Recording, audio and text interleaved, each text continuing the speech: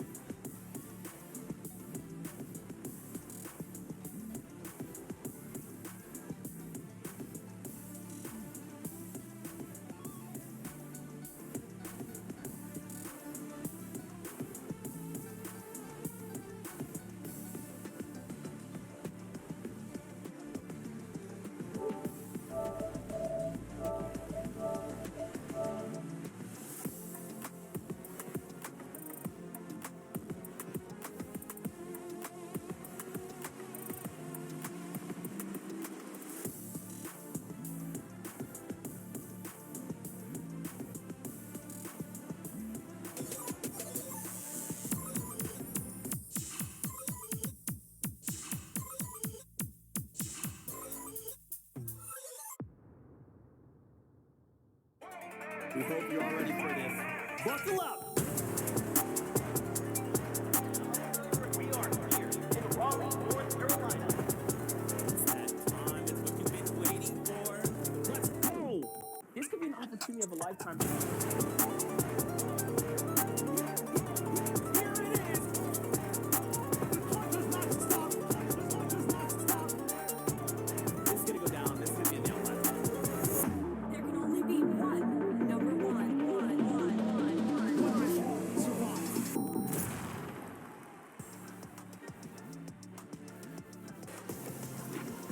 Ladies and gentlemen, boys and girls, Fortnite fans from around the world, wherever you are watching from, welcome to the FNCS Invitational 2022, coming at you live from Raleigh, North Carolina. The Raleigh Convention Center is being packed right now. We got fans up in the building. We got the players on site. And not too long from now, we'll have some games. 6 games today, 6 tomorrow, all culminating in an FNCS Invitational Champion.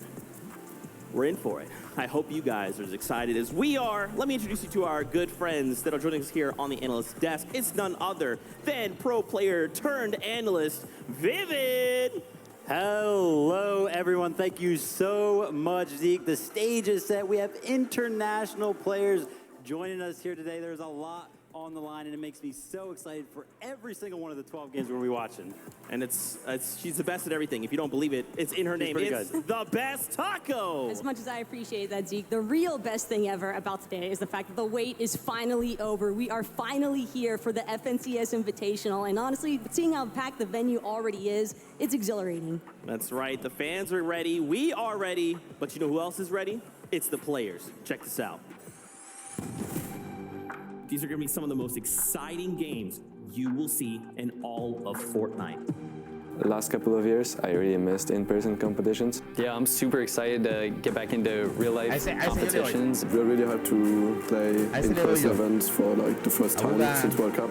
Me and Dukes are so excited, you know what I'm saying? It's my first time being at a tournament on LAN. Lands are just like the greatest vibes ever. We've been playing with each other a lot, especially in the past like 2 weeks. Yeah, we've been working hard. I mean, just so many incredible duos competing here today. A lot of people sleep on us, We're going to prove to the world why we are the best. I think NA's just always been on top, like land-wise. E eu acho que em questão de fight, o Brasil é o melhor servidor. There's nothing to prove because everyone knows EU's the best region. There's no discussion, there's no argument. Winning the Invitational proves we're the best in the world because every region is here. One of the key things that I miss from playing in-person events, honestly, is the crowd. I'm really hyped, to be honest. It feels more real playing on stage than at home. The best thing about in-person events is that you sit right next to your duo partner. Everybody is watching you, and everybody's screaming and stuff.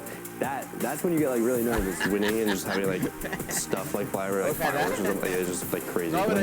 Would prove to myself that I'm one of the best in the world. Winning the Invitational would really be an emotional moment for us. It is officially here, FNCS, an incredible weekend of Fortnite action. We're definitely here to go for the back-to-back title. I'm confident fighting almost anyone in the lobby. He's pretty cracked. If someone contests us on high ground, they definitely get eliminated. 100% our high ground. Anybody who's ever contested us, they're just playing for bottom 40. If you're thinking about contesting us, go for it. See what happens. Guys, come contest us. We're gonna win. Thank you for the 3 points. Você pega todos, é. Vamos! Let's go! We got this. We got this! We got this. We got this! We got this. It doesn't get more hype than that. I'm doing my best to contain my excitement right now, and I'm having a real difficult time. Now, that's just a handful of players that we'll be seeing compete on this stage in just a little bit. But first, I'd love for you to give a big warm welcome to our main man. It's Adam Savage. Thank you very much, Zeke. We're feeling good here on the show floor. Audience, North Carolina, let the world hear you scream. Oh, it feels good. Mwah! You guys are beautiful. Right now, joining me here is Takata. What a weekend of Fortnite action we are in for, my friend. It's incredible. Adam, look, it has been years since we've had an international event of this Ahí sí, estaba muy fuerte parece. Regions, 27 different countries, 50 of some of the best duos in the world are competing here today. A total prize pool of $1 million. I mean, words cannot even describe how excited I am. We are so No sé si hay alguna otra parte que se pueda ver en español. Es lo primero. Bueno, este es el canal oficial, así que no debe haber algo en español por ahí. Just having this incredible player audience here, just roaring. Bueno, as we watch things unfold. yo no soy bueno para el inglés, pero voy a tratar de entender algo. We're going to the next level, and I can't wait. But first, let's focus in on the competition for just No, a moment. Let's talk about what's soy lo peor. Now, for you fans that have followed us along the FNCS, Soy lo peor, Pablito, así que no me pida que traduzca. Porque... yes, absolutely. As you can see here, we're gonna be playing. Bueno, ahí lo único que entiendo es que 32 puntos por la victoria, así que... Bueno, ahí está la tabla de puntuación. Ah, igual 32 puntitos, 29. Poca la diferencia entre el primero y el segundo, ¿no? Son 3 puntos nomás. Esto está hoy día y mañana, parece, sí, hoy día y mañana. Oh, no, esa tabla me duele, mire. Mire, $200,000. Pero... Ay, mire la copa. Sí, pues, 32 puntitos, Pablito, el ganador. Está bonita, ¿eh?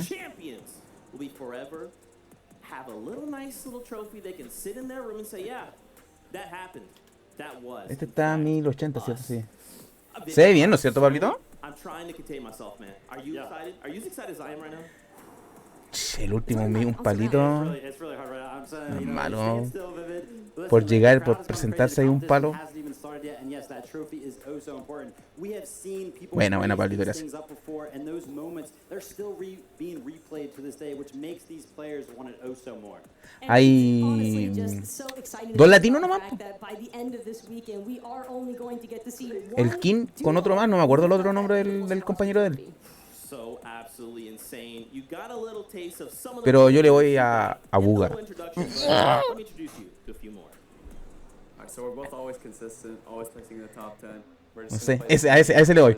Honestly, like we're not really scared because we're the best players to touch the game. I think we're due for a win. We're literally due.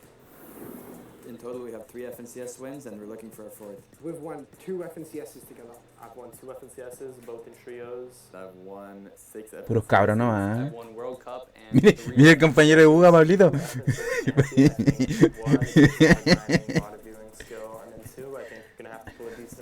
Ay, ganan más plata que uno. You can't just be hardworking. Our 2 last grands, obviously, we definitely learned a lot, and we've been kind of trying to look at all. Miren esos rostros.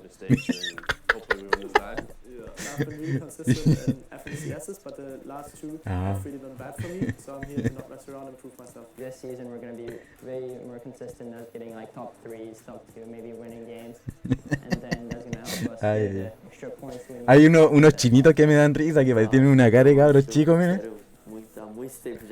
Mire ese joven ahí, el de lente. Mire esa cara de viveza. Yeah, so there's loads of FNCS champions, including him, but our plan is just to eliminate people who are landing on us and eventually win the game. Mire si tienen prácticamente un poco más que la edad del Dante, ¿no? Ah, bueno, no tanto, pero igual son cabros chicos. So I feel like we have a good playing field here. Can't be nervous. Mire el compañero Buga. Pay attention too much to your surroundings or what else is going on. I think one thing that's also important that's like maybe slept on is just to be calm and do your things and stay focused on ourselves and not everything that's happening around us. And ahí aprendí mi Alexa. Ese Felipe que le decía con su Alexa ayer. Yo le decía a la Cami que yo de repente me sentía solo yo a veces en el día. Necesita compañía de una voz femenina. Me miraba nomás, se cagaba de la risa. The confidence is unreal right now. You can just tell from those little tidbits that these players have never been more focused in their competitive careers than this moment. Everything is on the line. Ah, abajo hay un contador, 19 minutos para que parta. Ah, bueno, atrás también. A ver. Mire esos rostros, Pablito. Mire esa calidad. Bien. Shut up, te dice ahí.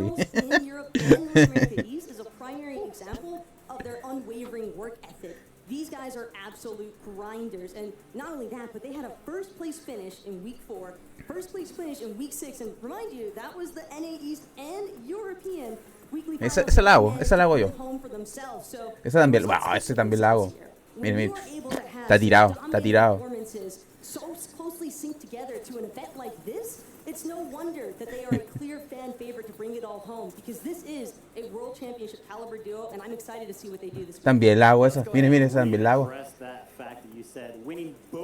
También la he hecho. No hay nada que envidiar. On NA East and EU. Right now, this lobby is 75% EU plus NA East, which means that they have proven already that they can pretty much beat 75% of this lobby. The confidence has to be through the roof.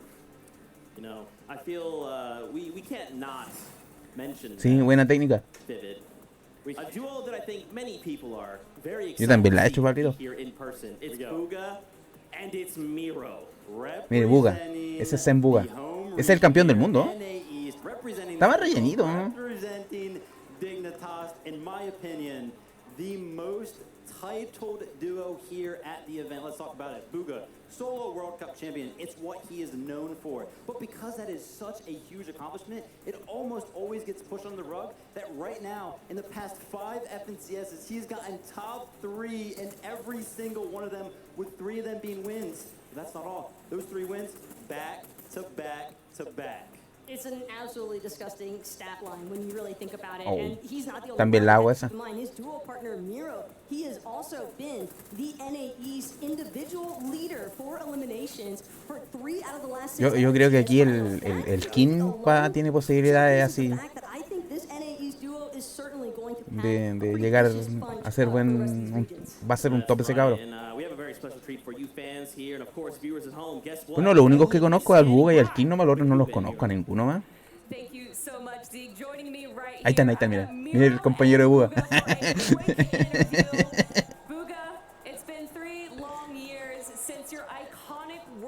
Le tengo fe, sí. Usa lente el cabro. Ay, usa arito, mira.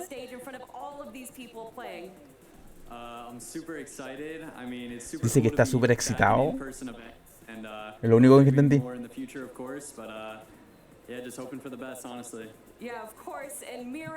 Y que quiere hacer lo mejor. There's not too many teams around you on the south side. What are your plans to handle Storm Surge? I mean, as of right now, we're uncontested. We'll see what happens. We're going to try not to leak too many strats, but I think we'll be okay. I love it. The confidence coming in from these 2 guys right here. Make some noise for Bugha and Miro, and let's head on back to the desk. That's right. Medio rarito con su arito. That's okay. You want to be cheering on this duel, right? They got me. They're still waking up. It's all good. 15 minutitos, 16 minutitos. We're going to be seeing compete today. Is there another maybe duel that you have eyes on right now? Well, that's the beautiful part about the FNCS Invitational. No conozco ninguno. That international representation, and Alex and Bailey are a must mention from Oceania because they have had an absolutely phenomenal Chapter 3 performance so far. They've only been getting better with each season of Chapter 3. They started out with 3rd place no los conozco, in Season 1, then 2nd place Season 2. So guess what? Season 1 was. That's right. They were the FNCS champions of the most recent season coming into this FNCS Invitational. And their dedication to the grind did not stop there either because they have been absolutely dominating in Cash Cup performances as well. Fácil. También hago esa. También la he hecho. También la he hecho esa. The consistency is definitely there for this duo. The thing that I love is the confidence, right here alone. Bailey's name in game, Bailey on height. Man, I wonder how he's going to be playing today, going for the higher gun. Honestly, listen, the great thing about being here in person is that I am actually able to go into the practice room, kind of stand behind some of these players. And last night I did just that with Alex and Bailey, and they won the scrim game that I was watching, and they just look so good. Alex's aim, holy moly. We have to talk about another threat here in the competition. A 6-time FNCS champion coming from NA West. It's Epic Whale, and he's going to Tampoco los conozco. With Reet. If you've watched FNCS broadcasts, you know these guys are literal sharks. Yeah, the 6X. ¿Se escucha bien mi voz, varonil? The individual player who has the most FNCS wins right there. It is none other than Epic Whale. But it doesn't just stop there. 3rd place at World Cup, and then of course winning the most recent international event as well. He is También la he hecho esa. absolute tear right now, and he always looks so No tengo nada que envidiarle a ella. he is able to adapt to almost any situation. So much so that one season he even transitioned to controller. Of course, now he is back on that keyboard and mouse, but showing that he is so versatile is what is important to me. My favorite part about this duo as well is that collectively they have 8 FNCS championship titles to their name, which actually ties them for first place with Bugha and Miro of all duos. So this could be an excellent opportunity here for Epic Whale and Reed to establish once and for all who really has the most championship titles to their name. Yo a la Cami para que practique inglés le digo que vea película en inglés con traducción.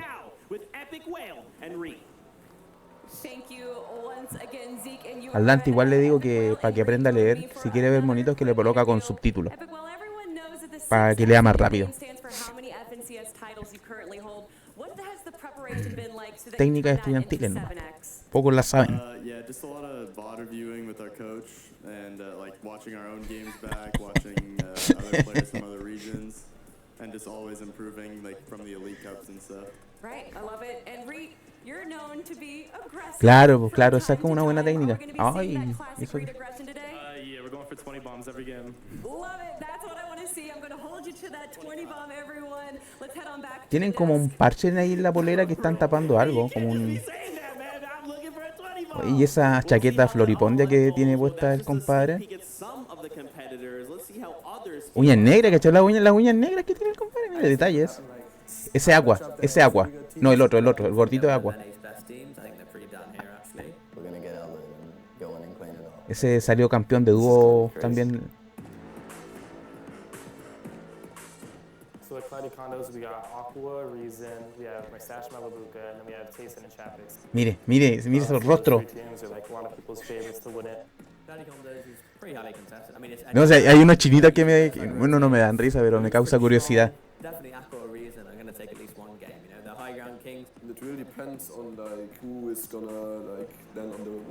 Exacto, Pablito. Yo también estaba pensando que puede ser algún sponsor ahí que no los dejan mostrar. I think Malabuka and Mustache are kind of playing the third man out, and it's mainly Tayson and Chapix. Claro, chico ese. Malabuka and Mustache are insane fighters. It's gonna be a very fun contest. Versus Clicks and Dukes. I think there's not enough loot for two teams. Aqua. So I think they're definitely gonna fight each other. I think Pink and Anas will come out on top most games. If it comes down to like a just straight up 2v2 fight where they both have loot, then I think Clicks and like, because obviously Clicks and Dukes probably Aquí en este torneo se va a saber si son realmente buenos o no, po. Maybe a little better. Porque siempre cuando salen en su stream salen eliminando a medio mundo, pero muchos de ellos tienen programita ahí metido para mejorar, po. Mejorar la puntería. No como uno que juega así a capela nomás, po. No, sin ningún programa, nada, sino. Me siento orgulloso de eso, sí. Smite and Larson. In this fight, it's interesting. I think obviously since there's the hill and then there's also just down below, I don't think there's any world where these teams fight unless it's like in the last game, as both of them trying to needing points, you know. I don't know if the hill's enough loot. The mountain's plenty of loot. People do that. They do that all the time. Maybe if they wanna come out on top and do well in the tournament, I think that they have to like not take the fight, but try to gain ground because it has really good strong points around it. I've played with Luda before, and he's crazy. I honestly think it could be a 50-50. The POI is kind of just like one house. Yeah, who knows? We'll see. 10 minutitos. I'm going to lose my mind. We're almost there. Now, we've had a chance to kind of Con pistola gris y con herramienta recolectora. We have to talk about some of these POIs, man, because it's looking like it's going to be messy. There's going to be a lot of action going on in the early game, and here's where you can find most of them. Of course, Grim Gable is going to be tested. Tilted Towers, I don't know what's going on over there. ¿Qué son esos numeritos? No cacho. 2 por, 5 por, 3 por. ¿Será que caen 2 team ahí? Duos laying in there. Taco, all of them being EU. And not just any EU duos. You're looking at Tayson and Chapix, Aqua and Reason, as well as Mustache and Malabuka. 3 European duos that could arguably walk away here, either champions of this FNCS Invitational or in the top 5 at the very least. But the También la he hecho esa. testing each other is the most incredible aspect here, Vivid, especially when you factor in that you got Nada que Tayson envidiar. and Chapix who love También la he playing hecho. the high ground, going up Easy, against easy. the original high ground king of EU with Aqua.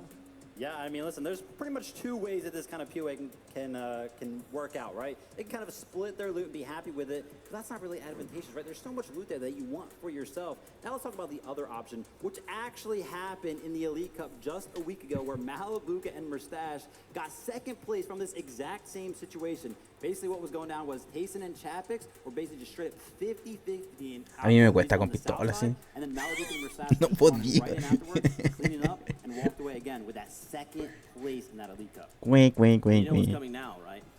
That's right, it's an interview, but this time we've got our in-game analyst, Mini Miner, standing by. Y con arma recolectora menos.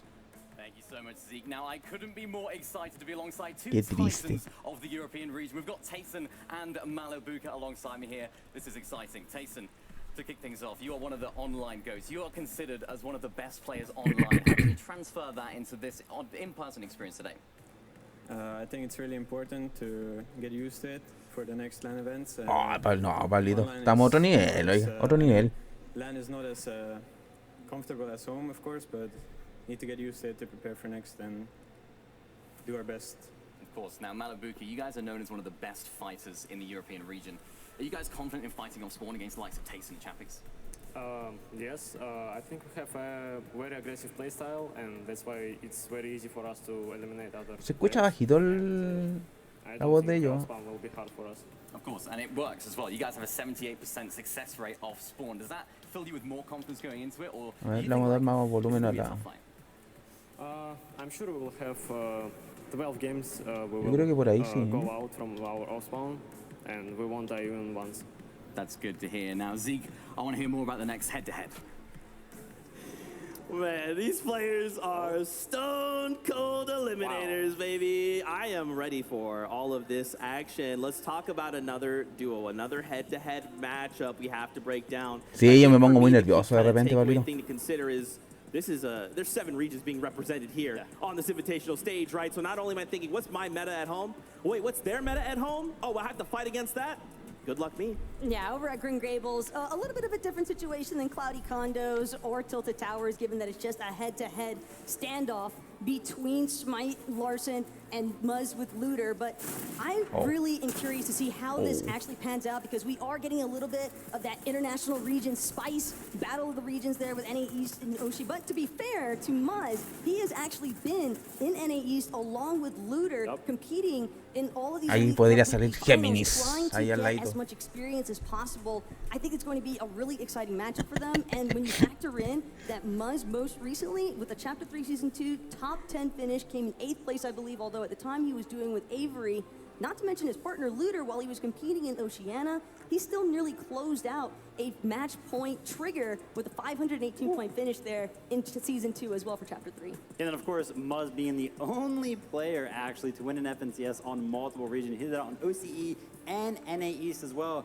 But that's not to talk down on Larson and Smite. They do so well in these all-spawn situations. They come up with such unique strategies. Throwback to Season 1 of Chapter 3, where even the likes of Cold and Scented were having trouble against them because of the strategies they were coming up with. So that's what I'm excited to look forward to today. What did they prepare? ¿Hará frío en ese lugar que la galla está como en el medio polar? Absolutely insane. For just a moment, I do want to touch on that Tilted Tower situation. Why do we have 5 duos all landing at Tilted Towers? But one of them is Fabs and Snacky. And one of my favorite parts about this is that throughout the entirety of Chapter 3, there were 36 finals games played, right? Okay.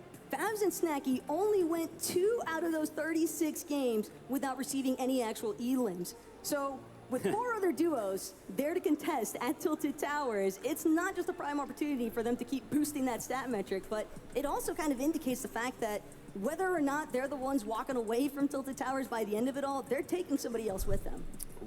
So absolutely insane. Now, guess what? Another interview coming your way. Mini Miner, what you got? I've got 2 incredible players right next to me. We've got Luther, we've got Smite, and oh boy, am I excited yet again, as always. Now, Luther, I'll kick things off with you. You played on both OCE and NA East, right? How do the regions differ, and how are you going to use that experience today?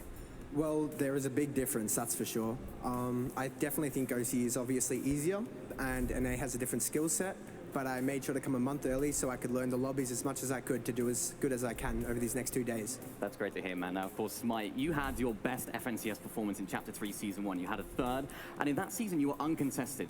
How are you going to approach the challenge of being contested today? Well, when you're uncon, you obviously have the advantage of leaving with fully stacked loot, and you could fully focus on Surge. But when you're fighting a team off spawn, you have that advantage of also leaving with Storm Surge right off the bat. Yeah. So it's also an advantage at the same time. Yeah, so definitely. We'll see what happens. 2 ways to look at it. Now, just quickly, we'll ask you guys, what do you think the score's going to be off spawn? The all-important... Hoy medio frío. Okay, realistically, I want a 12-0, nice and clean, but I don't think that's going to happen. Vamos a bajar un poquito el guataje al ventilador. Like 8-4, 9-3, something like that. Okay, Smite, just quickly. I'm thinking a full 12-0 right here. 12-0. They both think they're going to win off Dante spawn. Tiki lo tengo medio enfermito, así que está acostadito. Thank you so much, Mini Miner. My goodness. We've had a chance to hear from some of the players, talk about the game. I want to just take a quick moment here to Preocupaciones en su vida, introduce you to our cero. casters for the event. It is Monster D-Face, Jacob PR. That's right. Thank you so much, Zeke. We do have the pleasure, the honor of calling all the action this weekend, and my gosh, the energy is already starting. Really feel it. Yeah, amaneció un poquito decaído. For myself, man, watching you cast the World Cup, now being here with you, Así que iba a salir con la Cami en la mañana, así que no, dije que se quede acostado nomás. Probabilidades de lluvia, así que mejor que aquí en la casa nos quedamos dormidos hasta tarde. Pero estamos tarde, ya nosotros con el Antetiki. Merecido descanso después de una semana media estresante, Pablito. Yeah, and like I'm saying, and it said it kind of Sí, no. before earlier today, speaking in the back, that these players, they're really good friends. They like to sit in the same Discord, they talk, they play Fortnite together all the time. But when that battle bus starts, Monster, they're no longer friends. They're looking at each other like they're the enemy. Yeah, definitely. You see the Pink and a Nas battle, or Pink versus Clicks, you know, engagement that might be going down there as well. So that's us. We're going to be calling all types of action this weekend. Zeke, thanks for checking in with us. Hey, thank you so much. My goodness, we are not that far from kicking off the competition. I just want to get your guys' kind of quick thoughts here as we prepare. What are expectations coming into just the first 6 games of the FNCS Invitational? I straight up expect the crowd to be loud. We already heard when some of those interviewee names ¿Cuánto are queda? called, Un the minutito. crowd's going crazy. When the action really starts to kick off, I want these players to fuel themselves with the energy from the crowd and really just take home a real Próximamente solid estaremos ahí, game Pablito. number 1. But then also, you know, if it's not a good game number 1, use that in game number 2 as experience. Exactly, and I think that this in-person event is a really important experience for a lot of the duos competing here today, but I'm super excited to see what happens with some of our international regions because we do have so many duos that are actually going uncontested, and one that immediately comes to mind, Bruna and Peppa, for example. They've got all of Lustrous Lagoon to themselves, and with that much available loot and resources, I wouldn't be surprised if they're able to kind of kick it up higher in the leaderboards than what some people might be expecting. No, Pipín, no. duos, man, this is their first time in a setting like this, right? To have an amazing crowd like all of you here in Ya no person. batallo ahí. Como darse con la cabeza, golpearse la cabeza con un muro. Ya sé no me estresa tampoco. Yes, Zeke, it is getting very close now. This is it. Audience, North Carolina, are you ready for this? So excited, Kelly. We're so close now to the beginning of the FNCS Invitational. And I cannot wait. Vamos a ver qué pasa. Buena, Jonan. Hola, ¿cómo estás, Corrin? You're here for the games. You're here for the players. ¿Cómo anda el día sábado? I'm going to need your help for the countdown, everyone. All right? Join me. 10, 9, 10.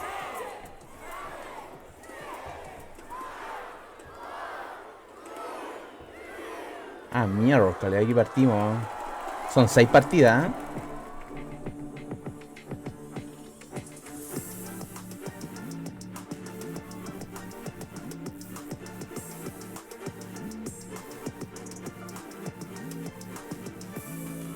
Ah, yo pensé que iba a partir al tiro el... Ah, no, esta es la presentación nomás, po. A ver. Qué guapo, ¿no?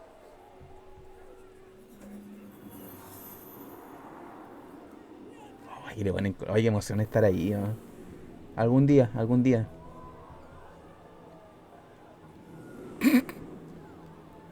Estoy entrenando a Antetiki para esto.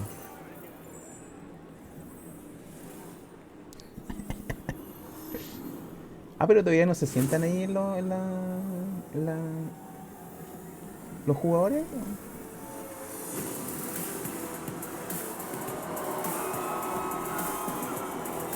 No están sentados, no. Yo pensé que estaban sentados ya.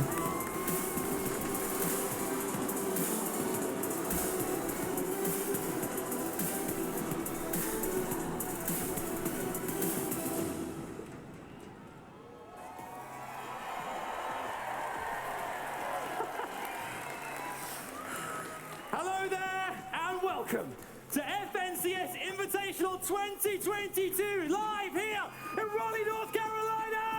Yo creo que los van a ir presentando de a uno, ¿no? O sea, de team en team. Live to the world for this beautiful live audience. My name is Adam Savage. And I am Kelly over the next 2 days. And in those 2 days, you guys will witness 12 incredible games of Fortnite. 50 of the best duos around the world, representing 7 regions, will not just be duking it out for the $1 million prize pool. They won't just be fighting for the pride and prestige. Algo entiendo, pero That trophy right there. Can we get an ooh? Very good. I'm getting goosebumps here, Kelly. We've set the scene here for you guys. We've had a chance to talk to the broadcast team. We've seen you guys in the audience looking amazing. But now, are you ready to meet the stars of this show?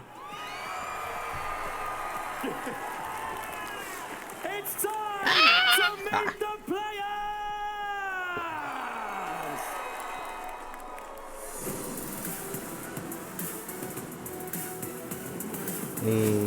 Mira, ahí están. No los conozco. Is the key word here. With multiple FNCS championships under their belt, the Grand Royale win, the World Cup experience, this team could take it all. Give it up for Fabs and Snacky as 3-time FNCS champions of the NA West region. This duo is here, and they are not playing around. Welcome to PSN and Keep Dogs coming in all the with a total of 5 share of FNCS titles. They are now ready to prove to 13 años, 14 años le he dicho. Put your hands together. Esto, mire. Champions of Fortnite Champion Series Chapter 3, Season 3 Europe. They are the German powerhouses. Queasy and Vino, folks, mixing it up with the FNCS champion of Chapter 3, Season 1 and Season 2. These guys are not to be messed around. La cara de malo el de atrás. Ahí.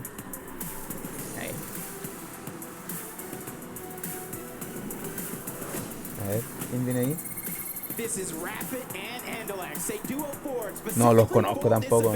French powerhouse paired together with a Middle Eastern player. This one is going to be interesting. Let's put your hands together for Basil and Jace, the champions of FNCS Chapter 3 Season 1 OCE. This is their moment to prove what they can do. Stand up and get loud for Pink and Nas from top tier performances. Yo creo que tendrían que haber salido del medio. O sea, no del costado, como que se pierden. If you say Poland, I say Cammy and Seti. The absolutely dominating duo. They are ready to compete for the FNCS Invitational title and become legends. Hola, mijita, ¿cómo está? Ojalá me toque a mí, pues algún día me tocará estar ahí. Oh, casi saturé el micro. Ese Aqua, el de lente, el campeón de dúo del mundial, pues.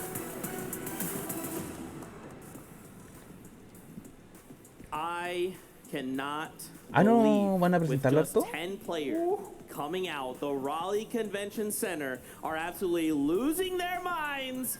I hope you guys have enough in the tank until we got another 40 duos, so please don't pass out.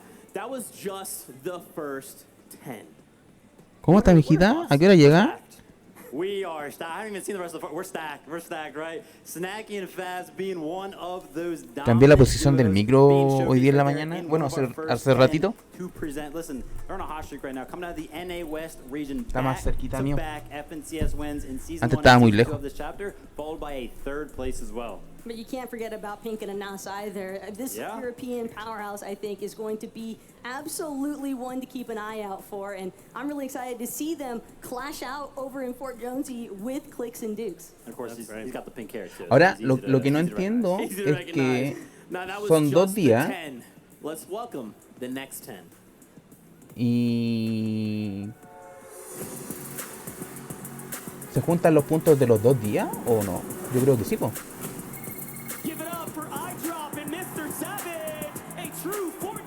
Ah, vale, mijita. Mira acá, imagínate yo salir detrás de esa pantalla grande. Ahí. FNCS, they won the first Elite Cup of the region and then ready to take No, eso no caché, Pablito, oiga. This is cold and scented. These guys are like bread and butter, best together when placing in end games, finishing both second and fifth in the most recent 2 FNCSs. Make some noise for Runa and Peppo, the Japanese powerhouse, Los are here chinitos. to rock our world. With several FNCS titles in the bag, they might just make it happen again. Put your hands together for Noah Riley and Bad Sniper. This newly formed duo for this event have both World Cup, Cash Cup, and FNCS experience under the belts. I mean, this can become dangerous.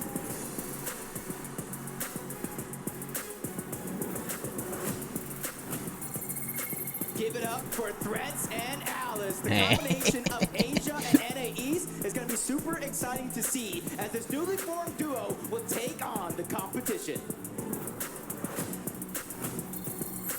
The W Keyers have arrived. Malabuka and Merstash, one of the most aggressive duos of the EU region. They have always consistently come out with the most limbs, and this weekend, it should be no different.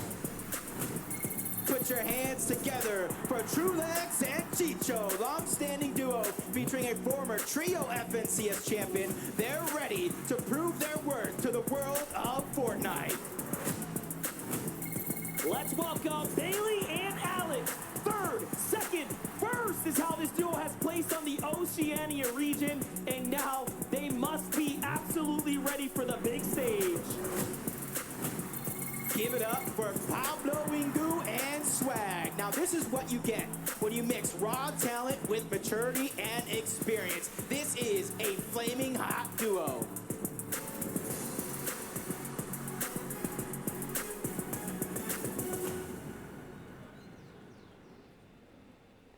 ¿Y esos están disfrazados de banana? Right, ladies and gentlemen, how are you doing out there? Medio setup, mire. Right now by Click. La media cámara que le pusieron enfrente, mire.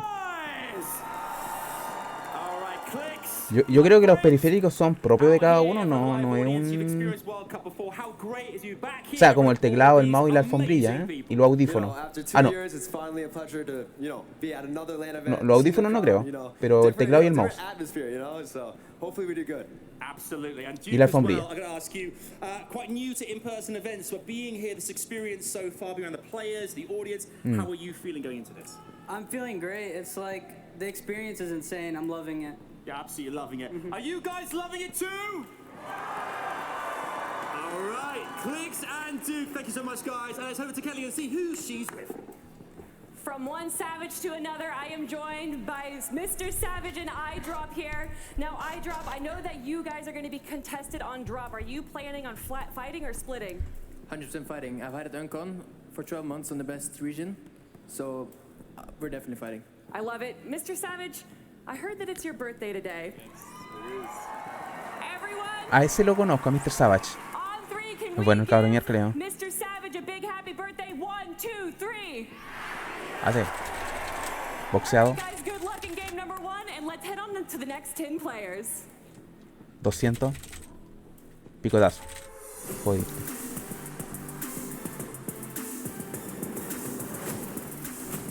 Please welcome Cloud and Repscar with the powerhouse Todavía no sale mi favorito, Buga. This consistent teammate he has picked up these last couple of chapters, they can take it all the way. Let me give you Mixin and Otto, a fairly new performing duo coming out strong together with a 7th place finish in the most recent EU FNCS. They could take it all the way. And a big welcome to Pars and Rays with a great start to Chapter 3. These guys have taken home both 2nd and 6th in 2 FNCSs this chapter. Now it is time to see them here at the Invitational.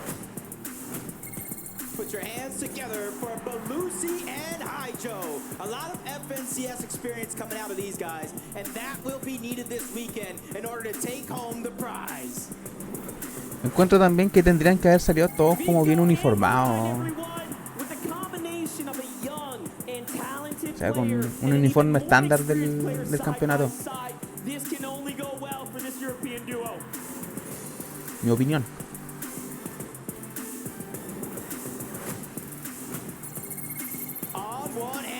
Nebraska, everyone. A duo showcasing their skills last season of the NA West region. With a second place finish in FNCS, they're here to take home the glory. Let's hear it for Watson Roboff, a very talented, promising, up-and-coming young duo. These guys have been performing so solid lately. Can they keep it going? Pros and Rifty, one of the newer yet well-performing duos in this lobby. With his 6th place finish and his first FNCS, these guys came to take on a challenge. And a big welcome to NA East, Larson and Smut, a well-performing Chapter 3 duo. They are here and ready to compete on the big stage amongst the best of the best. Put your hands together for Falconer and Hellfire, NA West OG, teaming up with an aggressive style European player. Now it's time to find out if it pays off.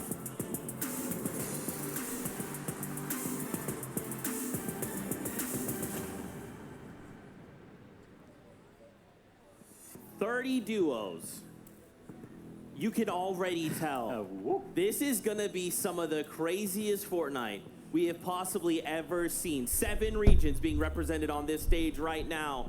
Clown and Refsguard, the first duo to walk out, though. I mean, some of the more notable players in EU. They're definitely a fun duo to follow along with, although it's only their 3rd FNCS actually competing together. I think that it's interesting to note that they both, as individuals, respectively, had top 10 finishes in past FNCS finals, so they definitely have what it takes to place high up in the leaderboards. But what I want to see them do as a duo, more specifically, is kind of take that to the next level. You've made top 10 before, but let's see you actually win it all.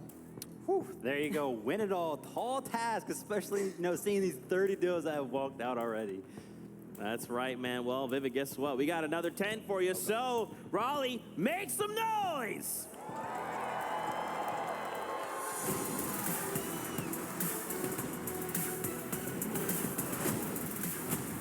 Put your hands together for Peter Bot and Jamper. The individual skill is so high in this duo, and despite being new as a duo, they're boasting FNCS and Cash Cup title wins.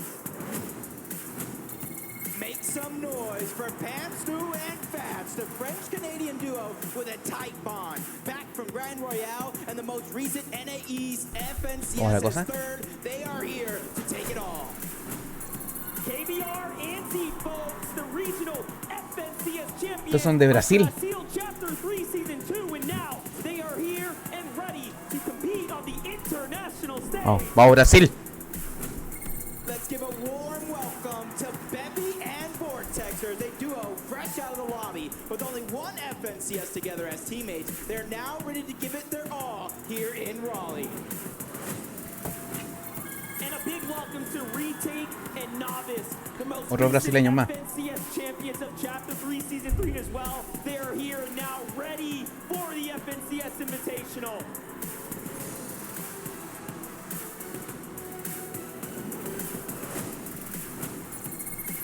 Give it up for Scram and Chimp, combining the powers of EU and NA East. These guys have great potential in front of them. They could go all the way. Put your hands together for Mire, este era los chinitos que le decía a Pablito, mire. Mire, oh, mire, bien. Esa cara de ánimo.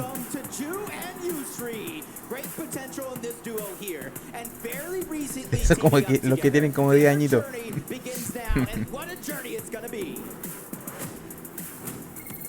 This is Z, Andy, and Joe FN, everybody. Several FNCS final performances and most recently 4th in EU's FNCS. Now, they are ready to take home the big prize.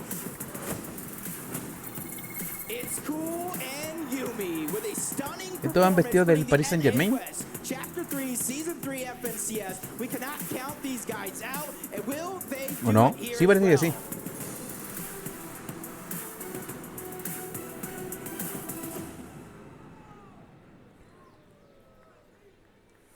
40 players down, 10 more to go here. But before we can get to that 10, I have a special interview with Swearin. And Swearin, just being here in front of all these people with this big, beautiful stage, what are you feeling? I feel really great. Like, this is so cool. I mean, Raleigh showed up, Fortnite community showed up, players showed up, like, everyone's excited. I don't know, I'm hyped for this. Like, it's so awesome. I'm super hyped as well, and I know that you recently ran a tournament where it was just all Goo Guns. Obviously, thankfully, we're not going to be seeing any Goo Guns today, but what do you hope to see? Hey, real quick, I didn't run that. That was Beach Cobbler. I played in it, did really bad. I'm really excited to see people just like push for high ground and like just do like really exciting plays and stuff. I'm excited to see people like 1v2 and clutch up and then just like all those classic like Fortnite LAN moments. I'm excited for it. It's gonna be so awesome. I cannot wait as well, and I believe, everyone, that we have 10 more players to introduce. So let's head on over to Jacob and MDF. ¿Ya se largó a llover o no? Puse una cortina acá en la ventana porque me molestaba la luz, me molestaban mis luceros. Ahí está King.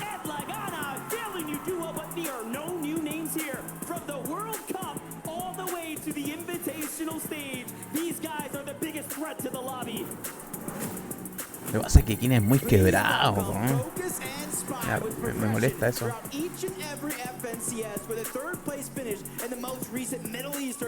Muy tóxico. It is Thomas HD and Tripburn, folks. Two words: dangerous and dominating. As these two are extremely experienced, and they must be ready to win this weekend here in North Carolina. A huge welcome to Mac1 and Kanata. Reunited has never felt so good. These guys are looking to pick up where they left off and take home the prize. Let's hear it for Acorn and Edgy. Consistently great performances throughout their careers. They are here to continue that trend. NA East, show them some love.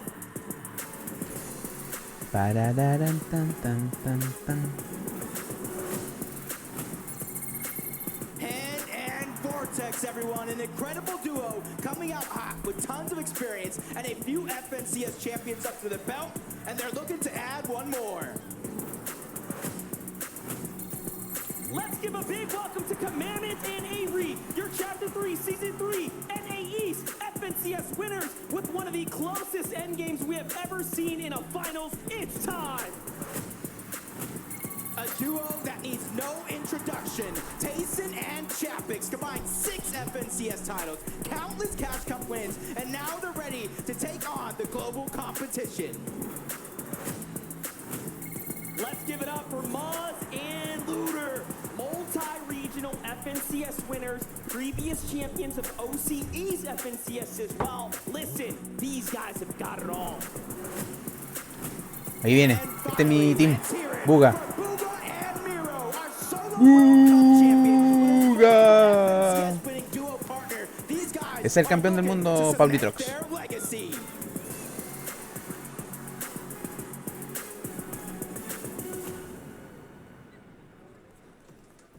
Ahí lo dejaron para el último, ¿no? Sí, Look at this insane ya no queda más grupo, no queda más team. That will be competing on the FNCS Invitational stage.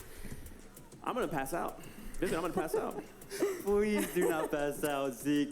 Listen, 50 of the duos now set on stage, and one of them is standing out to me. And I know it's standing out to another part of the crowd right up there. King and Ed, making a big name for himself at World Cup, of course, being the most aggressive player there. He stole the hearts of all the fans, and I'm hoping that he kind of redoes that performance here at the Invitational. And his flexibility as a player, I think, is only going to pair so nicely with Ed. Despite the fact this is their first time competing together for this FNCS Invitational, I think that it's awesome that he came in 5th at the solos for World Cup, but he also had a duos placement there as well. So it's a quick indicator that Brazil can definitely represent. That's right. I just want to throw some stats at you guys at home. If maybe this hasn't quite set in, you don't understand how insane this is.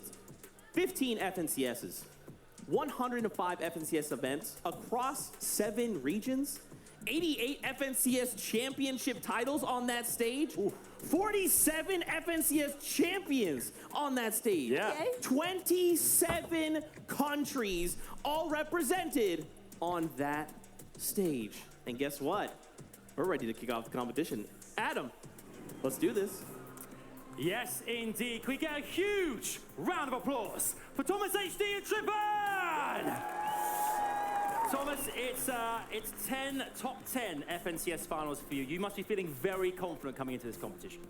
Yeah, I'm really excited to play. It's gonna be a long time since like the last LAN event, and I can't wait to compete. Hopefully, a good placement. Well, I'm sure it will be great. I mean, Trippin as well. Niñito está This is your nervioso. third FNCS finals together. Is it third time lucky for you, fellas? Yeah, hope so. I'm excited to play, and yeah, I'm playing with Thomas, so can't go bad. All right, give him a big round of applause, please, folks! Best of luck, fellas. But we also, whilst up here as well, must chat to the reigning NAE champions as well. Give it up for Commandment and Avery! Avery, my man. This is an incredible opportunity and experience. Obviously, playing in front of a live audience as well. How hyped ¿Por qué are están you con dos guys to audífonos? do right now? Well, this is my first LAN. It's an honor, honestly. Tienen to be uno y después here. tienen Like, sobrepuesto otro, los grandotes. it's just unbelievable. You guys are unbelievable. ¿Será para uno para escuchar el juego y otro para comunicarse entre ellos? Separated you guys from first and second place, which is Booger and Miro. How are you going to try and retain that title this weekend? What Y do que you los have to do compañeros del lado no escuchen. We're just gonna Los try que to están play en our el game, cubículo de al lado, yo creo que puede ser por eso. and hopefully we can take it home. Do you think they can take it home, folks? Yeah? They seem confident. Thank you very much. Come on, Avery, back to you. Puede ser, puede ser. Thank you so much. We are drawing ever closer to starting this competition, kicking off and jumping out of that battle bus. We have to highlight a few more duels for you. I wanted to start pretty easy here, right? Janice and Vidil. I mean, EU fans, you guys already know what these guys are capable of. And here's just a handful of stats. You know, these stats don't look that crazy vivid. Are you sure, Zeke? Because I don't think we're looking at the same stats if you don't think those look crazy. This is from the Elite Finals EU Week 6. Total point 310, 25 eliminated. That's just over the course of those 6 games, of course. And listen, if they're putting on performance like that from game to game, I can't wait to see what they can do at the Invitational. And it's so exciting to finally get a chance to see them compete on that international space because we are looking as well at the European FNCS champions from Chapter 3 Season 3. That's Giannis and Vidil. They are a dynamic duo. They don't want to mess around. Even at one of the intro videos that we saw. Claro, yo creo que puede ser por eso, para no escuchar al grupo al lado. Vamos a la casa al frente, dicen, y el otro grupo no lo escucha. Confidence. Listen, I love the confidence out of everybody. Also, you know, shout out to Trippin, right? Because like his interview Ahí went, le están yeah, I'm playing pasando with las Thomas, pilas. we're going to do great. Like it literally can't go bad. That is a lot of trust in your duo right there. Love that. You love to see it. Talking about Vidil and Janice, they're currently uncontested at Greasy Grove. What does this mean for this duo? Having a POI uncontested that literally 6 other regions and even your own said, no, you can have that. That's fine. Listen, this is how it goes, okay? You pretty much get to play all 12 games, right? But because you aren't contested as one, you aren't finding any of those early No sé fights. si You esta have to cosa go tendrá como para forcefully find some subtítulos, of these así como fights. para cachar lo Making que it hablan. very, very hard when the pressure's on, the nerves are kicking in, the audience is cheering on the stage. You know, you're thinking about it. Man, do I really want to go get that fight? Do I really want to go get that storm surge? So lo vamos a dejar ahí you have to nomás. be confident in those routes, those strategies that they have set. It's the audience aspect that I'm really curious to see how it impacts a lot of these duos, not just Giannis and Vidil, because it's one thing to play from the comfort of your home. It's another entirely to be in front of a live audience where when you got the cheers going behind you, you never know where that momentum might actually influence you to go next. I wouldn't be surprised for some of these players to really have to hone in on a lot of that mental discipline to not let themselves get distracted by any of the flashing lights or the noise. Just stick to what they know. That's right. Let's talk about another duo, Clicks and Duke. We actually got to hear from them via Adam. I mean, look, yeah, their crowd's already going absolutely ham. The Clicks fans rise up. What can we expect from this duo?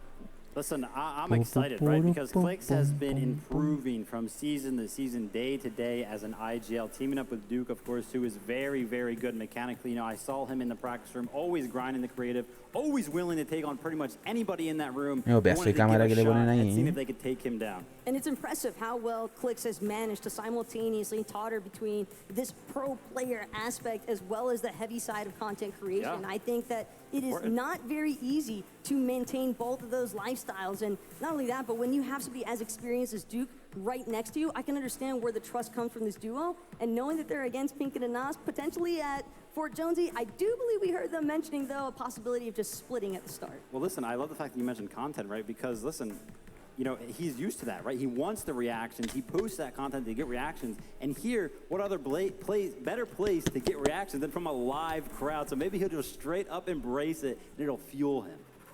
That's right. I have to highlight this duo, man. Your FNCS Asia champions who are competing on this stage. There they are, Zagu and Meram. Remember, these are FNCS Ahí champions. They llevan literally just won the FNCS. los jugadores llevan mapita. El niñito. The stats, man. I'm pretty worried for everybody else. Listen, we were just talking about, you know, Vadil and Janice, who coming into this event are a lot of players, right? But right there, they had 310 points in one of those Elite Cups. Right there, I saw them have 344. There's a little bit of competition going on there. And as you can see from the camera shot, I love it. The preparation, they literally have printed out sheets of spots on the map, things that can help them out for this competition, anything to give them the edge. And from the moment that we saw just how much energy they were actually bringing with them on their initial walkout, to the point of them sitting down here now, their faces do not indicate any sort of nervousness. They could very well be a big part of the bamboozlement to take place here with the international flavor. I mean, they're up against Commandment and Avery, right? I feel like this could go really well for one of these duels. It could be really messy. I mean, what do you think, Vivid? Over at the Rave Cave. Listen, I think, you know, ultimately Commandment and Avery are going to be comfortable over there, right? They did win an FNCS from this POI, and of course, you know, Zygu is landing on the outskirts of that. So I don't even know if they're going to take any of those early fights. But again, as the games develop, if they start to struggle on Storm Surge in the later parts of the game, they might want to start taking me andan acosando. There's usually enough space surrounding Rave Cave for duos to not necessarily have to look for those early engagements if they don't want to. And you also have to keep in mind that they're not the only ones that are going to be landing there. There's also going to be Thomas HD and Tripper. That is a notorious favorite spot for them to go, is that south side of the Rave Cave. So curious to see where exactly these zones wind up actually taking these players and how their encounters might actually shape up. That's right. There is a duo here that is quite terrifying. You know, out of Brazil, not a big deal. The fans of them are up here in the audience. It's King and Ed. I mean, if you... the crazy thing is, King is one of the most winningest player. I mean, the crowd's already going crazy. There it is. One of the most winningest, one of the single-handedly craziest mechanical players you will ever see in your life. But when you pair it up with just stopping power, which he also has by himself, he is a one-man army. Yeah. Listen, of course, King representing FaZe, and shout out and congratulations to Ed. Recently, just days before the event, signing the Team Liquid. Amazing opportunity there. You can see him drip out in the jersey, showing it off here at the Invitational. And what I love most about this is that, you know, again, we're here in person, right? So we can go into the practice room. We can kind of see what's going on. King and Ed, 2v2 matches almost day and night, in and out. And listen, they were dominating players from every single region. But the sheer presence that you have as an international player, and I'm speaking about King here because no he ninguno con mando. has audience members with signs of his name at an NA-based venue. That alone speaks volumes for the kind of impact that he has had on the Fortnite scene. These guys are uncontested. We already know what this means for everybody else. It means they're going to get a free pass into the mid-game. If they are allowed this opportunity, what the heck is everybody else going to look to do to try and stop them? Nothing. 12 games of pure aggression from King, and that's what it means. Just straight up, nothing else. And also, just a really quick note there about Ed. He has been steadily improving with each of his performances throughout the entirety of Chapter 3. So if the momentum kind of keeps going in that direction, again, I don't think that international gameplay is going to disappoint by any means. These guys are amped up. They are ready to showcase their representation for their regions. That's right. We want to come on over back to NA. We got to talk about Fams and Snacky, an iconic duo, to say the least. Pretty good. Yeah, they're pretty good. That's pretty right. Only, you know, 2 FNCS wins just in this chapter, followed by a 3rd place, all that, you know, and the aggression from Tilted Towers. I can tell you right now, you know, watching some of the Elite Cup games, they do not like to leave Tilted Towers without at least trying to find a fight. And I think that's going to play into the part, right? Some of the other players landing at Tilted Towers might not be expecting, you know, maybe they came into this like, we're going to split it. No, I'm pretty sure they're going to be aggressive. And we've already touched on a little bit with this duo earlier today, but they are, in fact, certified point getters, because on top of that stat that I gave you guys earlier, we're out of 36 FNCS finals games for Chapter 3. They only went 2 without elims. Well, guess what else? They didn't go a single game in Chapter 3 FNCS Finals without scoring points of any capacity throughout Bueno, sí, ya every tienen. single round. That is insane. Just a stat line, right? I mean, this stage is going to, like, it's legitimately some of the best players from all representing 7 regions from all around the world. It's absolutely la mea alfombrilla que tiene, I miren. wanted to really quickly touch. I know both of you guys have Yo come tengo from una de player uno por uno aquí, backgrounds. toda apretada. You know what this feels like to be on a stage like this, to be in front of a crowd like this. What are some of these Y esa players alfombrilla blanca feeling grande. now? Listen, some of them, they're looking locked in, right? They're looking like focused. They're not even thinking about the crowd. They don't even see the crowd beyond the monitors right now, which is really, really good for some of them. But I'm telling you, you know, some of them are probably just really good at hiding the nerves because being at these events, it's a different atmosphere. We talk about it time and time again. It is not the same as playing in your room at all. You will have all these lights. You know, maybe the desk is a little bit of a height difference. The chair is a little bit different than what you're used to, and it all plays ¿Qué pasa que no parten? part, you know, how well you're going to do. I remember as a player myself feeling a little bit uncomfortable on the stage, not because of the crowd, not because of the lights, but simply because of, you know, slight changes in how I was used to sitting. It's just not your home setup, and that's going to be naturally difficult for any player to overcome, no matter how much in-person or LAN experience they might actually have underneath their belt. But one thing that I always find a little bit Se parece a mi talking to teclado some ese que players está ahí even frente, yesterday ¿eh? in the player lounge, it's asking them what are their kind of like little tips and tricks. I want to know how many of them like taking their shoes off, for example, because it's just that it adds that extra little safety net of just, hey, I feel more like I'm at my in-home environment. Yeah, 100%. And this is all like, I know it sounds like, oh, take your shoes off. That's like a joke right now. This is legitimately, man. Like, when a player is comfortable, they will perform better. It's proven. Why don't we go hang out with, we got with Tokata, Mini Miner. Are you guys in the player area? We are indeed, Zeke. Now, somebody's playing que la hace larga. We've got our thinking hats on about this day today at Takata. I mean, we've got 2 days of Fortnite action. I'm excited. We're going to be breaking everything down tomorrow and today, of course. But how excited are you? Look, I'm incredibly excited, right? There's so many storylines that have yet to be built, right? We have Malibuca and Merstash going against European GOATs, Titans, right? Tayson and Chapix down in the cloudy condos. And even with the third duo there, Aqua Reason, with a possible third party, I'm excited to see that engagement. We even have Mr. Savage being contested up north, closer to Logjam. And then down at the Synapse Station, Joe and Ziandi, which are no longer contested because now Baka and On1 have moved up north to Mr. Savage and his duo's drop spot. I mean, there's a lot of action to unfold. Mini, I'm excited. I'm super excited as well. But things can change, of course. You know, we know how these drops are maybe going to form. We see some people moving around and changing up their idea of how they're going to play this. So be on the lookout for some changes. Be on the lookout for some of these players and teams that are thinking, actually, you know what, let's switch things up. Let's go for plan B, plan C, plan D, plan Z, maybe. Who knows? That's what I love about Fortnite, right? You never know what's actually going to happen. La hace larga, la hace See larga. the drop map, see what these duos have planned ahead of time, but who knows? Maybe they have a not so great game 1 and then they have to change things up, or maybe even after halftime, right? 3 games down, you're like, okay, we're not doing too good. We got to change something up. But I'm excited to see who's going to be able to show that they've been practicing. They have been in the player lounge going against each other, even in creative, you know, doing 1v1s, 2v2s. And I mean, there's so much to see. I really just can't wait. So much to see, so much to do, and I can feel the energy in Sí, the vamos a estar un right buen now. rato. But Zeke, Va a ser please take it away. larguísimo. We're too hyped. Bro, I'm right there with you, man. I just cannot wait to see all of the action unfold before our very eyes. We're almost there. Just a couple little things before we start the battle bus on its journey. I wanted to highlight another duo, Cammy and Seti, right? For you longtime EU fans as well, you know these guys recently just won a DreamHack. They've literally came in 1st and 2nd place in a solos competition. They were the best 2 players at the tournament. You know, and the thing that I love about Cammy and Seti is that individually, they kind of remind me of myself, right? That really slow, methodical game play style. They're not going to go for anything too flashy, anything too risky. They're just going to play their game out and play that top 10, top 5 consistent every single game because they are laying at that mid-map spot uncontested. Yeah, the infamous Cammy split, as everybody in EU and just about the world has basically come to know. Exactly, but I am curious to see how their surge management actually unfolds throughout the entirety of Chapter 3. I don't think they really had too many issues with it, but it is important to note that for this duo specifically, they don't really like fighting early, and well, fortunately, having an uncontested drop spot can definitely feed into that. So naturally, you want to wonder where their points are going to come from or where their surge management is going to come from. And I think that that is something that they're largely just going to have to control throughout their mid-game. Yeah, they also have to be very, very careful with when they're landing there in the center of the map. There are a lot of teams landing around them, especially, we think about Tilted Towers right to the left of kind of where they're landing. And then also center map, Cold and Tendon are expected to be contested there at that Loot Lake kind of area. So if any of those teams kind of want to disengage from some of those early spawn fight situations, they could easily run over to the split that Cammy and Seti are looking to take and maybe gather up some loot themselves, which could force a fight. And that's really disadvantageous for Cammy and Seti because they're going to be split, right? They're at these split jobs, so they're usually off on their own.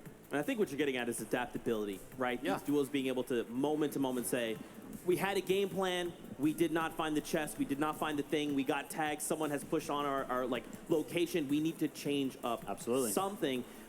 What does that look like, man, right? Like, if this was EU FNCS, I'm like, oh yeah, no problem, I got all the notes for you, but it's NA East, it's NA West, it's Asia, BR, OCE, there's so many other regions that you have to kind of be accounting for. And not only their own meta, La están haciendo it's the muy own larga, duo, right? Like, I know they're from BR and they do this, oh great.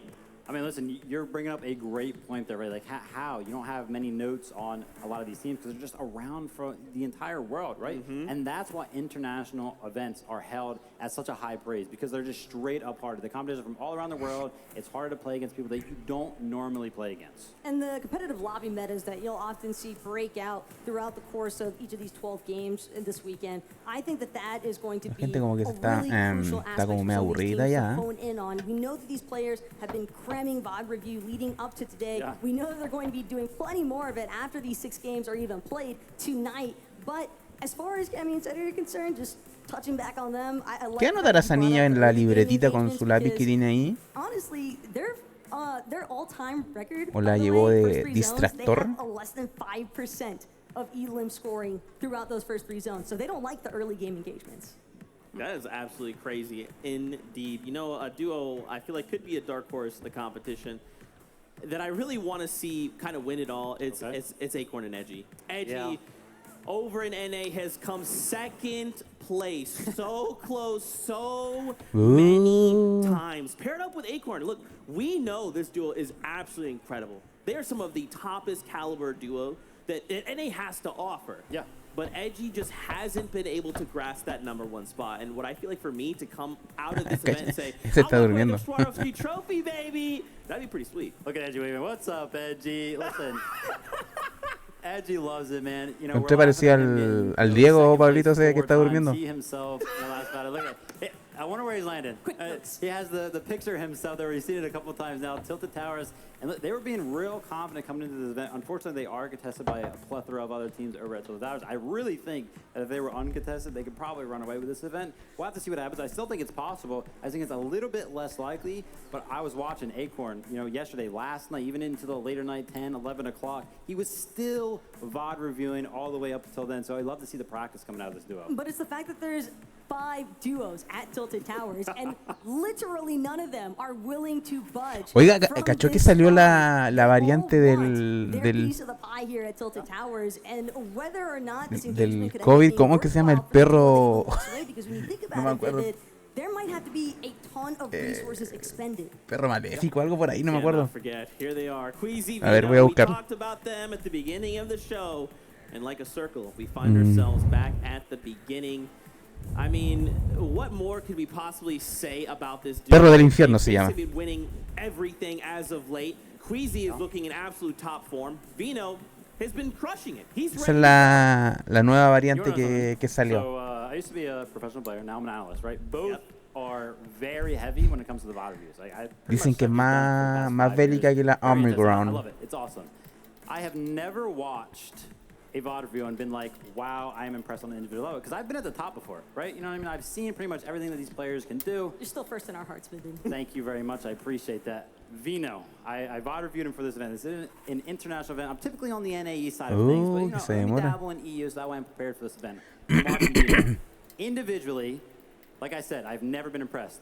I was impressed. He seems so clean. Every Aún no conocen a mí, así que he does, it seems like it has a purpose, and I genuinely have never seen that out of an individual player ever. There's a reason why he's often regarded as sí one of the best fraggers in Fortnite competitive history right now. And not only that, but he's got a perfect IGL to match that. Queasy is notorious for being an absolute genius for his IGLing. And I think something that I love about Queasy is that his stats also speak for themselves because you Mira don't lluvia. go the past 7 seasons getting a victory royale dating all the way back to Chapter 2, Season 6 without being a consistent IGLer. He just knows how to stay cool, calm, and collected in every single competitive environment. And I love the fact that you're bringing up the IGLing aspect, right? You know, a lot of these dudes are going to be making a lot of calls. Queasy, what he is known for is his very clean, high ground takes.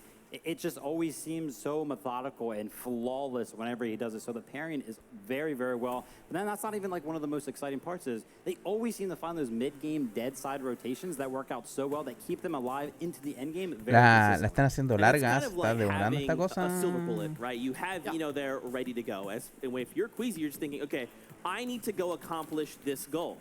I'm going to point my silver bullet in a direction. There's an enemy over there I don't like. Vino, why don't you just go 1v2 them for us, and then bring their loot and ammo back and builds, and then I'm going to be up on high ground, okay? I'll see you in 30 seconds. So that's not a joke. I'm laughing because, you know, 1v2s, right? They seem impossible, especially on the international Ya stage. llevamos You know, 1 hora like, 15. Literally, you know, he just does Esperando, it so bro. often, and I cannot wait to get to the game. That's right. Guess what? Ladies and gentlemen, Fortnite fans, we're ready. The battle bus is all ready. The players are on board. So let's do this. Ya era hora, pues, men. It's game number 1. Pues uno, vamos, vamos, vamos.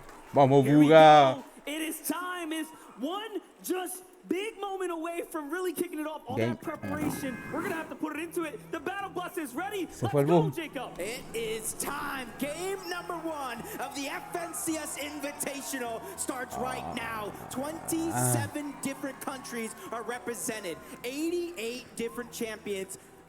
Overall, this is just amazing. And just look at the concentration on the players' faces as they start to populate onto this world. Put yourself into their shoes. Imagine the pressure as you are jumping off the battle bus here. We already know what's in store for us. It's going to be an incredible amount of action as we know there are so many contested drop spots. Yeah, and already looking at the drop path, one of the biggest ones is going to be over towards Rave Cave, where you have Commandment and Avery, the most recent NA East FNCS champions. They're a little contested. Not going to be a hot fight right out of the gates against Thomas, HD, and Tripper, because right now they're just getting that early game done and ready. That's right, and it is going to be so important for everyone who is contested to take and walk in the path of caution. You cannot allow yourself to make any risk. Up at Chrome Jam Junction, we already know there's several players on top of each other. Tilted Towers, remember, 5 duos contesting this area, some of which are the most notable: Bad Sniper,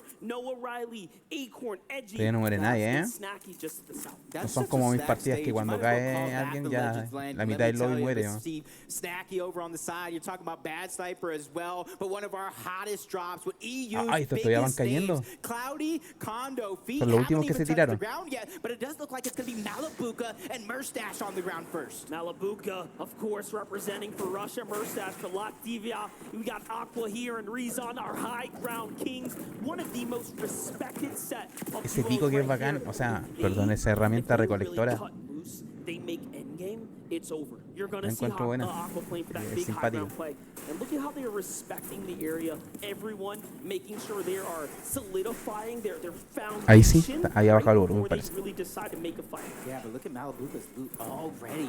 A green Se me estaba prime, escuchando a bajito. blue Evo Chrome Burst. He's ready to pack a punch at a moment's notice. He's probably waiting for Merstash to probably give him the go-ahead. But another inter-regional battle over towards Grim Gables. Now, what's crazy about this, I got to sit down with Muzz and Looter. They are feeling exceptionally confident in beating Larson and Smite, but you have to put yourself into this kind of position right now. There's pressure all around you. To me, it's looking like Larson and Smite have the advantage right now. Just take a look at the focus right here, right? This little bit of high ground, they have them almost trapped down below. Yeah, and the thing is, right now, Larson is a little bit separated from Smite. That is a little bit towards low ground. You know as well as I do, Pero ¿por all qué it takes is cayeron 1 separados ahí? second of separation to kind of do one of these teams in as Marine and Vico over here towards Reality Tree. Another contested Mire, drop. But you can see this ahí is only cayeron game number separados, po. 1. Nobody wants to put it all on the line just yet, but I might have spoke too soon. Oh my gosh. Taking down a ton of damage on the Muzz. Puta que la.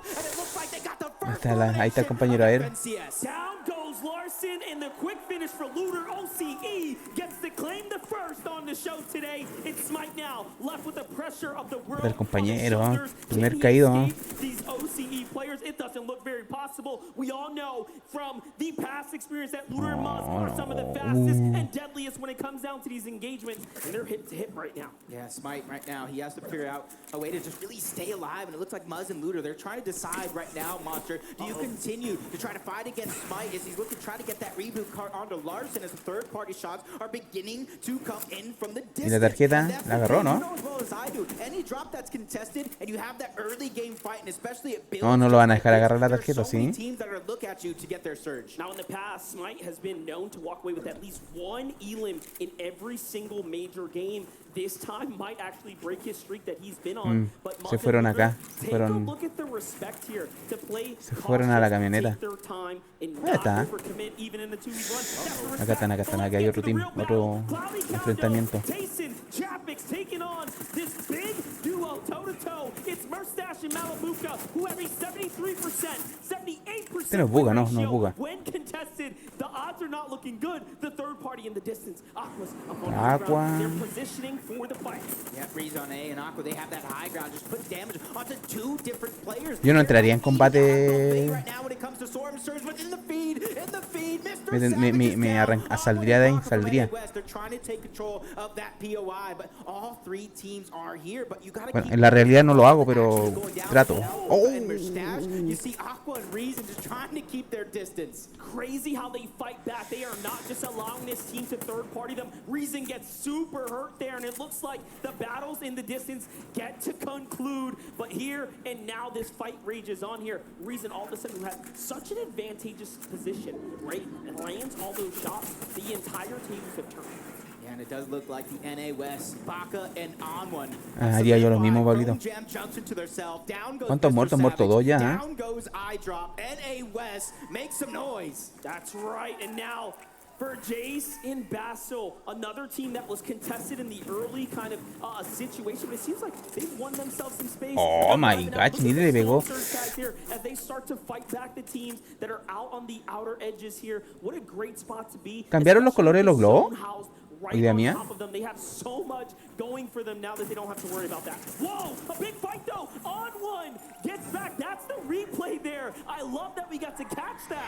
And you can see Ese es mi team candidato this weekend. al triunfo. They've been practicing there all season long. Va con la espada de Grato, ¿no? On the fly, as you see Booga, Mara, we already talked about that uncontested drop spot of Chonkers Speedway. The zone is kind of above them, and they're one of those teams that just waste Pero de acá de lejos se ve amarillo. what that game plan is. They're going to try to get to zone and then worry about surge when all those other teams that are south and east of them have to go past. Yo no entraría en combate hasta que se cerrara más la zona.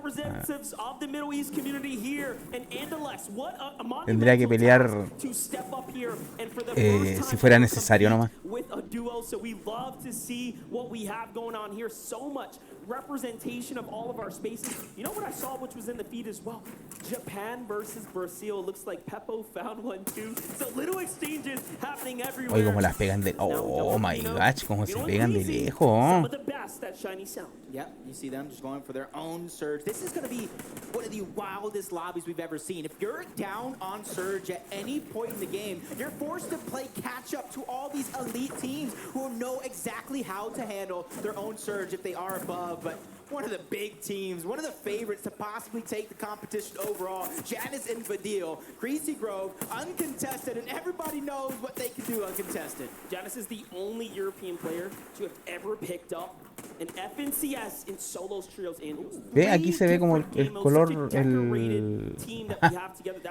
el globo de otro color. Anas and Pink. What a team right now. Remember, they were contesting clicks. Falla en la Matrix. Han muerto dos. It seems like things might have slowed down for them. O sea, dos teams han muerto. Han muerto 5 ya. Right inside there too, so that's a pickup. Yeah, and for a lot of these teams today, this is just game number one. Puta, el compañero que quedó solo. Trying to figure out how everybody's playing, and then they're going to adapt as soon as this one gets at least towards the mid game, probably towards the end game. It's going to get super tiene very quick. Tiene globos negros. That fight done and over with. They know it's about the resource, about manning up and setting yourself up for later on. Soy el peor. I love that you say that because what they have that the other teams don't. tons of accessibility to the metal. You see how their metal resources really starting to cap out there. Tayson and Chapix, though, they're going to give up the drop. They say, hey, enough is enough. We've, kind of gotten our hands dirty. Let's go and move out. And you notice that they also managed to take home the metal. Están al ladito la zona esos dos. Man, you can find it on your way out, right? It's the Mire, y hay uno que está en la orilla de la playa y está solo. when you were at the drop spot. So this is a team, they'll bounce back. Yeah, and it's also one of the first materials that you use when really trying to defend yourself. Y esos dos abrieron la bóveda. The Greasy Grove, whatever Janice and Vidil left behind, and there's actually Está en la zona, está en la zona.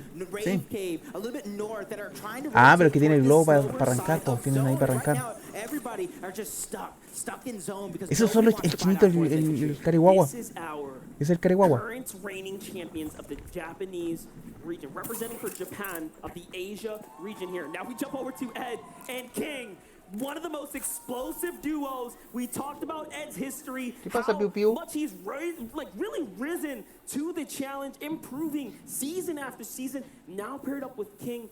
They have such a fun history here. They have engaged against one another multiple times in FNCS in seasons past. Now they get to play together. Yeah, kind of rotating all the way from north. Chrome Jam Junction, they find themselves a sweet spot, but a team that has so much experience together, but years ago, now reuniting for the Invitational, Macwood and Kanata, and let me tell you, in some of those practice games, Monster, that uncontested drop spot that Kanata and Macwood have proven to be fruitful. They got first place in scrims, and now they're here to try to replicate that on the biggest stage. Only two duos have fallen, and now another steps into the position here to possibly take a fight, but no, Bevies and Vortex are know a little bit better. They're going to land right behind Chapix. They find Tayson out by himself a great shot here, and now he steps up, but smarter to go ahead and defensively poise up here. No need to get too antsy. No, not just yet, at least. You can't really get too busy too Está lejos de la zona, so many players that right now you see 95 por lo left que alive. When veo. Storm Surge actually activates Monster, this is probably going to be one of the most scariest things I've seen in Fortnite in quite a while. That is true, and Bevies and Vortexes are really considering peeking out. Now, one thing we spoke about with the professional players is that one thing you don't do is open those big boxes and peek for too long. If there's ever a time to do it, you can do it here in the early game kind of situation while you have some time. But while we have some time, let's just go ahead and catch up with Mini Mine. Not quite there, Tokata, but close enough. I got you, Monster. We're going to be taking a look at North Shiny Sounds, where we have a fan-favorite duo, Queasy and Vino. I find it interesting how they were playing split up here. Queasy was on the low ground, taking shots from opposing duos, but Vino, up above on the balloon, was able to get free tags on the opposing duos that were looking at Queasy, and having this split mentality in the drop spot is crucial for getting those free tags and able to set yourself up for that late game. An amazing breakdown there, Jacob. Yeah, one thing that I didn't really mention it. Did you see the 18 splashes on them? Yeah. These guys are ready for that end game. If you have that much heals, that's going to allow you, if you are down on Surge, to kind of handle it with Fabs and Stacky. FNCS champions from NA West hurting on Storm Surge right now, trying to get themselves back up. But it does look like the fight, maybe the dust have settled, and this is the aftermath. As you see, yeah, Fabs does have one elimination, 36 above the damage threshold. Even though right now they have a little bit of comfortability, that threat is still looming in the back of their minds. That's right, and they rolled up, they took down a team there, and now they get to go ahead and reap the rewards. They needed those tags, but that's not going to be enough. There's a little bit more in front of them. A team that's well below the Surge right now, our full Middle Eastern duo, Invitational 2022, ¿cierto? Día 1. And it's not looking too hot. 220 damage below. I had so much time to catch up with Spy. He is an incredible, and I mean incredible player, but this is one of those decisions that you have to make now. No, Who do you pick to fight? There's no easy one. Now we have EU versus NA West. Noah Riley, bad sniper, Epic Will. Oh my gosh. This one is going to get close because I already talked about he loves to fight. Epic Will loves to fight as well, but Epic Will is also that IGL, that 6-time champion. He knows when and where to pick his battles in every single one of these situations. So he's probably talking to him right now, get the pre-edit ready, but he's 137 below. This is why they're not abandoning the fight. They have damage to do. Epic Will and Reed have around a 70+% win ratio when taking on these early game fights in these early zones, it's looking very good for them. But the Surge, no one can beat the Surge. That is going to be inevitable damage in the coming seconds. So this is why this fight's so important. Down comes the Chug Heal. They're just going to run and sit there, try to get as much health as possible. Meanwhile, in the distance, Threats and Alice are starting to put shots in. So this is not a fight that's not, being interfered with. Reed's going to fall first. Epic Whales by himself. Shots come in. Noah Riley wastes no time. A picotazo. They're hunting now. Reed's on the run. Shots from the side. Who will steal away this elimination here? Someone has to get it in there. It is. They close things up and finish it off quickly. And just like that, EU comes out on top. Oh my god, but the action is just all over. Basil, Chase, they're out as well. That Pinket and Oz will pick up 2 more. And I even saw moments ago that Booga went down. The elimination feed is just lighting up. Pars and Rays go down as well. This one is getting active very fast, but that's because of the Storm Surge. But this is something I feel like all of us preface just a little bit. Handling that Storm Surge is going to be so important throughout these 12 games. Kanata and Macwood take down Booga and Miro in the feed. It is done. It is wraps. Meanwhile, Asia's champions are finding some too. But KBR and Zeke, representing for Brazil, are here, and they need more tags. They're just 8 above. Well played for them to go ahead and find a few. Se viene complicado, Alito. Aparte viene el daño de tormenta, po. Ese rayo que aparece ahí le cae a los que no entren en pelea, po. Papá, te cayeron encima.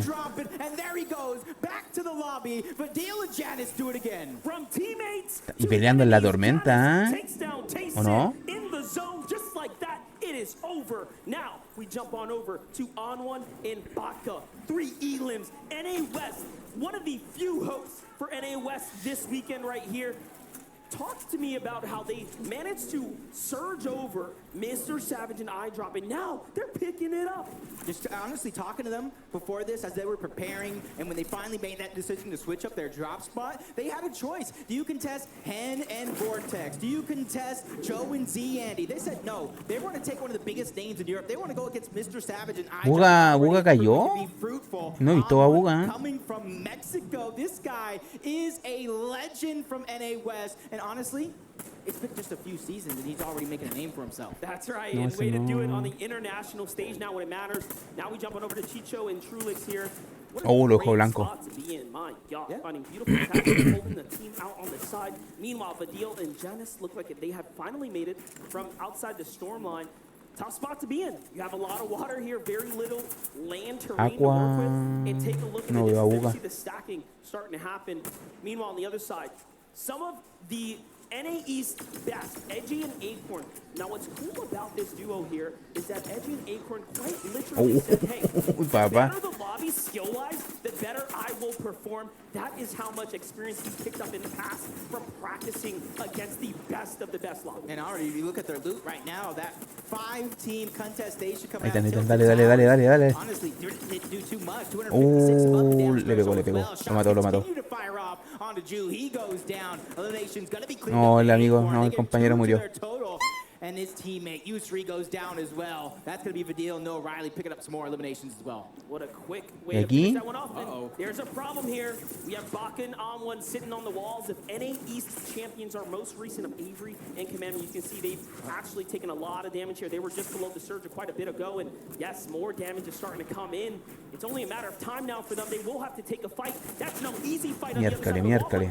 First tags there are going to go to the side of the NA East boys. Yeah, On1 and Baka right now, they just need to play pared. game. They are down on Storm Surge in terms of commandment and Avery, 65 above, those traded shots. De Classic pared, sin materiales y construyendo, tratando de colocar una pared. A little bit longer, Storm Surge would have had these guys almost down and out, and they could have easily cleaned those up. But right now, they're just playing safe. They just want to go ahead and make it towards their end game, because this is one of the teams. They finished second in the last FNCS of NA West. They know how to fight with the best of them. This is what it's all about. We show up for big moments like this. Can you step up to the plate? We are ¿Qué tal la lluvia? ¿Qué pasó con la lluvia? The game becoming extremely difficult. The zone is only getting No, sol que salió por acá. How many players have huge pressure, rapid and endless now, and they have Clicks and Dukes sitting above them. Macwood and Kanata starting to look down as well. They're off to a hot start. That is one of the teams to look out for. A single Elam already for Clicks on the other side, so they survived the drop. A huge shot. Clicks finds a one. They're on to Mucha, lo reventaron. Blitz and Duke managed to get 2 more eliminations. Oh my gosh. Hey, you got to give him credit though. He said it himself. He has that world. Ah, y King y Buga no han aparecido, los mataron ya. Parece que ya eran, no lo han enfocado. Even though he didn't take that off-spawn fight, it was so that he can make it toward this end game and continue to do things like that. Alice and Threats, they're communicating with the translator between them. NA East and Japan playing with each other, but hold up. Vadil, Janice, this is a problem. One of our favorites. When you look online, you look at Twitter, you look at what everyone is putting together for a top 10 list. You expect this team to do so well in game 1 and already broken apart. Yeah, Janice was down inside of the storm. Vadil really couldn't go and save him. He has no HP really to regain. Merstash and Malabuka, another one of those teams towards Cloudy Condos who are nobody really fought it off spawn. They got some tags and left. 31 below. The pressure is on. They're so close to zone, but they can't necessarily travel to zone because they have to worry Tienen about que hacer daño, si no les va a caer la tormenta cada rato. 31 below. Not looking good, Jacob. Tags are coming in. Clock is ticking. They do have heals. They can survive for a little bit more, but you hear the shots raging everywhere as the lobby turns online. But Dio fires back. He catches Macwood in the feed. That must have been incredible, and that's happening right above us. Meanwhile, turning the story around, Vadil is known as one of the greatest box fighters, literally made his name known for taking on fights and destroying players across Europe. Let's take a look at that one more time. Yep, you see Vadil just kind of peeking through the cone, catching Macwood off guard. And honestly, it looked like Macwood was going to try to do the same to him, peeking through that cone. You better watch where you peek. Aseti and Cammy, another favorite to probably take the top spot here in this event. 306 above the damage threshold. They're still continuing to put that pressure on the lobby. That's exactly what you got to do when you make it to endgame, especially if you're a team that doesn't fight off spawn. The coming legends, Cammy and Seti, have 2 launch pads. They have material. They have heals. This just might be their game. Well, let's jump on over. Ahí sí. Se me está acabando la batería del celular. How's it going here? 132. They have Z Andy and Joe have been on the other side of the wall. It's going to be a tough one. 23 duos remaining here. The surge is still active. And now as the timer hits 0 and the zone reveals itself, we're going to start entering into the first moving zone. No veo a Buga, parece que lo eliminaron a mi preferido. Going to be some of the toughest they have ever had to deal with. Remember, for some on this stage, this is their first LAN, an in-person event that they have ever experienced here, and they get to play it out now. And this is where Quedan you talk 22 about teams. some of the players that had rotation. It is going to be so important. You see where the zone pulls. No enfocaron a Buga, lo eliminaron. Are going to have to traverse through. If you don't have any sort of rotation, you're going to have to figure out how to recycle it. Otherwise, you're going to be living a nightmare. Fadil, he has a launch pad. He's going to play for it. High ground. The first ones to go. No lo veo. It's crazy. This is where you expect them to Aquí tampoco lo han enfocado. Where they are so comfortable. Ahí está la tabla, They hold it all the way. The launch pad comes down. They don't want to stay there and commit the map. They're going to go ahead and switch it up. Merstash on the low ground down to 40 HP, but he still has some movement to work with. You can see him just speaking through the cone, gathering that information. He has a launch pad as well. He can easily try to find his way through, but there's so many players stacked all around him. They don't want to make it easy, but 28 above the damage threshold. He's not only looking for the perfect rotation, he's looking for some players to put some shots on, but a high ground goes over to Peppo. No está, lo eliminaron. This is big. That's something you did not expect, but Vino and Queezer Oh, Valida, mire cómo construyen. Boxeado. and it's all or nothing now. Vino fights for it. The wall gets edited. It's not quite his. It's a battle on all fronts here. Can they win it off? And he does just enough. Vino and Queasy have managed to fight back for high ground in the first game of the FNCS Invitation. Yep, and there goes. I saw it in the feed. Vadil and Janice, their run came to an end. Vico picking up Anas and Merstash. 2 different players. Alice is trying to break through. 118 below the damage threshold. He knows he cannot stay in one place too long. Trying to reunite with Threats, but he goes down as well. Oh, se quedó sin nada. But the options are so thin. He doesn't know what to do. Finally finding one player. Oh my gosh. Still going Buena ahí. But that Siphon coming through just in the nick of time to keep him alive. He is alive. He takes down Moran, steps into the zone, and look at this. A huge pickup now. That's going to buy him more time. That could be the absolute difference. Meanwhile, Seti and Cammy playing their game. Pamstu, in fact, still alive as well. High ground has Queasy and Vino. Low ground has Chicho and Trulix playing and leading the front side of zone. There's not a player in sight. Clicks is still alive now, working his way through. He has lost his teammate. The full finish comes through. It might be all or nothing now. He still has so much left in the tank. Yeah, but I'm not too worried about him because of him and Duke's high placement last FNCS. Ese está solo, ¿eh? Solo clutches from no? that man himself. Sí, We está talk solo. about solos. Joe gets one as Andy goes down. Shots coming in from the high ground. Pressure is there, but Joe's trying to find his way to the front side of zone, but it's a hard journey trying to find it. 12 HP, continuing to drop. Shots still coming in. He's going to find a moment of an oasis to try to stabilize and figure out what's the next play. Cammy and Seti find their way to the high ground. Down goes Clicks to the hands of Cammy. That's a huge one. Hello, Vino. You have to turn and run. Cammy wants to hear nothing about that noise right there. Meanwhile, Seti's keeping eyes on the general area. Very solid. Chicho fighting his way, but no. An edit comes through. It's Zagu and Mareem, who's right above them there. Our FNCS champions. Oh. Still here. Down goes Pamstu as well. El chinito en los cabros chicos, Pablito. Duos alive. 11 players total left in this game. One of them being Seti and Cammy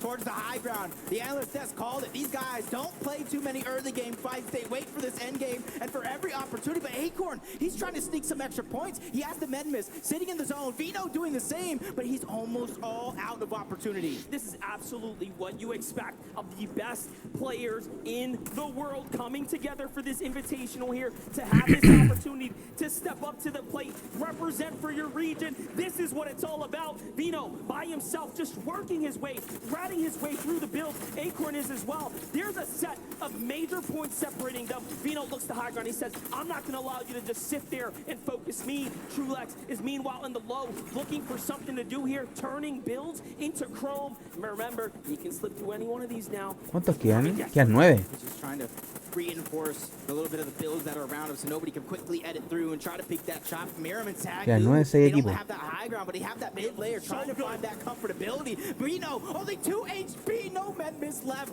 He's going to have to try to find a siphon here. Oh. No, he gets dropped. Acorn finds another one from the outside of zone. El chinito, viene este chinito. Elims for Mareem and Zagu, representing for Asia here, looking great. Meanwhile, Yumi and Cool are getting one step closer now to taking this fight.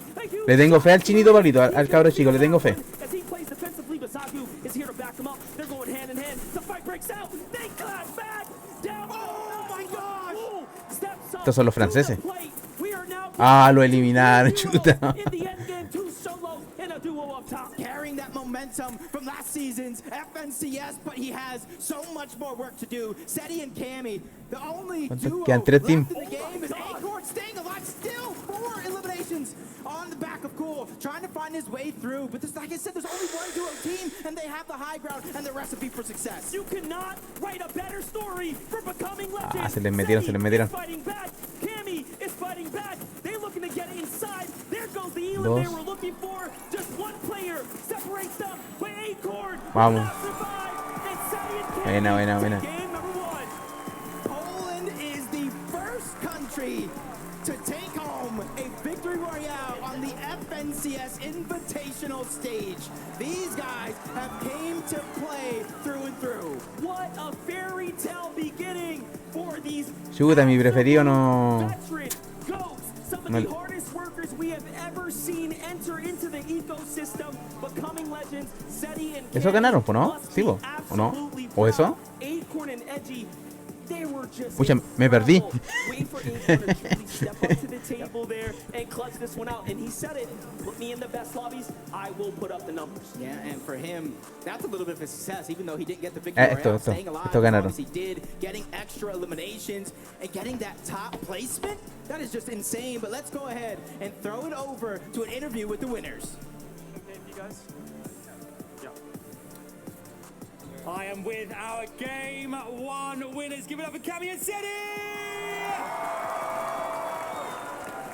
Puta, aquí ni Buga. What a Dzień dobry, first and foremost. Obviously, game one winners. How was that being out there and winning in front of this amazing crowd? It's amazing. I love the atmosphere here. It's really nice having a crowd again. Excellent. And also, obviously, high ground reigns supreme. Once you had the high ground there, able to maintain, do you think that was the difference maker? You felt comfortable being above the rest of the teams? Like, we knew that high team doesn't have much, so we just took it. You took it. Going into the next game, much of the same? Do you have to constantly change strategy, or did it feel good playing against the rest of the world? It feels good. It feels pretty easy. I'm not like denying the competition, but it feels really nice playing here. And yeah, we're just going confident into game two. Still have to be consistent to the end of the tournament, then that's it. Excellent stuff. Once more time, guys, give it up. Your game one winners, Cami and City! Good stuff. Let's head back over to our man Zeke on the desk. Thank you guys so much. Aquí parte el segundo juego. ¿Se van a demorar acá, po, no? This is going to be a tough one for everybody else. EU, let's represent, baby! Cami and Seti, though, come out huge in game number one. What's crazy, too, for a moment there, we watched Queasy and Vino go for height in sixth moving, right? But it's not them who end in height. It's Cami and Seti. It's crazy. Big developments there. I can't believe Cami and Seti are the ones that actually end up on the high ground. I love the fact that you mentioned that there were a little bit of flip-flopping going on the high ground. Somehow Cami and Seti, probably the least likely duo in my opinion to find themselves up there, do so well played coming from them. And also, not to mention, this end clip right here doesn't even tell the full story. Seti goes down in that mid game and Cami clutches up 1v2, which is why he has so many eliminations coming into this. And then to close it out here, just two separate solos, and they make easy work of them. It was right around the start of Zone 8 that we saw Cami just murió el compañero y quedó él solo. off guard there on the flank. Didn't seem as though Queasy was fully aware of the fact because there were so many teams trying to challenge that high ground at once. Pero murió al who actually ladito de él. walked away with it, and they just had so many builds. That vertical play throughout the entirety of 8th and 9th zone, there was just nothing anyone else could do about it. And the thing that I love, right, is we came into this game and we were like, who's going to be nervous, who's going to be confident? I have never been able to tell if somebody is confident. After winning game number one, García ganó por Tormenta. Igual le pegó un escopetazo antes, There was like, yeah, that's expected. That's what they're used to, right? That's how they Pero ganó por their Tormenta. most recent dream hack. This is almost like, it's like their life is on repeat, but this time it's a Win is win. Invitational, right?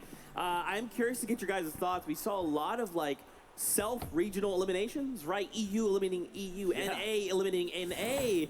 It was kind of crazy. I'm surprised there wasn't more. Puta, Boga no estuvo ni en el top 10, man. Big battles going on here, and it's really close towards the top of this leaderboard. Of course, Cami and Seti finding themselves at the top. They're getting that victory royale, securing 44 points. The early lead after game number one, but NA West also 41, 42, 44. going down Wow. in that third place position. Sorry, getting 42 points on the back of so many eliminations. But it was actually the fourth place position. Noah Riley bats Apretado los primeros tres lugares, Elims. That is a good chunk of points that they were able to compensate for despite not being able to close things out. And I think ultimately we saw in the first three zones a little bit more EU heavy as far as the Elim fee was concerned. But by the time we hit that mid game, it seemed as though all of NA and some of the international regions just really started to hit their stride because everything just started lighting up immediately. A lot of these players, right? They're using this initial game as a kind of a feeler, right? Let's just kind of see how this all works and everyone the land looks like, and then we'll look to go ahead and fight back. But real quick, we have a mini miner standing by. What you got for us? Thank you so much, Zeke. Now, we want to be taking a deep dive into one of our duos that have been deep diving into the dead side of zone. As a reveal, this massive screen right behind como que los jugadores van a comer, van a parar ahí un poco, ¿no? Reigning NA East FNCS champions. We can see them on the screen right there, the little white arrows, and they've made a really, really interesting rotate this game. We can see the path that they are going to take using all the way on that dead side of zone. Now, you might be wondering, what is the benefits of dead side? Now, you can see on the map, loads of those little arrows are on this side of zone, right? And this is the Como que están mostrando la rotación del equipo que ganó. We can see Commandment and Avery using ¿O no? sort of the mid-map parece rotation, que right? no. You can see the in-game rotation devices, you can see the launch pads being used, you can see the balloons, and of course, you can see the slipstreams as well, and you can see them getting to this less congested side of the zone. Nobody's there. What's going on? They have a free rotation. But of course, this comes with some problems, right? We saw them struggling with Surge in that previous game. It didn't quite work out the way that they were expecting. They weren't able to find as many players as they could. So the benefits for them are, of course, they're on the less congested side of the zone. They don't see anyone, but that also has implications. You don't get the damage done. And you can see that in the last game. They were struggling for tags. Of course, we saw King and Ed doing the exact same thing, but they were able to find as many eliminations and as many tags as they possibly could, which kept them afloat. Unfortunately for Commandment and Avery, though, it didn't quite work out. I've got so many questions to ask, and who better to ask them themselves? Kelly, over to you. Thank you so much, Mini Mine, joining me Yo right creo now. que a que partan yo voy a ir a tomar tecito. Voy a hacerle un saldante tiki. Vuelvo al tiro. Surge was pretty rough. We had to run through Haller's shield pretty early, so we died on half zone. But we still managed to get 8 points for first game, just testing the grounds. Well, good luck in that next game, guys. I'm sure you're going to be doing a lot better. I'm going to be joining over here Acorn and Edgy, guys. That second place finish, what was going through your mind once you had that solo run? I mean, honestly, it was all Acorn. Like, I didn't even do anything, to be honest. He's just the best player in the world. Yeah, man, what was going through your mind? I know I had chromes, and I was like, I'm 100% going to get top 2 here. No, I was confident, and it went my way. I love it. Congratulations, guys. You have a great start to the competition. Let's head on back to the desk. Thank you so much, Kelly, and of course, Mini Miner, and shout outs to the players. That was just game number 1. Now, this looks a little deceiving, right? For a moment, we celebrate Cammy and Teddy. We think, okay, they got the victory royale, big deal. Yeah. However, Acorn there, it's okay. They didn't get the victory royale, but that's not what they needed, right? They just needed to place high. Yeah, of course. You know, Acorn, you can hear it out of Edgy right there. Best player in the world. Love that confidence coming out of the teammate. But again, you know, one of those solo clutches that we kind of saw was from Cool and Yuman. I think it was Cool specifically getting into that endgame, securing that 3rd place position. And we could saw at one point in time, he was like in that 1v2 situation in that box fight. And he comes out on top and just transitions that all the way towards that 3rd place position. You don't become FNCS champions without having this kind of a collective measure when it comes to your mental discipline inside these block fights. And not to mention the fact that they also had 7 elims to boot to close this one out. So not only are they placing high, but they're also making sure to capitalize on those elims as well. And it is everything when you're able to try and establish these early leads, because this is a very competitive lobby. And I think, if anything, game 1 is only amped me up even more to see what these players are going to do. Yeah, the individual performances coming out, and that's what matters so much on these stages. You know, we saw last season on the NA East region, Commandment is the one that won it with his solo clutch. So every single solo performance matters tenfold. That's right. I want to take a look at our standings once again. And again, don't freak out. This is just game number 1. This is our feeler game, right? From here, we make adjustments and we make the changes we need to succeed. Cammy and Seti, they did win game number 1. But with only 6 eliminations, they're currently sitting at the 44 points. As we kind of start to go top to bottom, you know, we did watch Queasy and Vino. They did try and take height. But I'm curious as to, like, what you feel kind of happened. How did that all unfold? The height take looked good, but something went wrong. So we knew this was coming, right? We knew Queasy and Vino were going for the higher gun, and they had it going into that first moving zone. And then all of a sudden, we were checking it out. You know, Runa and Pepper are all of a sudden on the higher ground, and Queasy and Vino are like, all right, fine, we'll give it up. And then, like, 5 seconds later, I look back up, and Queasy and Vino are back on height. So, you know, they had the strategies there. Ultimately, Cammy and Seti just found the best of them, though. That's right. Really quickly, let's go on over to our friends Kelly and Adam, who are standing by on the stage. Thank you very much, Zeke. Guys, are we having a good time? All right, we're looking good. Game 1 is done, and game 2 is imminent. However, we need your help, everyone, because our battle bus is out of gas and we power it with hype. So in the count of 3, I'm going to need you to get as loud as you can possibly get. All right. 1, 2, 3. Let us hear! Come on! Get louder! We keep going! Keep going! Keep going! It's almost there! As loud as you can! Come on! Keep going! Fantastic! You look beautiful out there. It's time for game number 2.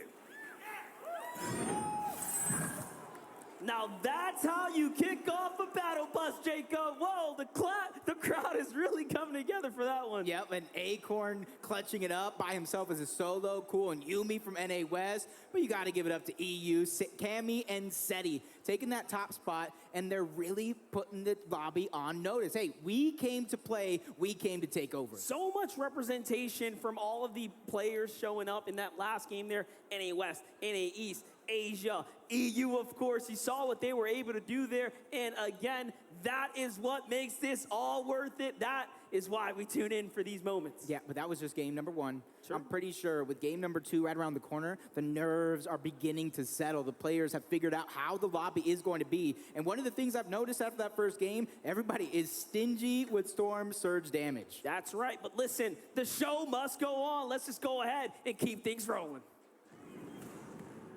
Thank you guys so much. We're trying to get our players back on that battle bus so we can start game number 2. Now that we have a moment here to just breathe, the biggest thing I think on a lot of these players' mind, as you even saw some of them talk about in their interviews, Storm Surge. This is something that a lot of these players, they try to overcome, and now they have to double adapt. Not just adapt to their own meta and the way they're used to playing Storm Surge, but how other duos ahead of them, next to them, behind them, may be doing the same thing. Every single time in Fortnite that we have like a set lobby over the course of X amount of games, game 1 is always the most stacked. And we saw it right there. It was like the flip of a coin. All of a sudden, the lobby, the amount of players left alive just crashed instantly because so many of them needed to fight for it. But one thing that I did see in that early game right there, a lot of balloons were being used. A lot of the players poisoning themselves all the way up there in the sky, then using those hammer assault rifles primarily to get tags in the early game. And then anybody that wasn't really doing that, unfortunately, just had to force a fight later on in the game. Like, for example, we saw Epic Whale and Reek go down because of one of those fights. Look, it might have been Cammy and Seti that actually closed out the lobby, but it was Muzz and Looter who got the action going for us because we did see a decent amount of hesitation. It's kind of expected, I think. Game number 1 here at the FNCS Invitational, nobody wants to be the first one out, but unfortunately for Smite and Larson, that was the case because Looter and Muzz actually winning out the immediate trade, and this is one of the POIs that we touched on at the start because we knew that Grim Gables is going to be popping. We knew that Muzz and Looter have the experience to tango with the other regions. You want to know something? This is what I love because, you know, we're talking about how some of these all-spawn situations are going to go down. And, you know, I was talking with some of the other analysts, and Taco included, and Muzz and Looter was like, you know, I think this might actually, you know, play into their favor being contested all spawn because, you know, Looter himself said NA East has been way harder than OCE. He thinks there's a lot more talent over here. And then Storm Surge was one of the things that he was most worried about. So the fact that they ended up being contested, and that game is a great example. They get that early damage done, those early eliminations, and they're set for the rest of the game. They don't even have to worry about their biggest worry coming into the Invitational. Another duo that had a tough time getting going, Mr. Savage. They took a fight that maybe didn't quite go the way it was anticipating. Let's take a look at some of the replays and kind of talk about what we're seeing. That one was definitely a bit of a heartbreaking moment because when a duo that hasn't even naturally been practicing this off-spawn situation up until recently challenges you and beats you. iDrop said it himself in the pre-game interview. I've been dropping here uncontested for the past year. It's not going to change the outcome, and yet we're witnessing the downfall of iDrop and Mr. Savage. Yeah, and honestly, shout out to On1 right there because, you know, the discipline, right? Sometimes when you go to clear buildings, you're kind of just running down the staircase or running through corridors, and you're just like, I'll be fine. I don't hear him. I haven't seen him here. But no, he actually pre-builds off the wall, the floor. He catches Savage trying to go for a sneaky little shot, and Savage at that point is just kind of caught in this box, and On1 cleans it up after placing that wall to make sure Savage can't get any control over any of those builds. So really well played from On1 for sure. And something that's also worth considering, I think, for Mr. Savage and iDrop now is you have to remember when you have so much information out there on how you like to drop, loot, and land this spot, like what we witnessed from this duo, I think that that is pertinent information because I would be very surprised if On1 and Vaca haven't been utilizing a lot of VOD review to their favor leading into this. Yeah, I mean, iDrop himself said he's Pues been playing el for 12 months, so there is a lot out tecito there. ante Tiki. Now the question is, do we get the repeat of this again? Will we watch this happen again? Do we think Escucha bien, ¿o no? something Sí. up? Do they feel now like they have no choice? They have to try and take this fight. You know, I think that, you know, the players, especially up there, they are pretty set on going for the fight. So I think we're Y aproveché de comer algo. happen again. But, you know, game 1 jitters are kind of out of the way. If you get eliminated early in a game, you kind of can just sit there, right? You can mentally reset. You know, obviously some of it's going to start to wear down on your mental a little bit, but you know, you can full reset, maybe come up with a new strategy with your duo, kind of talk to them. Encontré corta la partida. Had that whole game to talk strategy and kind of, you know, mention what went wrong. No encontré tan Exactly. It's not the end of the world by any means. Because we are literally only one game through. We still have 5 left to go. There is ample opportunity here, not just for the players to have a chance to, boost their placement points on the leaderboard, but also it's just the simple fact that they can make the tiny adjustments that they need to. As far as iDrop and Mr. Savage are concerned, now I think they're a lot more wary of the fact that All1 and Baka, they're definitely willing to take a super early engagement. They don't care about the fact that it's the first 3 zones. Both of these duos, I think, are going to continue trying to look to establish their surge management early on. And I love the terminology used right there, more aware, right? Because, you know, again, All1 just recently decided to land here like 2 days ago. So it's like, whoa, for Mr. Savage and Nija. We had no idea. There's no information because this duo hasn't really landed here before. But now, game 1, the information is starting to reveal itself. On1 is obviously, you know, leaking some of those things just naturally as he plays through the games. And we know that Savage and Nija are very well experienced, so they should be able to turn that into something positive. Yeah, it's not kind of like the one beats all, right? There is going to be this back and forth that continues to develop. And it's kind of what we talked about like at the beginning of the show, that adaptability factor. How many duos could just say, okay, this went wrong, let's go ahead and change these things so that doesn't happen again, right? Fortnite is primarily a game of what you would call RNG, right? You landed a POI, what's there? Where are the chests? Where's the guns? Where's the builds? And for these duos, they're trying to limit as much of that as possible, right? They want to find that spot. I know there's a gun here every time. I know if I hit this building as I open this door, pick up this thing, I'll have 10 builds. It's a wall I can use to defend myself if I'm jumped, right? So I'm excited to see how in game 2, a lot of these duos look to say, what do we got to do differently? Well, for Beppo and Runa, I was actually very happy to see that they were the ones that initially started off at that Lustrous Lagoon. And again, that was an uncontested draw spot for them. You're talking about loot, you're talking about resources, Zeke, and there is ample of it at Lustrous Lagoon. A lot of these players have even been talking about the fact that it's kind of crazy that they have gone this entire time leading up to the event without anyone wanting to establish an immediate contest at that POI. So I like the fact that they were able to hang in that top 10 of the leaderboard as well, really representing their region, I think, excellently there, because the fact is there was a lot of traffic coming their way due to the way that the zones ended up pulling towards that north side. So the fact that they were able to not only stay in that surge management position despite being uncontested, but they also just made do with what they were given there. Yeah, absolutely. It's really cool to see that they actually also took the high ground from none other than Queasy and Vito in that endgame. Ultimately, yeah, they did end up losing it, but I want to see more of that, right? Que se demoran entre partida y partida. They have a very good strategy that takes out, you know, something that Queasy and Vino aren't used to, and that's kind of that multi-regional invitational that is just so good, and all the strategies start to come out and catch players by surprise. You'll love to see it. This is just kind of our insights here from the desk, but we also have Mini Miner standing by to get his thoughts on that game. Absolutely, Zeke. It's not just me, it's the Carter alongside Mucho me. bla, bla, We've bla. been watching all of this action unfold behind the scenes. We've been able to see some extra POVs to Carter. It's been intense, right? We've seen some crazy plays. Look, players from all around the world, it's what I love to see these players shine, right? Zagu and Miram, they were fragging out, Minnie. They got, what, almost 8 eliminations in that match? Even players from the West Coast, Cool and Yumi, they were also popping off in that late game. And what's going on with Seti and Cammy? Up in the clouds, right? We never seen them up there, right? Playing up top, it's something that you love to see in game 1 of an international event like this. And this is what the invitation is all about, right? We have so many different players, there's so many different regions, bring different strategies, but it can all change. As we talked about earlier, things can change so quickly. Cammy and Seti on the high ground, what's going on? This is crazy, but of course, Cool and Yumi as well, you mentioned it, right? I had a few questions to ask about their surge. I actually spoke to them in person in the player area, and they said, we have all the answers, Mini Miner, don't worry, don't be concerned. And I was like, mate, you carry on.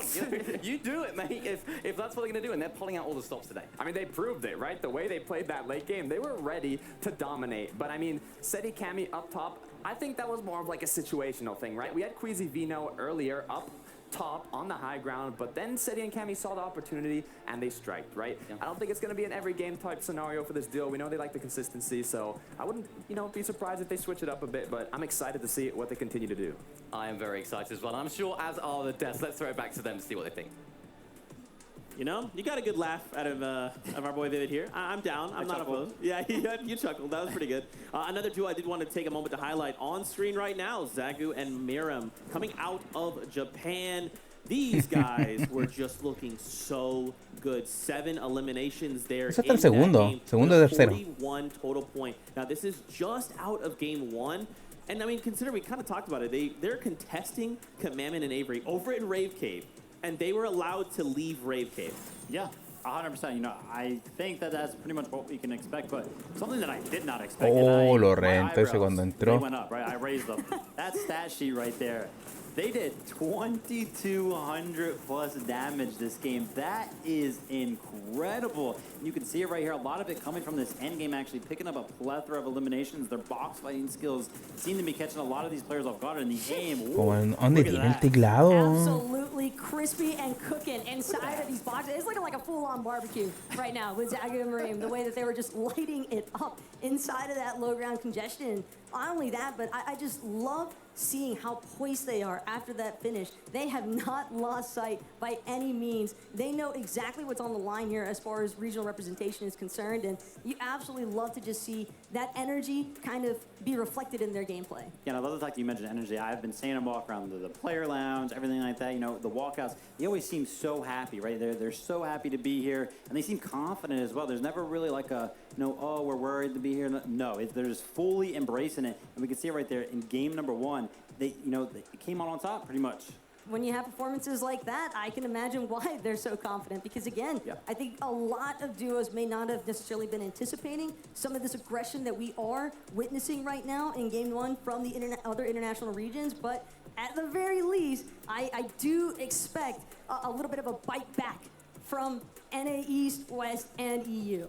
I think for me, I'm looking forward to seeing how many more duels try to go for height, right? For in this instance, Zagum Rim, they were just in that mid ground. They didn't even care about high ground. They're like, no, you guys battle it out. We want more eliminations. We'll stay right here. Ahí Do está you guys think that maybe more duels will look to just say like, look, our kind of strategy to win is that high ground. We got to go for it. Yeah, I mean, 100%. We saw a lot of teams that actually like to play the high ground. Unfortunately, not making it into that game. They went down a little bit early. Like, for example, Aqua and Reason, Jason and Chabix also went down. Another one, Alex and Bailey. We talked about them from OCE. They love to play the high ground, and they just all 3 of them went down a little bit early. So it could change no está ni Buga, no está ni we King. also saw Kanata went down a little bit early. Macwood loves to play the high ground coming out of NA East. Pretty much the only thing that he shies for, but being left as a solo, he couldn't really do that this game. But just look at some of these names that are located on the second page already for the leaderboard. You got Thomas HD and Tripper, Pink and Anas. Again, I think Vico and Marine have been really exciting to kind of follow along with, especially since they're relatively newly formed here for the FNCS Invitational. I don't think that is an easy feat by any means to have to quickly adapt to your partner. 100%. And listen, I can't believe it, actually, because Clicks and Duke were Tampoco. actually popping off towards that end game, right? And, you know, the crowd was going crazy. Fueron de los We on the primeros. desk were like, wow, they're really showing up right now. And, you know, on that leaderboard, it's really showing as well, finding those eliminations on big-name teams as well. They're coming into the Invitational with the experience, and it's showing. How many of these duos are thinking to themselves, Game 2, I'm ready. I have that strategy locked in. I think I know what I need to do to get going because I want to make the crowd here in the Raleigh Convention Center just lose their mind when we're taking shots. Because, man, there was some eliminations happening, and I was just on my feet screaming with the crowd. You know, straight up, ultimately, it's going to be based on an individual level, I think. You know, how good are you and how good is your mental at taking something that could be negative and turning it into something positive? Because, you know, not everything went right for any duo of that game. So we have to think about those things and like, okay, what can we do? What have we scrimmed before that has kind of helped us throughout these situations? Just make those changes come in the game number 2. But there's also duos, plenty of them, especially the top 10 on the leaderboard, who, you know, found things that worked for them. So keep doing those things. But again, not everything went perfect, so keep that in mind. But nerves aside, as the games go on, it's going to start feeling more and more natural, I think, for a lot of these players. You're going 100%. to start being able to focus in a lot more on the actual gameplay itself. And I think that's where the audience just becomes a little bit of background noise until it comes down to those final moments. But something that I'm really curious to see is whether or not these players are actually going to showcase some of their flexibility or adaptability, because Merstash Malibuka, I think they're a great example of a duo where they can go a game or 2 or 3 without really being able to catch anything, and then they just turn up. That's right. We've heard from us. We've heard from Mini Miner and Tokata. Let's throw it on over to casters to hear their thoughts on game number 1. Thank you so much for that quick, of course, toss there so we can start getting into our perspective here. I mean, Jacob, let's talk about what we know just coming out of game one. Yeah, I mean, what we know, NA West, Cool and Yumi showing up big. Not only getting that third place finish, but you saw that 2v1 off the back of Cool. Another thing, Acorn, NA in general, just kind of showing up. Obviously, EU won the game, but I think we need to start giving NA more credit. Yeah, definitely have to give them that credit. They show up and then wait for them to win Paris those Saint-Germain, engagement. I mean, listen, we got to sit in the player lounge, quite literally stand over the shoulders of On1 and Baka while they were practicing. They took on the likes. You know who they're training against? Who are they training? Reeds and Epic Whale. That's their training partners. And I don't know about you, but if you were following Twitter, I posted a little clip of Reed taking on Murstache and Malabuka. So it kind of all ties together if Murstache and Malabuka are known as some of their greats. And then On1 and Baka could hold their toe-to-toe with someone like Reed. I mean, it all just starts to make sense. Oh my gosh, como lo reventó. You talked about the two partners, right? On1 and Baka, and who they're sparring against, Reed and Epic Whale. That's NA West. That's NA West showing each other some love. I talked about a lot of these guys being friends, but when they're on the battlefield, they're enemies. That is just inter-region training, and that's something I love to see. That's right, and of course, the upsets, right? We saw a couple edge battles there. Booga and Miro taken out so early. This is one of the things we didn't really get to talk about. You would think that a team like Booga and Miro, who have drilled and trained their drop spot so perfectly, they almost have it conditioned. This should be another walk in the park situation for them. What do you think went wrong as they were rotating out? Because it seems like they face planted into Macwood and Kanata. That was the big resistance, and they were just taken out.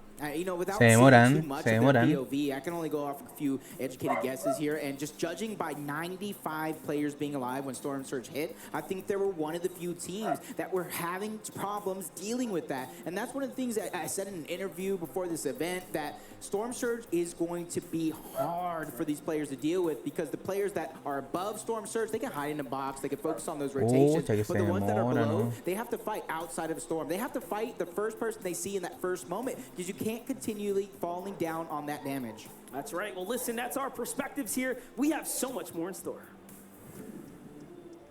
Thank you guys so much for those insights. We actually have a really cool moment here. The casters kind of talked about Booga and Mira going down earlier. We had a listen-in moment. Let's take a look.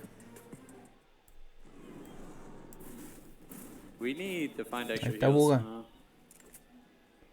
You should pop cabbage maybe for whites. I need to heal. Unless you throw me a mini now.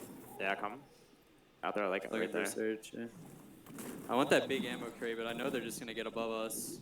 I mean, I think you can go for it. There's a chest there as well. Ah, el de lente juega con mando. It's just glid off the thing. It is, yeah. If we get Surge here, we can get enough. I mean, make sure this isn't baited, bro. It's not. Here, we can get stacked, bro. I'm chilling. If Yeah, we I'm get good Surge, now. we sit in zone, bro. We should look. Yeah, like where though?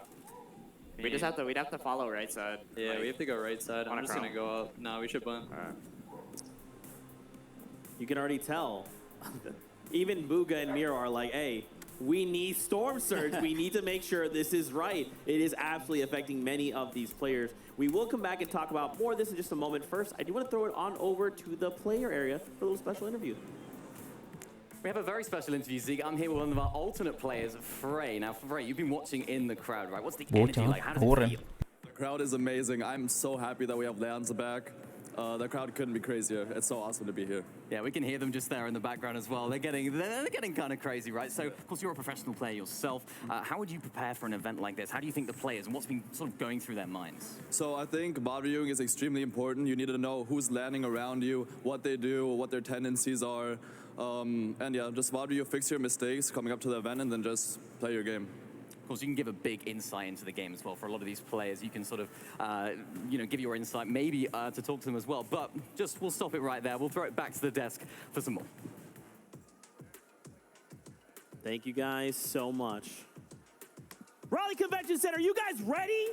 Because game number 2 is about to make its way here, so let's make some noise. It's game time. This is the FNCS Invitational 2022 coming at you guys live. Are you two ready? Yes. Yes. Beyond ready, beyond excited. I think that more than anything else, this game number 2 could really be a little bit of a breakaway moment here for some of these duos. Cammy and Shetty in particular, they are definitely looking for another highlight reel instance. And whether it comes from Victory Royale or just from being able to rack up those elims, I think that the Polish powerhouse is certainly still making it known that they are some of the best. Champions are on the stage, right? I was gonna Game say. number 2 is, this is where you got to start picking it up. You got to start developing your strategies around the meta of the lobby. And, who better to do it than the 100 of the best players from around all of the world? Look at them zeroing in right now, Vivid. They are so amped. They are focused. The tension is real. The tension is beyond real, and not only that, but I kind of want to touch on Buga and Miro. We saw that little listen-in instance between the two of them, and were it any other duo, I think there might be some room for concern, but Buga and Miro, I think, are an exclusive case, because Miro specifically, this guy is a 5-time FNCS champion, and yet, out of all the FNCS finals that he has competed in, he has only ever collected 3 victory royales. Wow. So it is a primary example of the fact that high ground can win games, but low ground could possibly win championships. And that moment in game number 1, while it wasn't able to go in their favor because they were struggling with surge management along with some of the other duos, again, they're able to make it happen. All right. We've broken it all down. We had game 1 wrapped up. It's gone. Game 2 is here. It's now. Ahora vamos con el segundo. Ready. The La segunda partida. are on board. Let's just get this started. Here we have it. Thank you so much, Zeke. We get to start gearing up for this battle bus to take off now. Yeah, this is finally setting in for a lot of these players on the stage. Game number 2 is starting right now, and hopefully all those nerves from the end of game number 1 have settled, because now when push comes to shove, some of these players that might be at the bottom of the leaderboard, Mr. Savage, iDrop, that went down early, they might have to start dealing with that storm surge early. And that's right. We saw what happened in game 1. The real question is, how are you going to adjust coming into game 2? This battle bus is telling me that the Chrome Jam Junction is under fire very quickly. It's so close to the drop spawn. You can see already things kick off. This time, iDrop says, you know what? Let's put that weight in my experience on my back. Wow, ya pasaron, ya murió uno. And all of a sudden, it's a different tale to be told. Happy birthday, Mr. Savage. First elimination here in game number 2, and that puts On1 on notice. You gotta have to watch out, because we're here to fight. That first one might have been a little lucky, but another one, this one, I feel like has to have a little bit more damage, because all 3 of these players, Monster, they were dealing with Storm Surge, and they were just on the cusp. Some were even below. This is not the only contested draw spot. Don't forget, Tilted Towers has so much going down there as well. So between Cloudy Condos and Tilted Towers, these are the 2 most contested drop spots, and what I saw there is Acorn and Edgy in the feed find Noah Ryler early, so there are big fights unfolding already, just giving us a little sample of how these drops are playing out. Yeah, you can kind of see everybody just on their drop spot. The ones that don't necessarily have the POI, it's about looting up, getting as much resources as possible, trying to get as many metal and brick as you can in terms, that way when you make it towards the end game, that way you don't have to worry about it. But for these teams, Lo que pasa es que hay algunos que se separan aquí, se separan de su team, de su compañero, entonces lo pillan solo y se lo...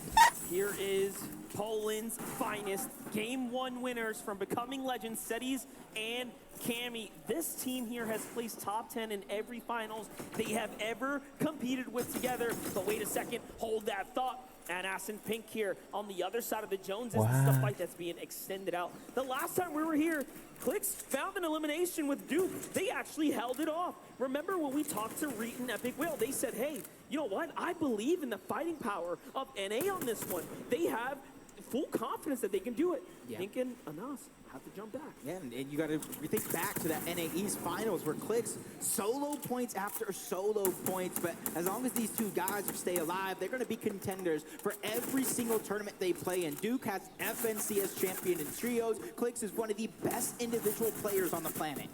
We have a huge opportunity here for Duke and Clix to continue to put up big numbers. We know they had an excellent kickoff to things here as they continue to find their strides, but things are going to slow down and, you know, you really genuinely expect this to happen, especially at a Fort Jonesy's. This is not a POI big enough for two. Yep, you see Clicks just trying to gather the information. The longer this fight goes and the higher they build, if it comes to it, you got Jason Basil over on the side. Those are the third parties that we saw towards the early of last game. As Nas, Pink, Ahí se le metieron, se le quiere... ¡Ah! Chrome Burst AR. We saw how much damage it does to these builds, and it eats through in a second. Oh my gosh. Casi. Casi conectó ahí. Already turning this story on its head here. That's bait there. He sees the shotgun. That moment. Pared, trató de colocar pared, Pablito. Y no tiene materiales. Track record in history of taking on head-to-head battles like this. This is why he The is classic. so recognized as one of the greats of the space in these kind of moments.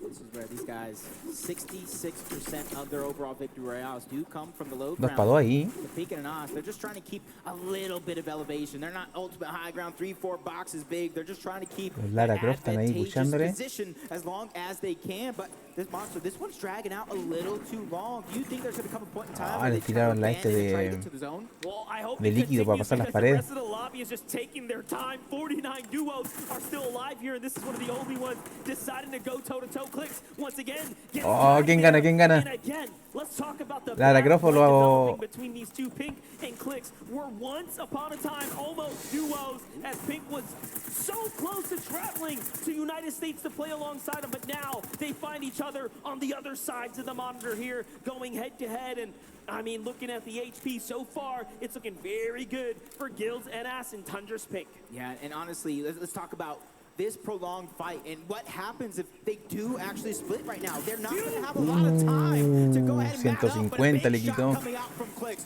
We know what happens when this man has his back against the wall. His bite is much louder than his bark. This is where Duke does tend to shine right now. These real scrappy types of engagements. This man does not tend to miss a shot. As now, they're looking. They know the enemies felt that on the other side of the wall, but hey, the longer they stay here, the less the less odds they have to actually survive. The longer story is, of course, making it to endgame. Acá está Buga, acá está Buga. Over, though, to our favorites of Miro and Booga here. Head-to-head with Z Andy, Joe FN, Bevy in the distance as well. There's so much going on here. Yeah, for them, you saw that replay of last game during the listen-in. They were just dealing with Storm Surge in not the best way. Even though they were about 50 above, that's not the position you want to be in. But you can see Booga and Mero have a 60-plus win rate when contested. So they just need to find their rhythm here on this international stage. Talking about international stage, Alex and Bailey, they have taken us from the player lounge to the main stage. Game 2 now, the fight, the second time. The story won't be the same. It's Yusri who finds the trade there and now has to protect his teammate. A huge shot onto Bailey. It's not looking good for Oceania's champions here, but Bailey waits for the toe-to-toe. He gets the thirst, he needs the points. That's a kind of play you only see in person. A huge shot. Bailey says, respect me, Yusri, back up. He has some heals to use, but does he have the time? Not finding a way to stabilize. Bailey's going to get in, but only a sliver of HP, and that's why he's picking and choosing his fights right now. He's just going for piece control first, trying to heal up, getting as much shield as he can, but you can see he has no HP to regain. So that knock on the Jew is so important. And he knows he cannot allow him to get the heal off here. You will not save your teammate if it's up to Bailey. Yusri may have the health advantage, but Yusri has his back against the wall right now. The defensive trade, a huge shot, and Bailey gets caught with his pickaxe out. Yusri clutches up, saves his teammate, and they are in game 2. Sends him back to the lobby. But third place, NA West, Cool Yumi getting busy already. Elimination on the Wax. Now it's up to Rob Bob, trying to stay alive here, trying to get and find a position to where he can hide. You see it in the mini-map. He just got out, and I love that play coming out from some of these players, choosing not to be the hero, because you end up in the hero in the wrong position, you're end up going to be a zero. Now, Robot doesn't have a lot of experience here. They've only made 2 finals together between Wax and Robot, but there's a huge development happening here. Let's watch this back one Han more concentrado time. los team, Pablito, ¿no? Sí. Tag, all of a sudden the knock is there, and yes, there was a third party in the side. You get the reaction as well. You can see how fans are cheering in support of one another, but back into the action. Hellfire, Falconer, new duo, pairing up with one another. They already took down King, so this has got to be juega, Ed ¿no? coming out from Brazil.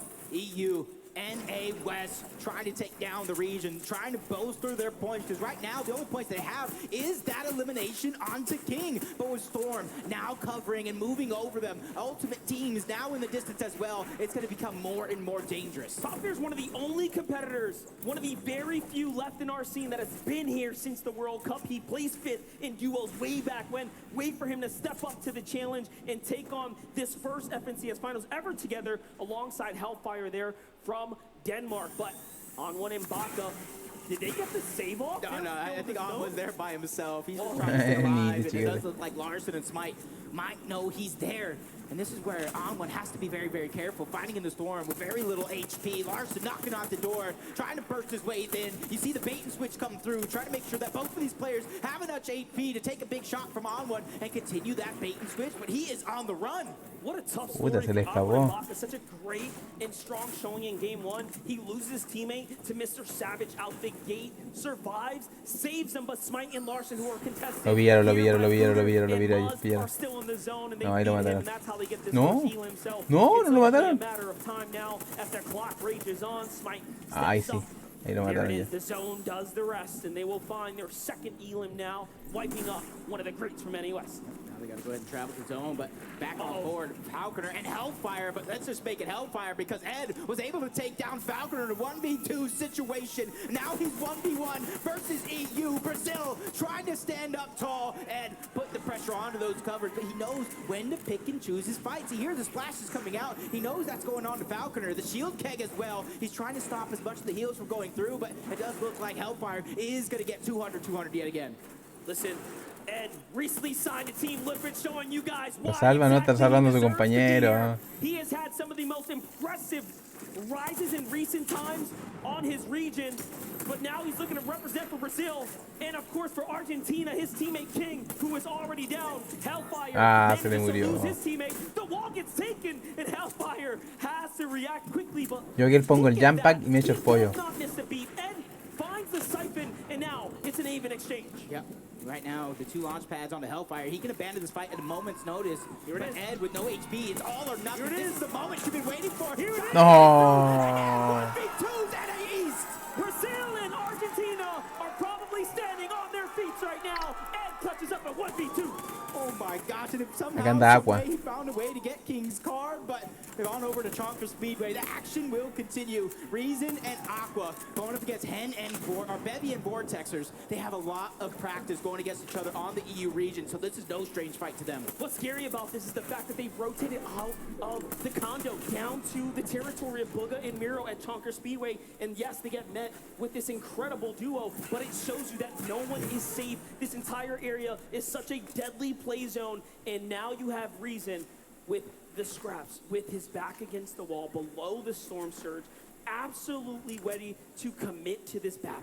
Yep, but Aqua and Reason again, 140 below the damage threshold. And you can see all the players at the top of the damage threshold, but this is again Ese what cuadro. is going to happen at Cloudy Condos. A triple contested spot, but nobody is fighting. That's forcing these players to rotate away to find some extra loot and find the damage. And 165 below, Monster, I would be lying to you if I said I wasn't Y nervous. Buga, no lo veo a Buga. Flames, Pablo and Swag Y a King tampoco, ¿no? Eran como los favoritos. Tag here of Elim for Swag right now puts him in a nice position. They found a player out in the distance, Snacky and Fast have a window open there, focusing on the duo as well. So they're all looking to target Noah Riley and Bad Sniper. Remember, Noah Riley was eliminated very early to the hands of Edgy while they were landing, and he didn't even get to touch down before he was swatted. No muestra los puntos que tiene cada uno, ¿no? Game number 1 winners, Cammy and Seti. Ahí anda Aqua. They haven't even done much. They get the zone for now. They get the high ground, probably just trying to go for Surge. So that way when they are forced to rotate, they only have to worry about that. But we knew they were down on the Surge. Now the Peace Control is trying to come over. They're trying to break into the boxes. It's now or never because damage is being dished. A huge shot from Aqua's on the Bevy, who's forced back into a defensive position. Well, here we go. It's now enough in 20 seconds left, but so the Surge gets active, and they have to turn up right now. This is game number 2. Aqua needs these points here. Bevies manages to go ahead and chug splash his way down. He's back up to Vex HP. He's looking pretty solid, but Aqua not afraid by any means. Meanwhile, Reason finds a wall. That's an angle, but he doesn't like the defensive edit that responds from Bevy and Vortexer. And now, here it is. Things are going to get dicey as the Storm Surge turns on. Yeah, look at them. You can see 30 below, even though they're continuously no puede dropping, they're pasar. doing damage. Seti getting one on a Peppo, probably sending him back to the lobby. His Scram goes down as well. Acorn found a way to get rebooted, but Deja Vu strikes. He goes down again to Epic Whale, who honestly is having a much better performance this go around. But back into the action here. Reason now down to no HP.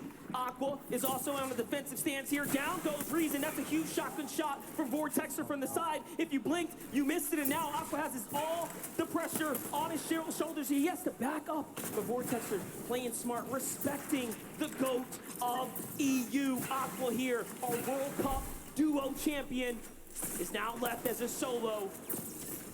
Clock's ticking here, the pressure comes in. Bevy's looking for any angle. These are all enemy walls here. One false move and it could be it, but the surge is gonna hurt Aqua again. He gets the heal off and no, he gets finished. Vortexer finds the second. 500 above the damage threshold. This is only their second FNCS playing together, and they're looking like they are longtime teammates already, as Joe and Z, Andy, uncontested. Pablo Win sale ahí ahorita. Looking to get some damage as well. Even though 79 is above the damage threshold, you know as well as I do, that is absolutely nothing. Nixon and Arctor here. Oh no, they're gonna find a huge elimination here. Another surge fight that's going down. It's attracting the flies in the distance there. You see folks starting to look over. Arctor has a decision to make. Does he push in again?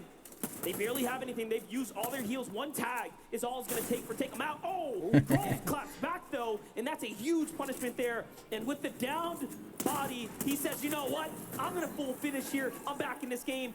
Arctor takes off running for the hills. That was a much needed battle by Groves, and I like to play again. You cannot be a hero in these lobbies as Mustache. Looking like he's having a little bit of trouble here. 202. Puta, no han enfocado a Buga, mi jugador preferido. Already, so they finished this fight, but you can see the teams on the outskirts of Rocky Reels. No lo he escuchado, no lo he visto. Rotation to one of the deadliest teams in the lobby. The launch pad's already down. Malibu and Mustache cap off HP and hit it. Off they go. It's Chicho and Trulix who are looking in. These guys have gone head-to-head so many times in the past, and you know there is all types of bad stories waiting to unfold in front of us. But Chicho and Trulix don't get the elim. They managed to hit the ground running. Malibu and Mustache are waiting here, though. Well, yeah, no lo he visto. Yo creo que ya lo eliminaron ya. He talked about in some of those interviews playing a little bit more passive than what he's used to. 2 eliminations. I gotta think they're trying to pick and choose a lot of their battles, but the lobby is putting such a focus onto these two, getting them to expend so many resources. Malabuka has just about 60 to 70 HP as well. Mustache is trying to do what he can to try to find a stabilization method here, but it's just happening from so many different players who have so many different angles. One thing that is working, though, is the zone. It pulls pretty close to all the players nearby. Finally, things settle down. Tayson and Chapik's last game found the same duo on the edge, but let's jump on over to the west side. Let's get to the opposite side. It's Thomas HD and Trip Hearn. What a great standing so far here, looking pretty solid. They have Janice and Vidil weakened nearby. Buga and Miro no lo veo. No, parece que lo eliminaron. Ah, no, está ahí, ahí está. No ha matado a nadie. Está vivo, yo pensé que lo habían matado.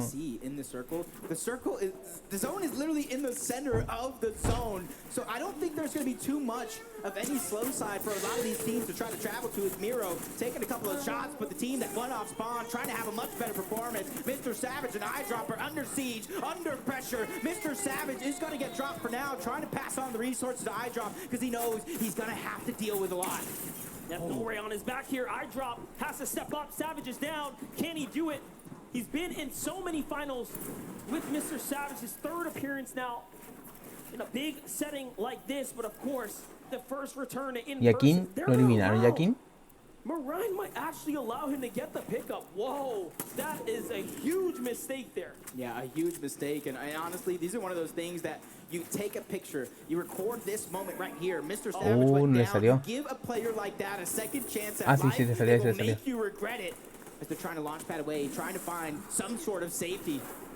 Sticking box to box, hip to hip, landing on a couple more resources as well. This is a perfect spot to land at for Eyedrop and Mr. Savage. That way they can replenish some of the lost resources. Such a massive find right there. It was looking like it was all over for a moment. But there, they get a little lucky. Smite and Larson at 4 elims now. It seems like as all the action, as all the cooks jumped into the kitchen, they have managed to walk away with a successful meal or two. They're looking pretty good. 4 elims, like you said. Clown Ref Scar just a little bit above them. You just check a sneak peek at the leaderboard. Cammy and Seti still holding on to first place by 7 to Asia's Barim and Zagu. 151 above for the NA West. 3-time champions, Favs and Snacky, sitting in a good spot, trying to gather the information. But Vadiel and Janice are under pressure, with Vadiel down 56 below the damage threshold. Shots from Thomas HD to take down another EU powerhouse. And in the distance, Japan is just lurking nearby. Asia has performed so well. Remember, Mareem and Zagu are in second place as the most recent FNCS champions of the Asia region. Easy and Vino, though. Big story in front of them. This is a team that we have expected to come out so far ahead of the competition, as they have had one of the more dominating tracks leading into this, taking home a multitude of Elite Cup finals where the competition, as we know it, is extremely tough. Meanwhile, Smite and Larson, battle's breaking out above them. They get to steal the loot here. That's a great find. Yeah, that's a huge find for them. Right? You get to upgrade some of your inventory, get some more heals. The Chroma Splash probably going to be used a little bit later just to get that rotation to come through. For them, they found a huge amount of resources. That way they could try to make it towards the next end game. But you see Storm Surge just still affecting so many teams. Tough spot to be in there for Larson as he misses the heal. And Anas and Pink go down from the high ground. It's Vortex in hand. They are just turning this lobby upside down right now. Queasy and Vino are back at it again, though, in this end game here, trying to find a position. Now remember, what they did in the last game was exactly this. Half in, half out. They say, hey, we're gonna play for high ground. Mataron Savage. You can have it. Hen says, you can have it. I'm going to low. Yep, I gotta be careful here. Queasy and Vino both know 6th moving zone, which is about to happen here shortly, is one of those zones to where, yeah, you might have the high ground now, but with the amount of launch pads going around, the amount of threats that are in this lobby, you might have to stagger your teammates, one forward, one back, just to make sure nobody is able to sneak it away. Well, this is looking like a tough situation right now for our champions, Mareem and Zagu. Once again, leading into this game, second place. No heals. Very, very peculiar spot to be in. The zone pulls far south as well. Now, they have some mats, but they will absolutely need a refresher right now. Maybe even a gifted launch pad from a team. Hasta Boga todavía vivo y Kim ya no lo han enfocado a Kim, que el argentino. Vino and Queasy starting to eye up the lobby, size up the rest of this game here. Booga finds Mareem in the feed. There it is, the full finish. Ahí está Booga, ahí it's está. going to start to come through. The first elim for Booga and Miro. Oh, Booga. I'm looking at the mini-map right now, seeing where it's actually going to go. There's different elevations. I think whoever is able to grab a side of that mountain mire cómo está volando. best chances to win this game overall. There's still 500 above the damage threshold. Cammy, as soon as he lands, he's going to get back up to 200 pared. Still alive in this game as well. Keep an eye out for him, but Seti and Cammy have to defend their lead right now. 3 elims. What a way to do it so far. Meanwhile, Una cosa de loco, de loco. This is one of the toughest end zones as well. Flutter Barn has so much varying terrain. You have to be careful. There are indestructible, large stone monuments in between. Oh, como caen. Canada going down, leaving Macwood as a solo. They Ahí está have Booga. one elimination, so they don't have to worry too much about damage in terms of Storm Surge. But Booga and Mero, as it does shut off, you saw they were well above it. So changing up their strategy, and it's paying off handedly. The pacing is incredible right now. Only 19 duels remaining. Things have really taken a turn here for the worst for most. Reed's going to get burned and turned back to the lobby there. Que lata He que pone. falls, but Booga, that's está still ahí well abajo, inside the Booga. top 20. Meanwhile, Vino on high ground, looking very comfortable. No resistance. Larson and Smite are making up for where they left off. They may have not earned a huge game 1, but a great game 2. And now Miro and Booga are fighting back. Yeah, 2 of the big NA West powerhouses going down. They're trying to get an elimination. But Booga and Mero, Oh, no. but Mero's getting tagged back up. He needs that side to go through, but it's still not going to be enough. PH then does go down. Booga trying to get that IGL. He's trying to beat him to green him back. He's running out of resources. Macwood falls. High ground, though. Does Vino and Queasy still have that position onto the high Veo ground. complicado Buga. They're not ultimate low, but they found themselves that perfect middle layer. And you'll notice Buga is now left by himself. KVR finds his teammate Smite and Larson on the ultimate low. Hen and Vortex front side firing back and on height. Vino and No, Buga vaya a morir. Cayó Buga. Ahí lo quité. NA can step up to the damage. Let's see it. Hen is going to be punished and now hunted down. Smite doesn't find Murió Oh Buga. my gosh, already at 6 eliminations. Meanwhile, we jump over. Sensen and Cole still alive here. This is where they do best. Like we said before, it's bread and butter. They know how to stick it to the hip. They have to now. Cole is hurt. Multiple top placings out of this duo. Not wanting to fall short here today, but Cammy and Seti from high ground Pared, to low pared, ground. pared, pared, Another pared. end game's going to be achieved. True Lex gets dropped. Smite's going to go ahead and lend that helping hand, try to steal away all of that loot, but the zone is just immediately chunking him out. 4 HP and a dream for Smite. And a huge end No game tiene right material now ese in front of compadre. Smite here at top 5. Unlocks before him. Oh. Cammy goes down. Seti goes down. And it is all his here. And now No. he fights back, but the zone does the rest. Great game there, but Vortex is now by himself. What can he do? Cole and Sentin now have the high ground. They have turned the story around. No está ni, I don't know no. how they sold it away, but Kito's is solo as well. High ground versus low ground, but it's a 2v2. Scented and Cold versus Vortexers and Hen. This is going to come down to the wire monster, and this is going to come down to Scented and Cold when and where they drop down low. Once again, we are looking at an NA. No, tiene la ventaja los de arriba. Oh. He's going to get big tag there by Vortex in the low ground. 7 elims, no builds. It's looking very, very tough. And it's the same story for Hen as well. It's all or nothing. Can they find something here? But Scented and Cold, although they have the height, they are also running extremely low on resources. But if there's a team that can do it, it is them. Yeah, you see them trying to go back outside of zone, trying to find anything to work with in terms of Hen and Vortex. Scented and Cold, we talked about, it's up to them when and where they drop down. No van a hacer la low. clase Gemini Side de ahí de bajar, They po. just have to close it out. EU versus NAEs. This Oh! one is just a prolonged long game, but the damage is in from Cold.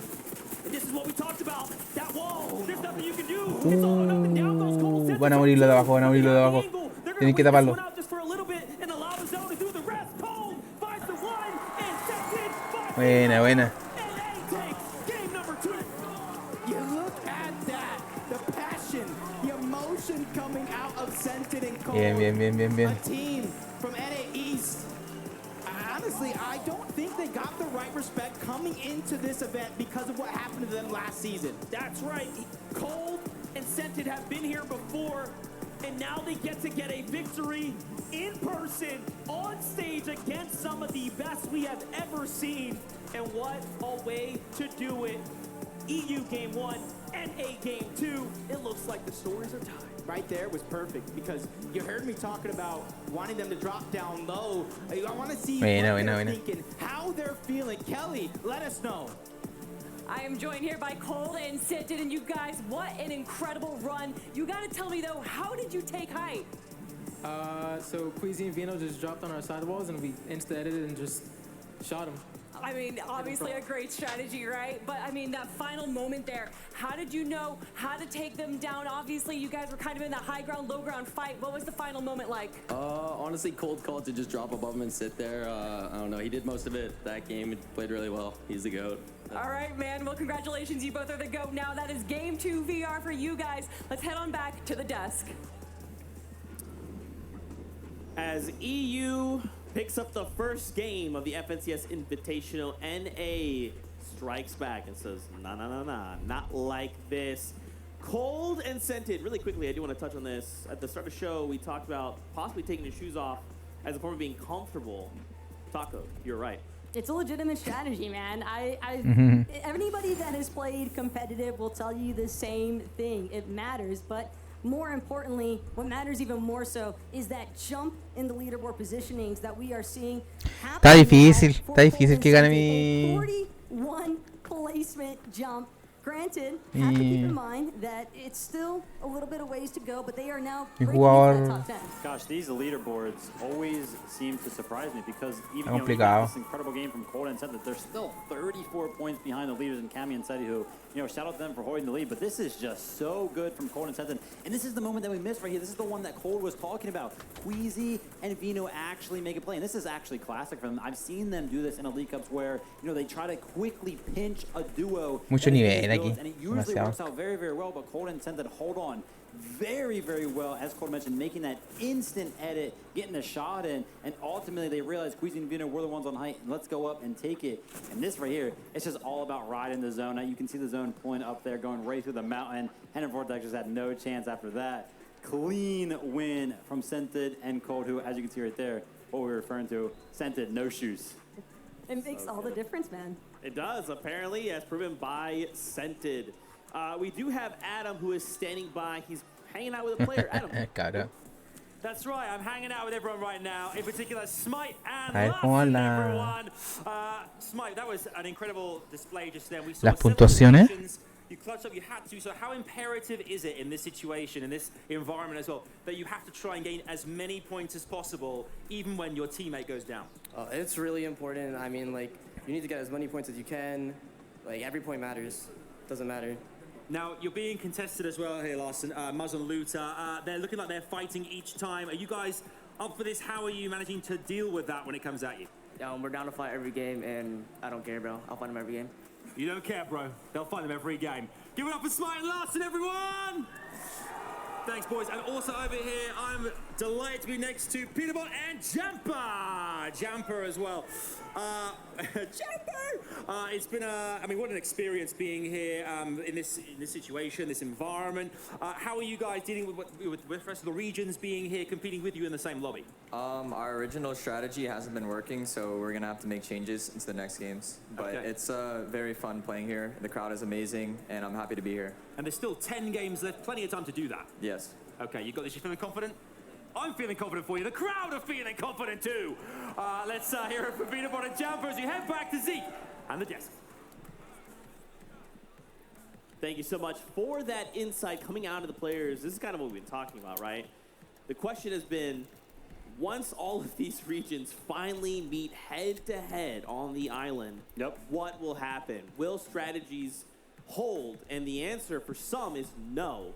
Because who knew that having to adapt to a meta that is completely different than your own region that you've been playing for several FNCSs now. Ahora que parta la tercera partida se van a demorar On their shoulders is going to be Jamper. He's been around for so long, and I love to hear, listen, we did the unos same 10-15 minutos más. strategy in games 1 and 2. It's not working. So let's just switch it up. And I love the fact that they are just able to kind of, have that mentality, but then also have a backup strategy. No, el primero y el segundo se arrancaron. But that's just part of what it means to be part of the 50 of the best duos competing here for the FNCS Invitational title. El primero son los que ganaron la primera partida, pues esos son. Ah, sí, ahí están. Cami and Seti are a duo where if it ain't broke, Esos don't son. fix it. They have been maintaining this first place position throughout the first 2 games, and it's definitely a very strong performance here out of this Polish duo. More importantly, I think that Cami and Seti have just been able to consistently stay working throughout this mid-low ground element, despite the fact that we've been seeing a lot of high ground takes and a lot of high ground play from the close of the lobby. I think that Seti and Kimmy did a great job just holding on to this underside congestion control. We talked about it after game 1. It's like, whoa, Kimmy and Seti are on high ground. This right here, Oh. this was more so their style, where it's just like, we're paying attention to the higher ground changes that are going on. And then all of a sudden, we load up the leaderboard, and it's like, okay, they had 44 points after game number 1, and now they're at 77. They just got 33 points that game. When did that happen? You know what I mean? Like, they love to play these games where they don't like to show up and show out. They just consistently get those points. A couple elims here and there. They're not popping off the elimination feed, but they're just so consistent. And those are the type of games that are scary because, we saw a great performance out of Golden Scented, but still, even after you're playing so well. And it's the competitive experience, I think, that also helps them with understanding, hey, even if I've lost my duo partner in this moment, I can still hold on for moments longer. I think that was a great display there, that closing kit there for Seti and Cami. And I think that ultimately, they're going to probably just keep trying to stay consistent here. Yeah, I mean, one point we tuned in and they were 500 above Surge. I don't know how that's humanly possible, but for Setty and Cammy, it's just another day at the office. Let's talk about Queasy and Vino there. They did get edited on, right? And listen, we have, as the viewing audience, we have the much larger perspective, right? For them, in this opportunity, this was the only chance they had, and we're going to start to kind of figure out what happened. Yeah, I'm hoping that, throughout these replays right here, we can maybe catch some insight into why they actually ended up dropping down, because it seemed like they were getting refreshes. I know they specifically got one right at the start of, moving zone number 2. So it looked like they were chilling on mats. And again, right here, as you can see, Queasy actually only 2 builds up. So that was the call. Let's go try to get a refresh real quick. Unfortunately, Cold and Scented, they're so good in box fight situations, especially Cold. I mean, Scented picked him up just because he is such that well-rounded mechanical player. And Cold and Scented, one thing that I love about them is they're always on the same page, and it's always incredible to see. And right there was one of those situations, unfortunately, for Queasy and Vino. But I love that out of them, right? Going for those plays is what is going to make the difference on the international stage. As far as the IGLing is concerned, Queasy seems relatively confident still in that decision. 2 times over now, we've seen this duo go for high ground by the time that first moving zone actually comes into play. And maybe 3rd time's the charm here for this duo. All in all, though, the high ground strategy is working, right? Second place right now, only 4 points behind first. So just keep doing their thing. Yeah, and I mean, I feel like, especially looking at how many eliminations they had, man. 5 eliminations, 5 refreshes, and that wasn't enough to take them through that game. So we'll have to keep an eye on that. Cold and Scented back on them, 44.6 elimination, currently sitting in that number 1 spot. Again, 2,800 damage dealt. That's my favorite stat. At game 1, we saw it was 2,200, and I thought that is an astronomical number. Yeah. Cold and Scented said, hold on, one moment. So we're going to see, hopefully we keep seeing those stat lines, because as the day progresses, teams are going to get more and more aggressive, which means that this storm threshold is going to progressively go up, which means that teams are going to need to do more and more damage. So hopefully we'll see, maybe we'll break into the 3,000s for an individual team. But yeah, 2,800 damage. That is a lot. But entering the halftime point, essentially, because heading into game number 3, if there were ever a time to look for a shift in strategy, like what we heard from a couple of duos earlier, I think that Peterbot and Jamber, they had like the right idea. They're like, hey, it's not working out. This is where you would want to make the adjustments, is heading into game 3. Let's find out. It is time to see who will rise, who will fall, and how they will adjust to these games. This is game number 3 of the FNCS Invitational. And just like that, we are already gearing up for the next round of action. Yeah, game number 3 right around the corner, but 2 exciting games. Battle Bus is ready. Not long to wait, because game number 3 starts now. Now we're moving at my pace. Let's do this.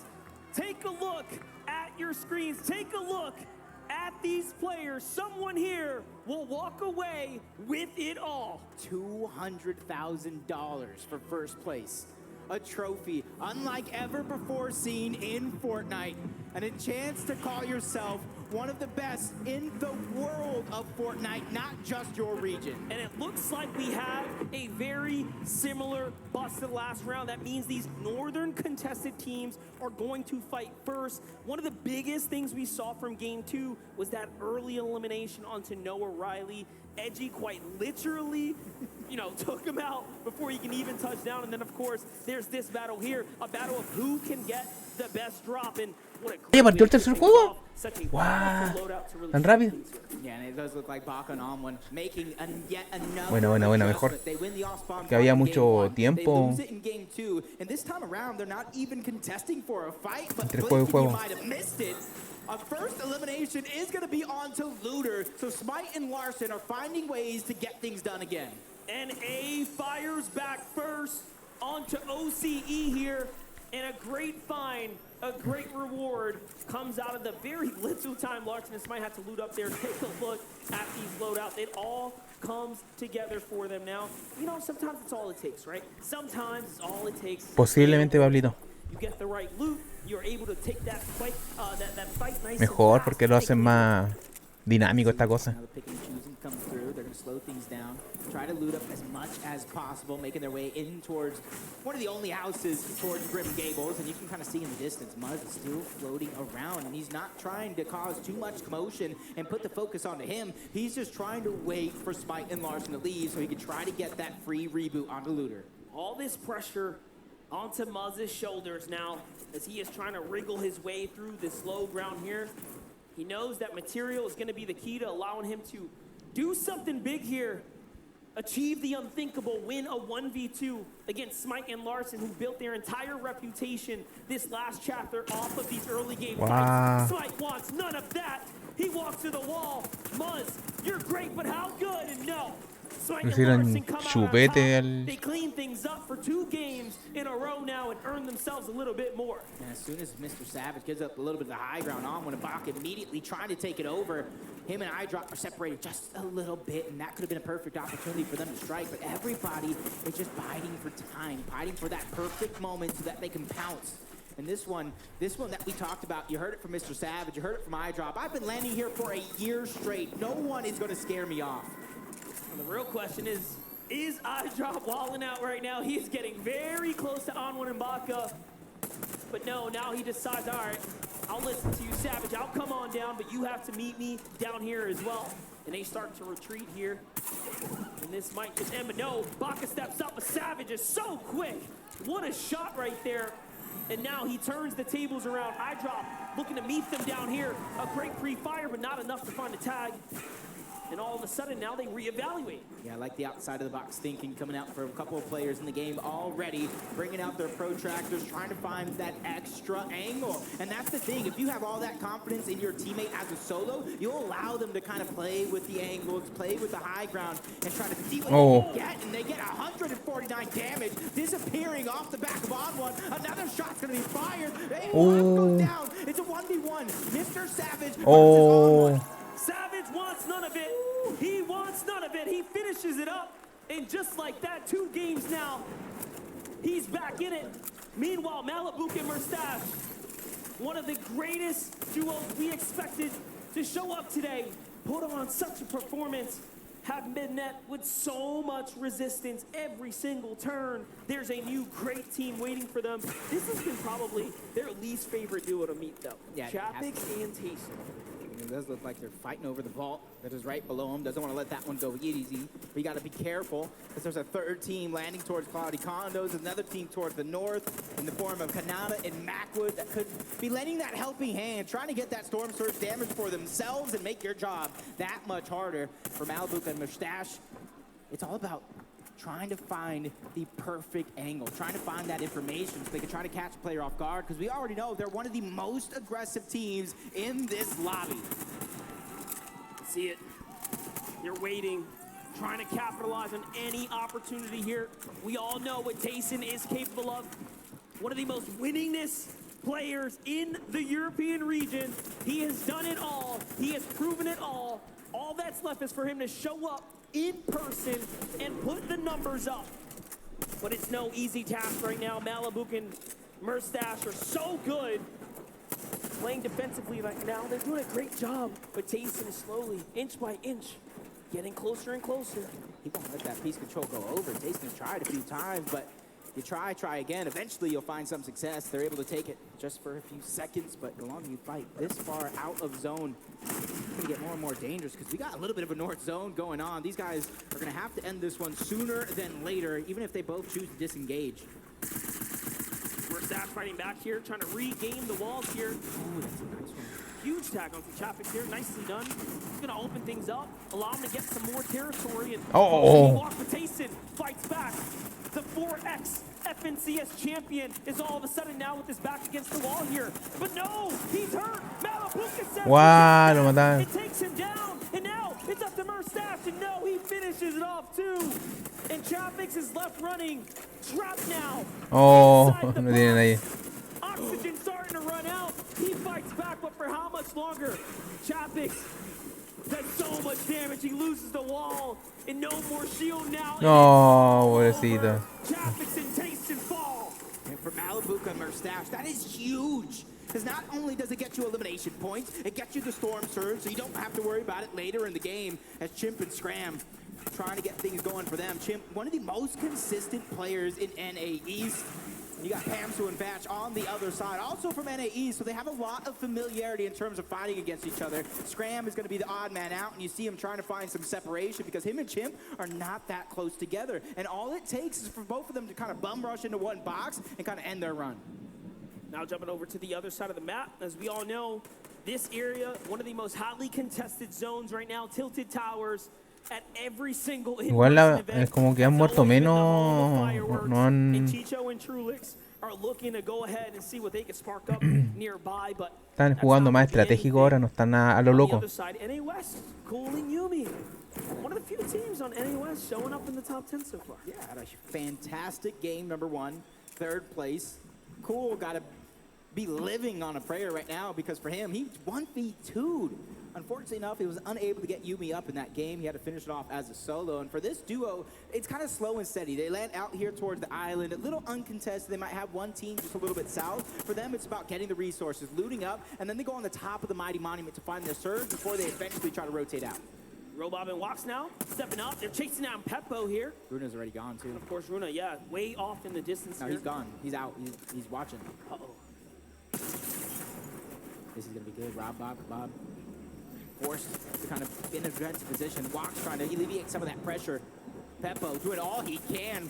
One of the best in his region, but well, it does look like it's going to be taken. Walks with a huge shot. Runa and Peppo go down. Wow, como lo reventó. Tough spot to be in for Runa and Peppo. One of the few representatives for the Asia region have now been taken out. Cold and Sensen on the other side after a hot win there are now in position up dead center, and it seems like they have done enough. This villain story that we've seen unfold over the weekend, contested in the lead up. Malibu and Mercer are still problems on the horizon. Could it be, of course, Booga and Mira who were looking off and picked them off? I knew they were going to go on top of the Mighty Monument to try to get the Storm Surge, but great minds think alike. Peterbot and Jamper from NA East beat them to it and took down one of the players from the NA West Championship duo. It's going to leave Cool by himself yet again, but how many 1v2s can you take? This is Peterbot, though. Put some respect on his name, and he makes it look easy. And just like that, Jamper and Peterbot earn themselves a huge elimination onto a team inside the top 10. What an Elin. And for them, you got to think Peterbot and Jamper don't have to worry about Storm Surge in the immediate future. But you know how active this lobby is. They got to start thinking about it later on in the game once they find that rotation. Well, listen, we have Mini Miner here to update us on more action. Wow. Thank you so much, Monster. Now, this is a prime example as to how to finish a fight quickly, right? We know PH Scene and Ketos are fighting in the middle of the map. They need to finish this fight quickly, and look at that. Pinching from both angles, getting that Storm Surge done early, as well as bolstering their loot. Look out for this team for the rest of the game. And that is such a huge set of feelings there, because that's another team that is huge, like honestly showing up for the Brazilian region. PH and Ketos, man, wait for them to just really show out. You know, the discussion and lead up to this entire event was things are going to be easier. You know, let's not respect these guys. And now all of a sudden they're saying, hold up. No, hold my water, hold my mini shield. Let me show you what I'm capable of. And I am so impressed by what we have seen so far. And you're seeing a lot more activity in this game than the previous two, because they're starting to fill each other out. They're realizing how hard it is to get Storm Surge later on in the game, so they're trying to get it as early as possible, so that when they end up in those close zones, they're boxed up, they can pick and choose when they have to peek, instead of Storm Surge saying you have to go or you're going to go back to the lobby. Vidio, no stranger to victory royales, but falling very much short so far. You saw the standings there, 4 points separating first and second. Still a very much competitive competition, but EU has taken big strides to start leading the pack here. Pamsu and Fatch are solid, but let's get on over to Clix and Duke here. They've had such an uphill battle fighting their way out of the Joneses against Pink and Anas, and we've already Al argentino no lo muestran mucho, ¿eh? 35 below the damage threshold. For them, o sea, no lo han mostrado nada. yes, but it's such a low number. They're just trying to get ahead of a lot of the rest of the teams, so that way they can easily try to look back. And the shot still coming in from the high ground. There goes Duke trying to poke a couple of shots. He finds some good damage, but takes some as well. Going to be above the damage threshold. So once again, they can find a way to take forward. And I want to see them do that now because history says when Clix and Duke fall behind the zone, they somehow find a way to kind of not have those good games. I think the player base tends to forget, the scene tends to forget. Clix has also competed in the World Cup for Al argentino no, Pablito, no le tengo mucha fe. No. Many years ago, and just look at the difference now. Que no lo han mostrado nada. All grown up here at the international stage, still competing at the highest caliber. Ahí está el cabro chico. Similar stories.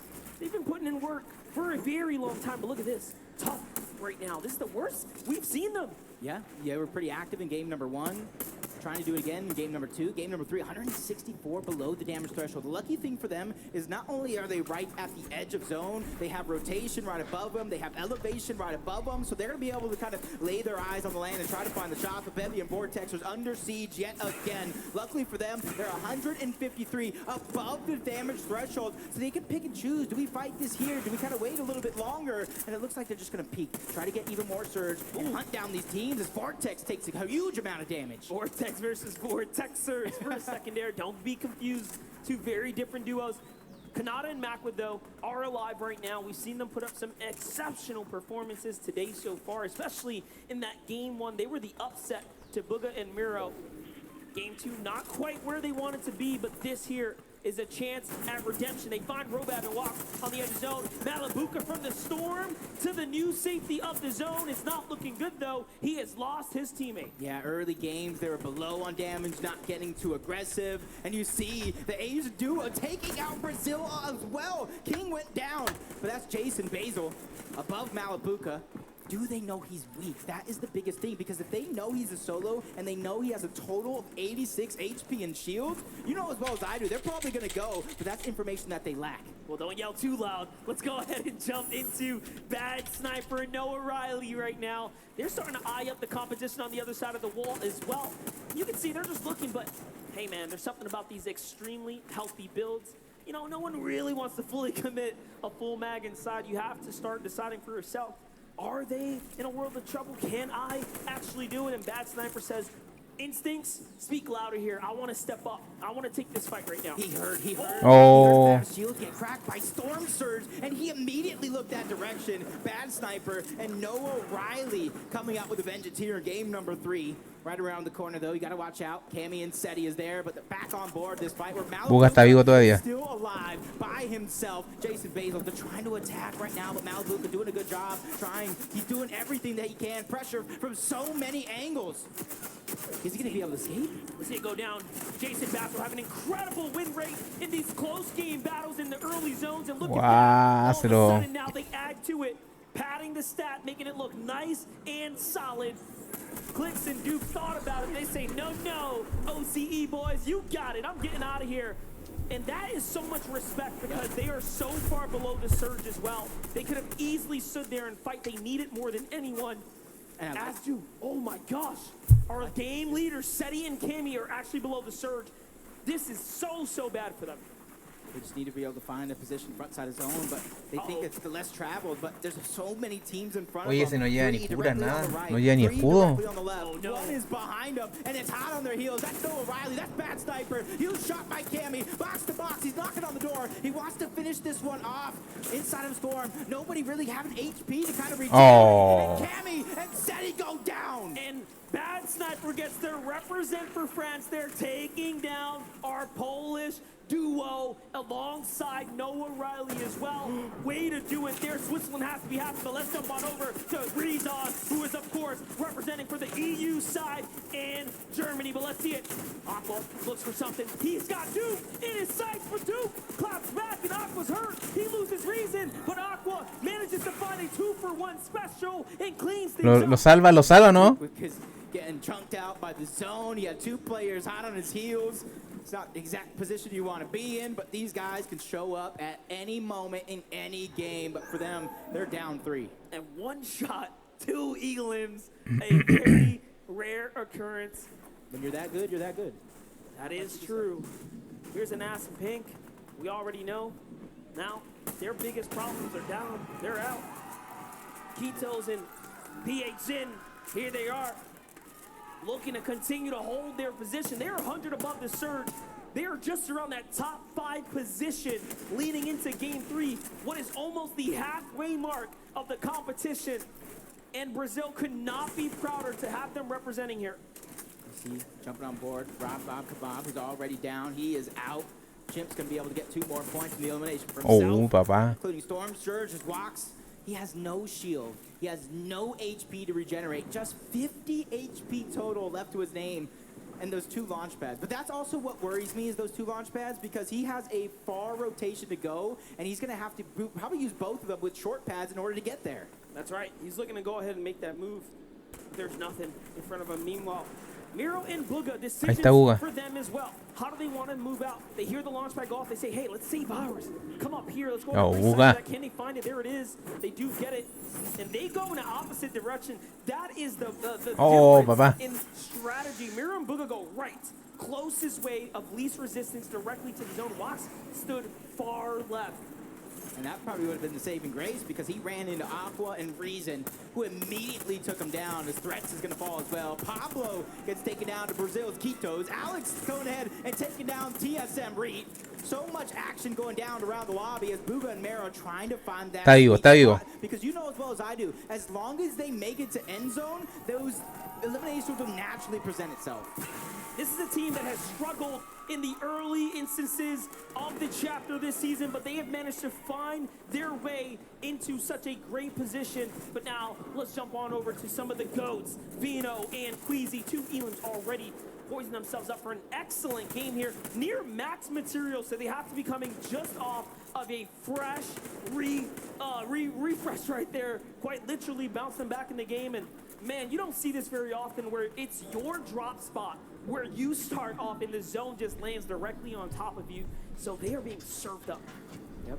And right now, for an end zone like this, when it is on your drop spot, you already know how to traverse every piece of terrain that is around, as Kitos still trying to do wonders. Not a lot of HP on PHN, so these guys down on damage in terms of Storm Surge have to figure out what they're going to do, because if they wait too much longer, they will be down. They will be out.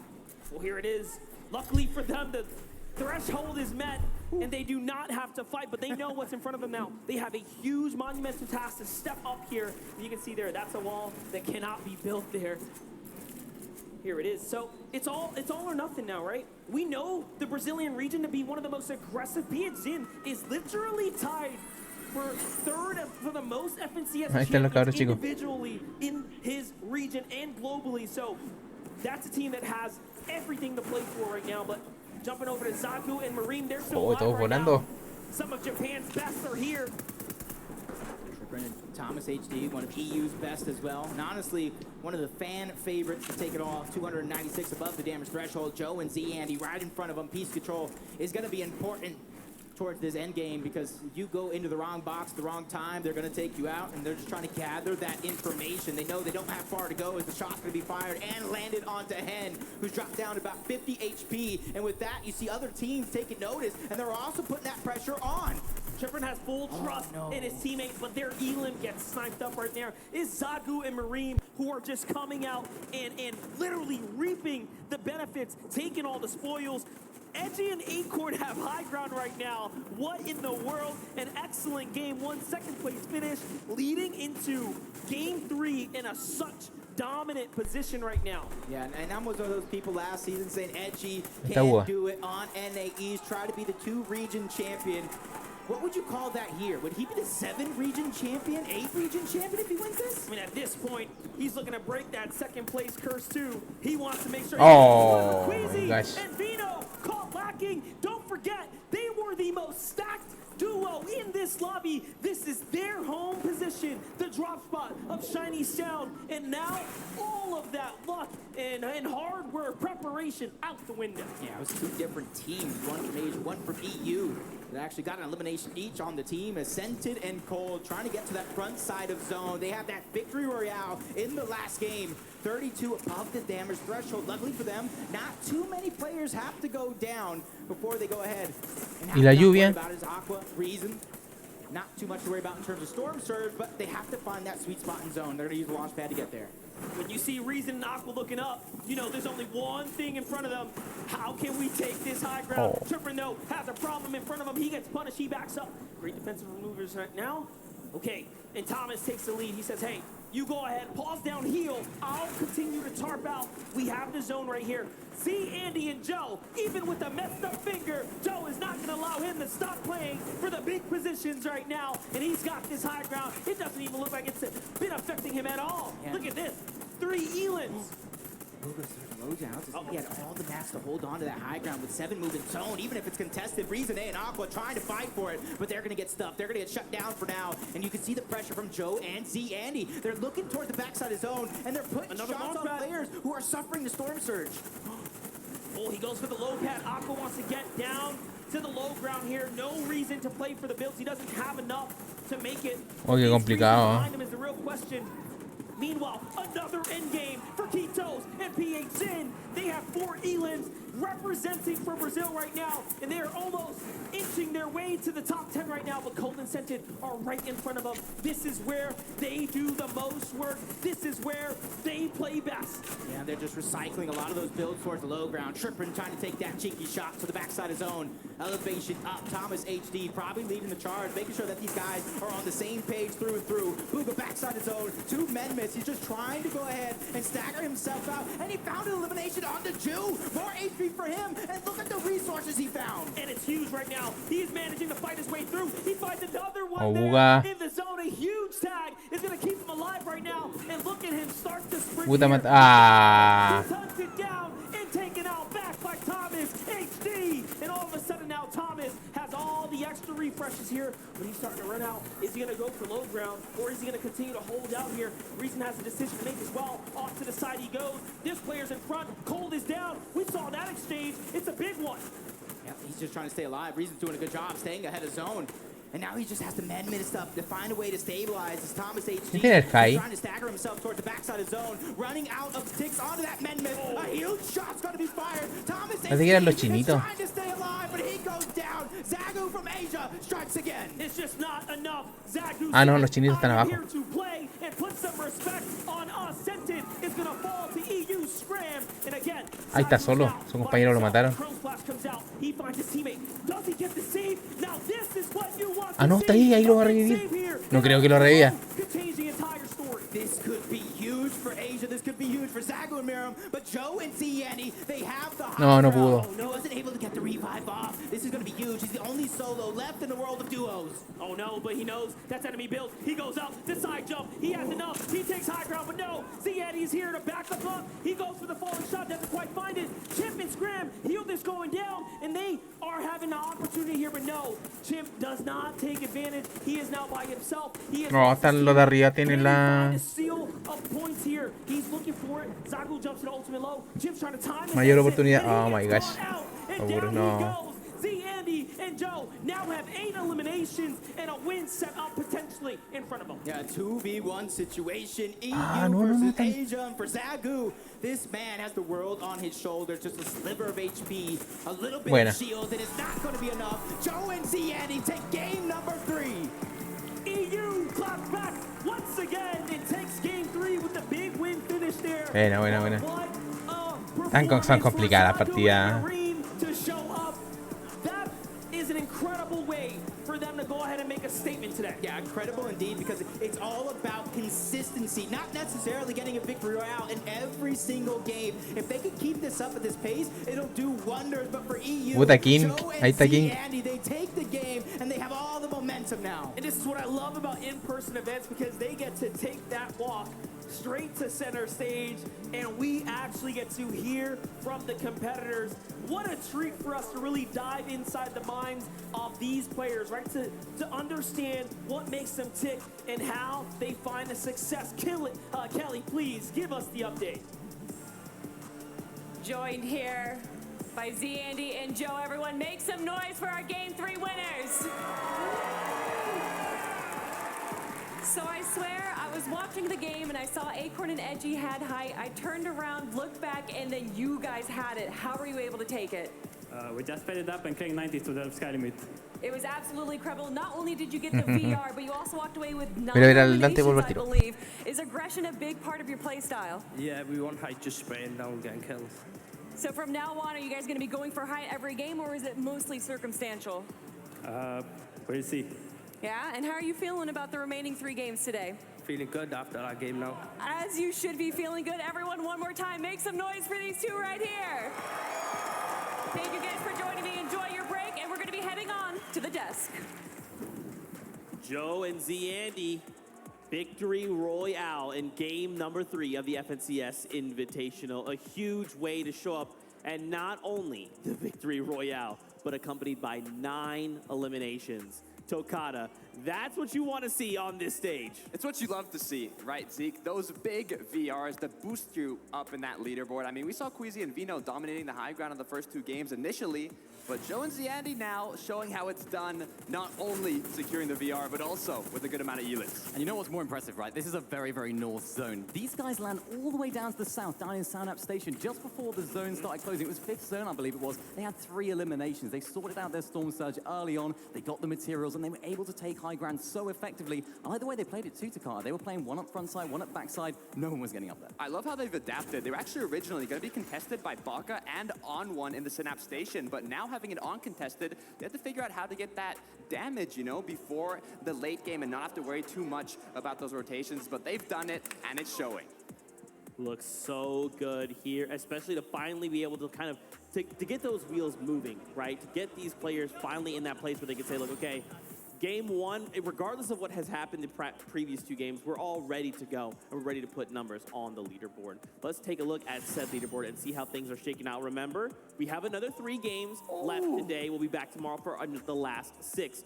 Queasy and Vino now tied with Meram and Zagu. And I just gotta say, the international teams here, Japan, Brazil, y'all are showing up huge. This is what you love to see from an international event. Queasy and Vino were fan favorites coming in from EU, but now seeing Miriam and Zagu tied for that first place spot. Remember, Queasy and Vino, they got knocked out in 6th zone this last match. They had a very strong first 2 games, but this 3rd one was not so strong. But if you want to get that first place spot, you have to stay on top, and that is what the duo from Asia is doing. Yeah, and things were looking peachy for them, right? They were picking up eliminations. They were looking good. They had the materials to go for their classic high ground take, but unfortunately, it couldn't quite work out for them, right? They were just getting sprayed from all different angles. Maybe it was a positional issue. Maybe Queasy might have to take blame for that, but you know what? There's still plenty of games to go. You gotta hope that they can just make the adjustments, right? It's fine. They're still in first place, right? Even with the situation, they go down in 21st place. In that game, they're still in first overall in the leaderboard. But for right now, why don't we toss it over? Adam is standing by with Vortex. What's he got to say? Thank you very much. Zeke actually, Hen was just complimenting me on my, I smell a candy gloss or cotton candy kind of smell. I'd love to take credit, but it could be the points you've scored thus far. 2nd place in game 2. Hen, how are you feeling after the first 3 games of FNCS Invitational? Not good enough. Obviously, we got 2nd place in the 2nd game, but the 1st and the 3rd game weren't good enough. And hopefully we can fix that after the break. Yeah, that's about it. I mean, Vortex, coming into this competition, you say it's not good enough. Do you set real high expectations every game? Do you set certain things you must do on a game-to-game basis each time? Yeah, we did okay the first 3 games. First game I did a dumb mistake, and yeah, we need to fix it. Gotcha. And I think when it comes down to this competition as well, playing against the rest of the world, there is a pressure, but there are still 9 games to go. 9 games to go. That sounds like fun. That sounds like fun indeed. Thanks very much. Massive shout out to Head and Vortex. Let's head back to Zeke on the main stage. Just kidding, Adam. Surprise for you here. It's actually me, Vivid, on the stage. Shout out to the players. Game number 3 is done. Into the halftime we go. Some of the players will have an opportunity to make some changes, just like Booga and Mira have. As you can see here, some of those early games, the Storm Surge wasn't necessarily looking in their favor, so they're actually going to go ahead and make sure to prioritize some of these tags before they're even fully loaded up. Mira right here has a pistol, and he's still making sure to find those opportunities in that early game. Now, of course, this is something that you love to see out of Booga and Miro. This is something that they usually do. Move just to the north of them over here at this area, set up on this hill, and find plenty of tags throughout this early game to make sure that they are set on Storm Surge. And they actually sit up here for so long that Hen and Vortex are not even expecting them to still be up there. And they get this nice sneaky beam in here to make sure that their Storm Surge is looking good. And then listen, this is the adjustments I was talking about. Look at this. Booga and Miro sitting all the way back in the storm, knowing that Malibuca and Merstash have been making this late rotate with the balloons as well, to make sure that they get some Storm Surge tags on them as they fly through the air. He does get the knock, ultimately doesn't find the elimination, but the adjustments are being made, and that's what we love to see. Now let's check out what Zeke has for us. Thank you so much, Vivid, for that breakdown. As we come back to the desk, we have a very special guest joining us here on the analyst desk. It's none other than Cypher PK. You guys can give it up. I mean, we all know Cypher is pretty incredible at everything he does. I mean, you can hear the fans absolutely losing their mind. Cypher, how's it going, man? ¿Quién es ese gallo? Okay. Yeah, that's awesome. That's awesome. How are we feeling so far about this? No tener idea quién es. The first 3 underway, done. We have 3 left. What are your thoughts? It's been exciting, man. We've seen some crazy changes, right? I mean, we went into it kind of having expectations. We thought, we thought these teams were going to do well. We saw the Queasy and Vino, of course, still doing very, very well. But some of the smaller regions, some of the maybe lesser-known players have turned up today. It's been great to see. We've seen changes in strategy, of course, as well. Some Nunca lo sabremos, Pablito. That have really put these teams to the test. It's what you love to see, though, right? In an international competition like this, teams from all over the globe popping off, right? I mean, the leaderboard right now, I saw some predictions coming into this tournament, and they did not look like the leaderboard is reflecting currently. Yeah, that's right. We are back here on the analyst. Sorry about that, Cypher. I forgot to turn on your mic. That was on me. It's all good. It's all good. Welcome. How are you Thank feeling you. now that everyone can hear you? I'm feeling great. First Fortnite event since World Cup, and you guys blew it out of the water. That's awesome. What are you thinking about the competition so far? How are you enjoying the games? Well, it's great to see some of these players in a LAN environment, and because there has been one in such a long time, a lot of these players, this is their first ever in-person event. So it's a completely different kind of shock when you're playing in front of a crowd and you hear the cheering and roaring. So some of them are veterans, some of them have LAN experience, and that is going to benefit them, but then the rest are kind of here for the first time. Yeah, yeah. Is there a duo you feel like you're following? You're like, yo, I'm vibing with this duo, and then maybe one that you're like, yo, these are the ones I think are gonna win. Well, the duo from Japan, I'm glad to see a small region pop off on an international level. So I'm kind of rooting for them. That's right, dude. Zago and Maron, they are absolutely it's weird too. They're just running around, and it's wherever we look, their action, they're just there. They're just hey, there's action over there. I want to be there, finding eliminations. Who are you hoping to see change things up as we kind of move into the later half of the day? Well, there's a lot of off-spawn fights happening right now. You got a little bit in Joneses, a little bit in Tilted Towers, and whoever's just on the bad end of that, I want to see some adjustments from them and see if they can put aside their ego and just make the right play, maybe land somewhere else or change it up. I mean, there's some spots on the map that might still be uncontested, but you're looking for that scrap loot and trying to make it to end game. You might not want to make that change in the middle of the tournament, but it could be beneficial. Yeah, I mean, you are pretty much known as one of the guys that can adapt to anything, right? Think back all the days of I'm going to build a tower here and I'm going to throw a million traps in here and it's a convenient launch pad. Do you maybe have advice for some of these players? Maybe things you would hope they kind of consider as we now have that time to kind of collect ourselves? Okay, so my biggest advice, as someone who's played some of the pro-ams and in-person events, my biggest regret sometimes is just not going for it. There's a little bit of panic, a little bit of nervousness on some of the plays. You gotta really just get into that mindset. You're playing at home. If you can get into that mindset, que habla mucho. You'll make plays and people will be shocked by it. They won't expect you to make those plays. Yeah, yeah. Do you have a favorite moment that has happened so far? Anything that stands out yo, that moment was wild. I've seen some crazy 1v2s, which is, just think about this lobby right here. Yeah. We talked about the accolades that these duos have and the amount of FNCS championships. It's insane. I would not want to be playing against these guys. So to do a 1v2, and we've seen a few already, and I think we're going to see a little bit more going on, that's super impressive. Yeah, watching a lot of these 1v2s happen, kind of to what you're saying, it doesn't just happen, right? It's kind of like walking up to professionals of your equal caliber and just be I'll just 1v2 you guys in front of a live audience, kind of casually, no big deal. Look, It's a feeling that's unique, though, especially in an in-person event like this. You hear the crowd cheer when you get that clutch, and it's exciting. But I'm curious, Cypher, we've seen multiple duos from Brazil right now in the top 5, in the top 10, a duo from Asia tied for first place. We've seen a lot, but I want to know, what do you want to see that has not happened yet? Let me know if there's something that you're looking forward to happening.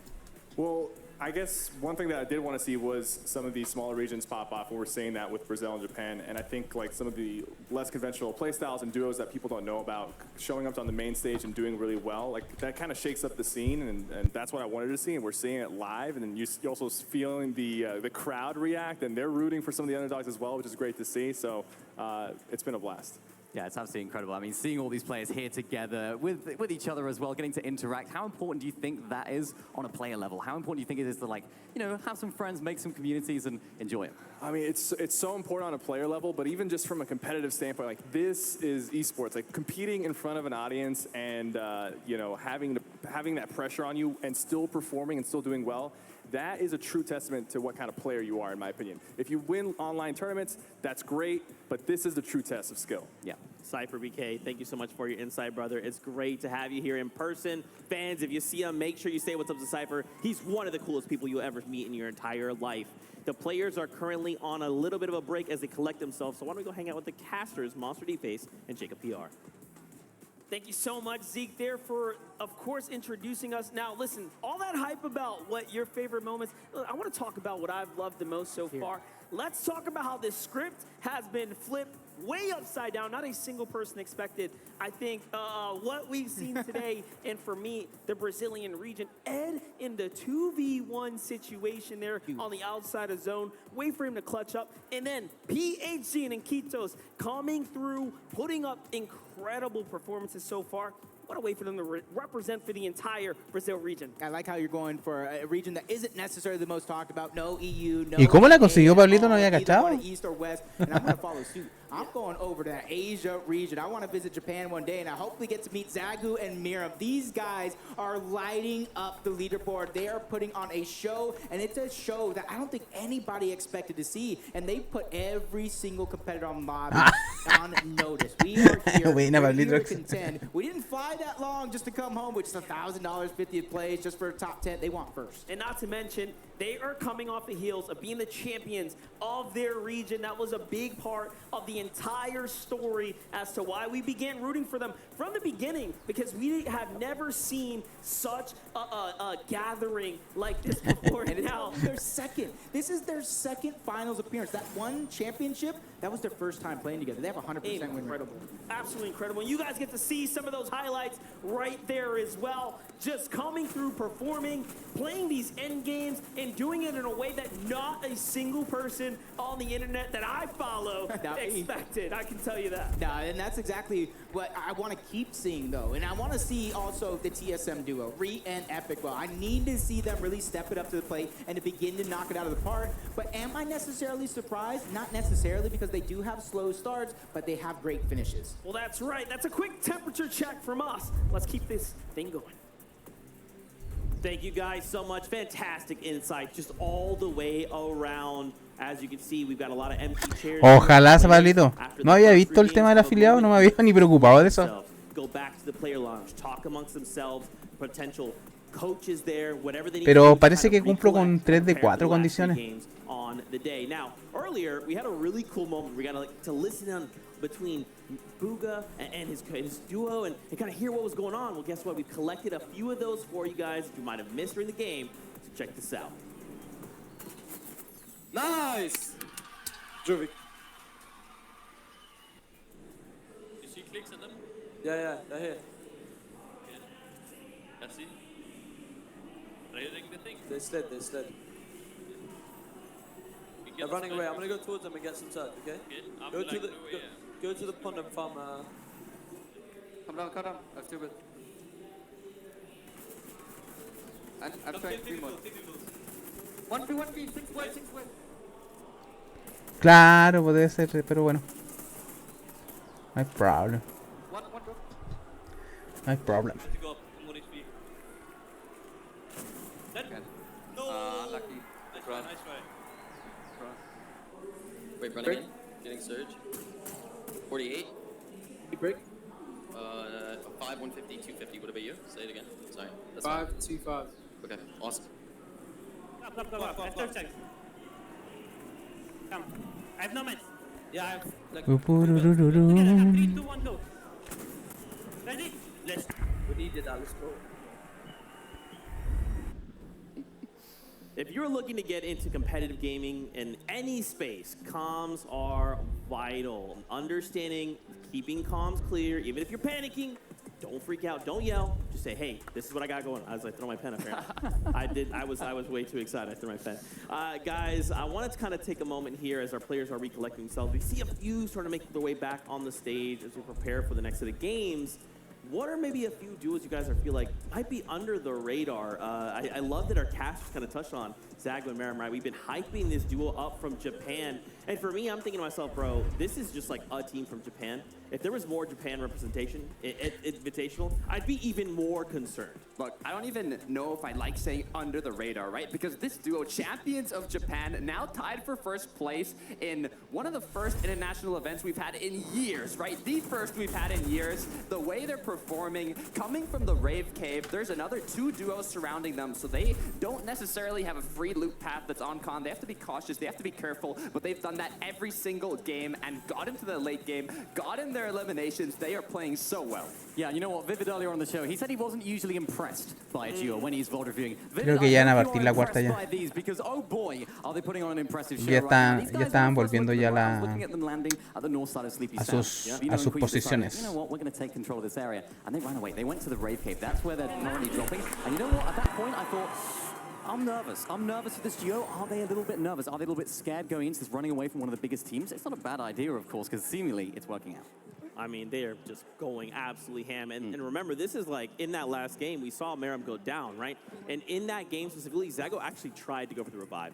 Yep. In an alternate universe, there's a universe where Maram was revived, and they 100% go on to win that game. So we'll have to keep an eye on this duo. Is there another duo for you guys you feel might be under the radar, like truly under the radar? Look, I don't want to say just one duo. I want to shout out both Zeke KBR and also Bachatin and Kitos. I mean, they've been playing so well, especially in this most recent game. They're getting to the late game, and not only that, they're getting in with a good amount of elims. If they keep up this consistency, I wouldn't be surprised if they maintain that spot in the top of the leaderboard. Yeah, and the latter that you mentioned, Bachatin and Kitos, those guys are doing really, really good at getting that early aggression of spawn. They're getting their Storm Surge out of the way because, of course, they're landing at a central POI, that sort of red bridge just to the left of that sort of mid-map area. They're doing a really, really good job at getting the surge. Of course, por acá están llegando una nube sospechosa. Por lo que vi. And oh boy, are they fighting with some prowess? They're fighting with some aggression, and it's good to see. They're not nervous. Yeah, Storm Surge, we saw it very prevalent in game 1, right? A lot of these teams coming out and saying, this is a massive issue, and already within 2 games, we're seeing some of this being corrected. What might be a couple of the changes? Like, obviously, a lot of people kind of what we've hinted at is they're just getting aggressive, man. They're just saying, like, if you want to fight at my POI, let's do this. Let's go. Look, speaking about a change, I want to see. Ya estamos en la tercera, ¿no es cierto? Vamos para la cuarta. No, allí yo creo que van a jugar todos más o menos ya estratégicamente, ya no se van a tirar. Bueno, se van a tirar así estratégicamente, no van a ir a pelear a lo loco. Vamos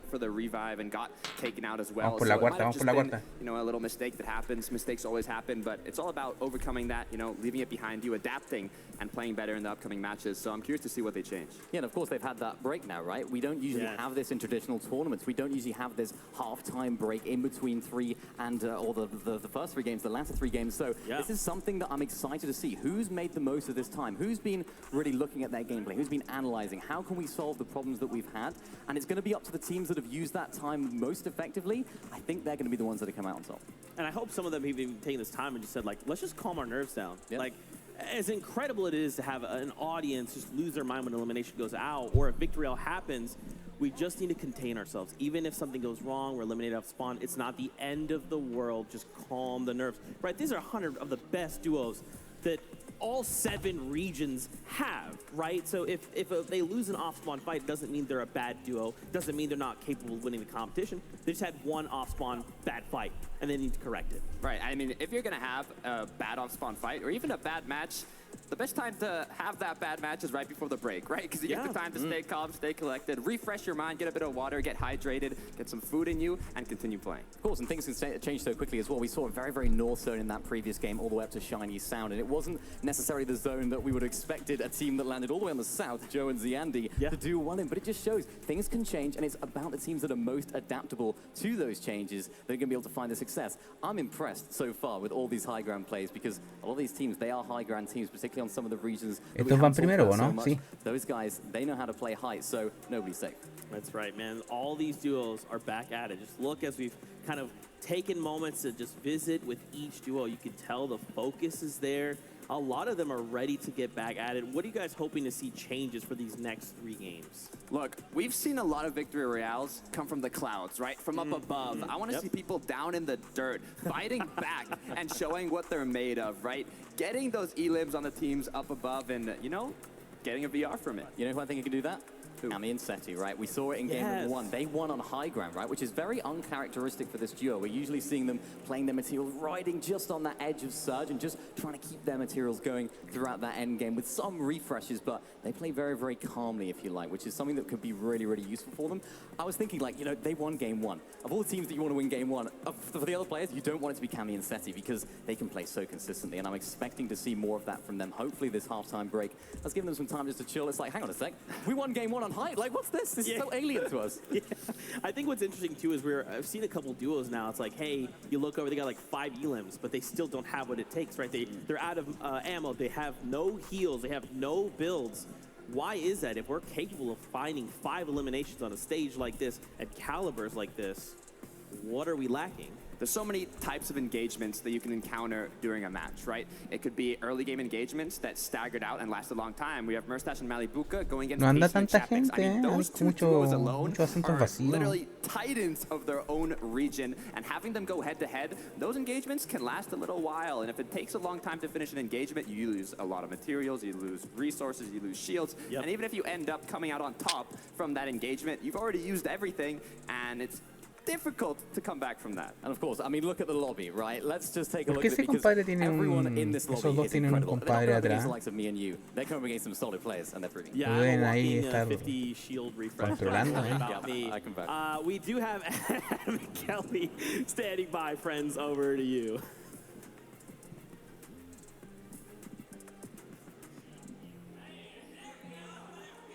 That's what I want to hear, everyone. Thank you so much, Desk, and thank you guys for hanging out with us. We wanted to make sure that our players had a break between games 3 and 4, get some food, get some drinks, and now they are ready to go. All right, we have got ourselves a game 4 imminently, but we need the entire world right now to hear us, North Carolina. Let us hear you make some noise! ¿Quién a presentar? In Greenham, let them hear you in Mars! We are here! We are ready, everyone. Let's go to game number 4. Ah. ¿Ah, ya partió?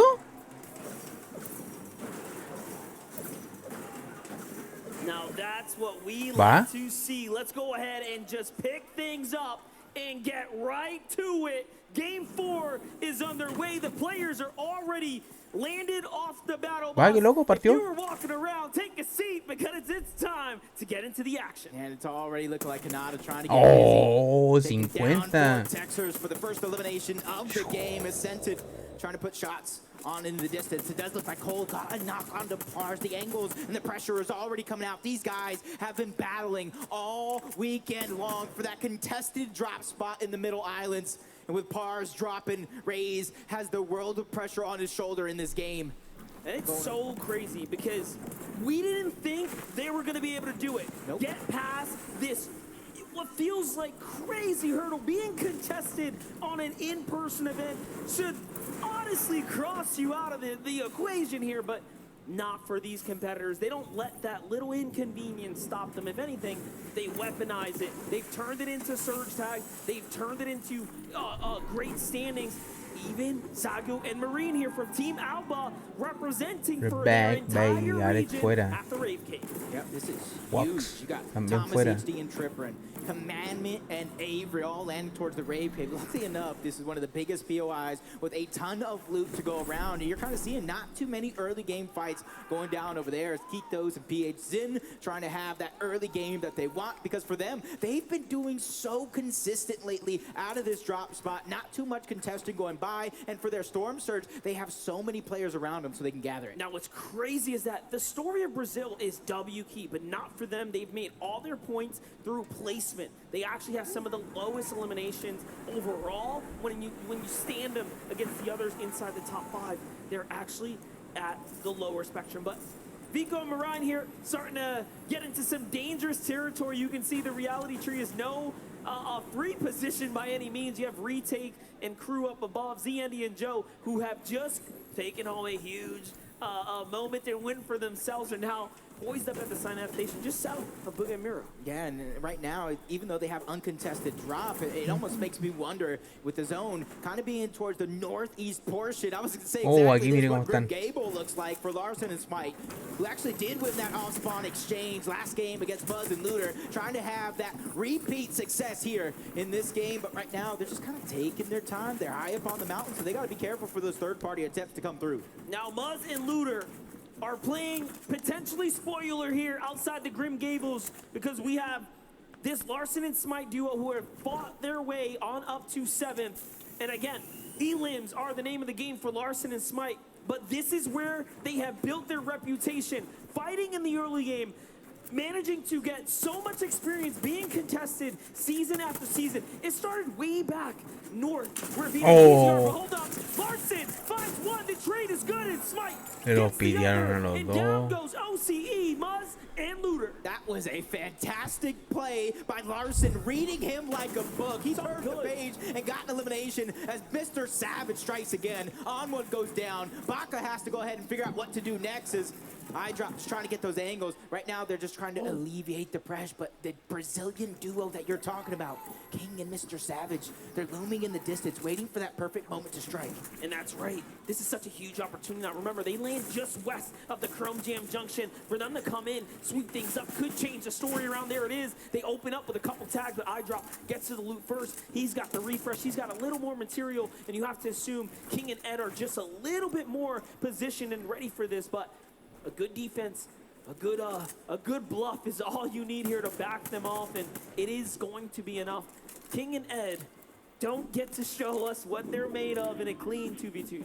Another team's kind of floating in towards Chrome Jam. That is the Asian powerhouse. But over here, towards the islands, towards Mighty Monument, you have the FNCS, NA West champions, trying to have that repeat performance in game number 1. That's Basil, that's Chase that are under pressure. High ground is seemingly right now cemented to the PSG TNA duo.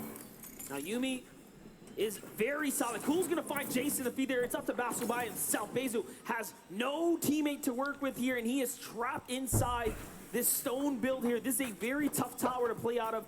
Awkward positions to build, and the terrain gets extremely weird. He does drop a few layers, but there's only 2 exits, and one of them's cut off by tons of enemy territory. So look at this. He goes out the back. Lo vio por la ventana. That is that game knowledge kicking in there. Yumi and Core looking so solid. This is what they do on a day-to-day basis, isn't it, Jacob? Yep, this is exactly what they look to do here with that stunning performance last season. Even though it was a 2-day competition, Difícil ahí ganar they 2 contra 1. ran away with it on day 1, and when push came to shove, they held on to it in day 2 to take home that crown.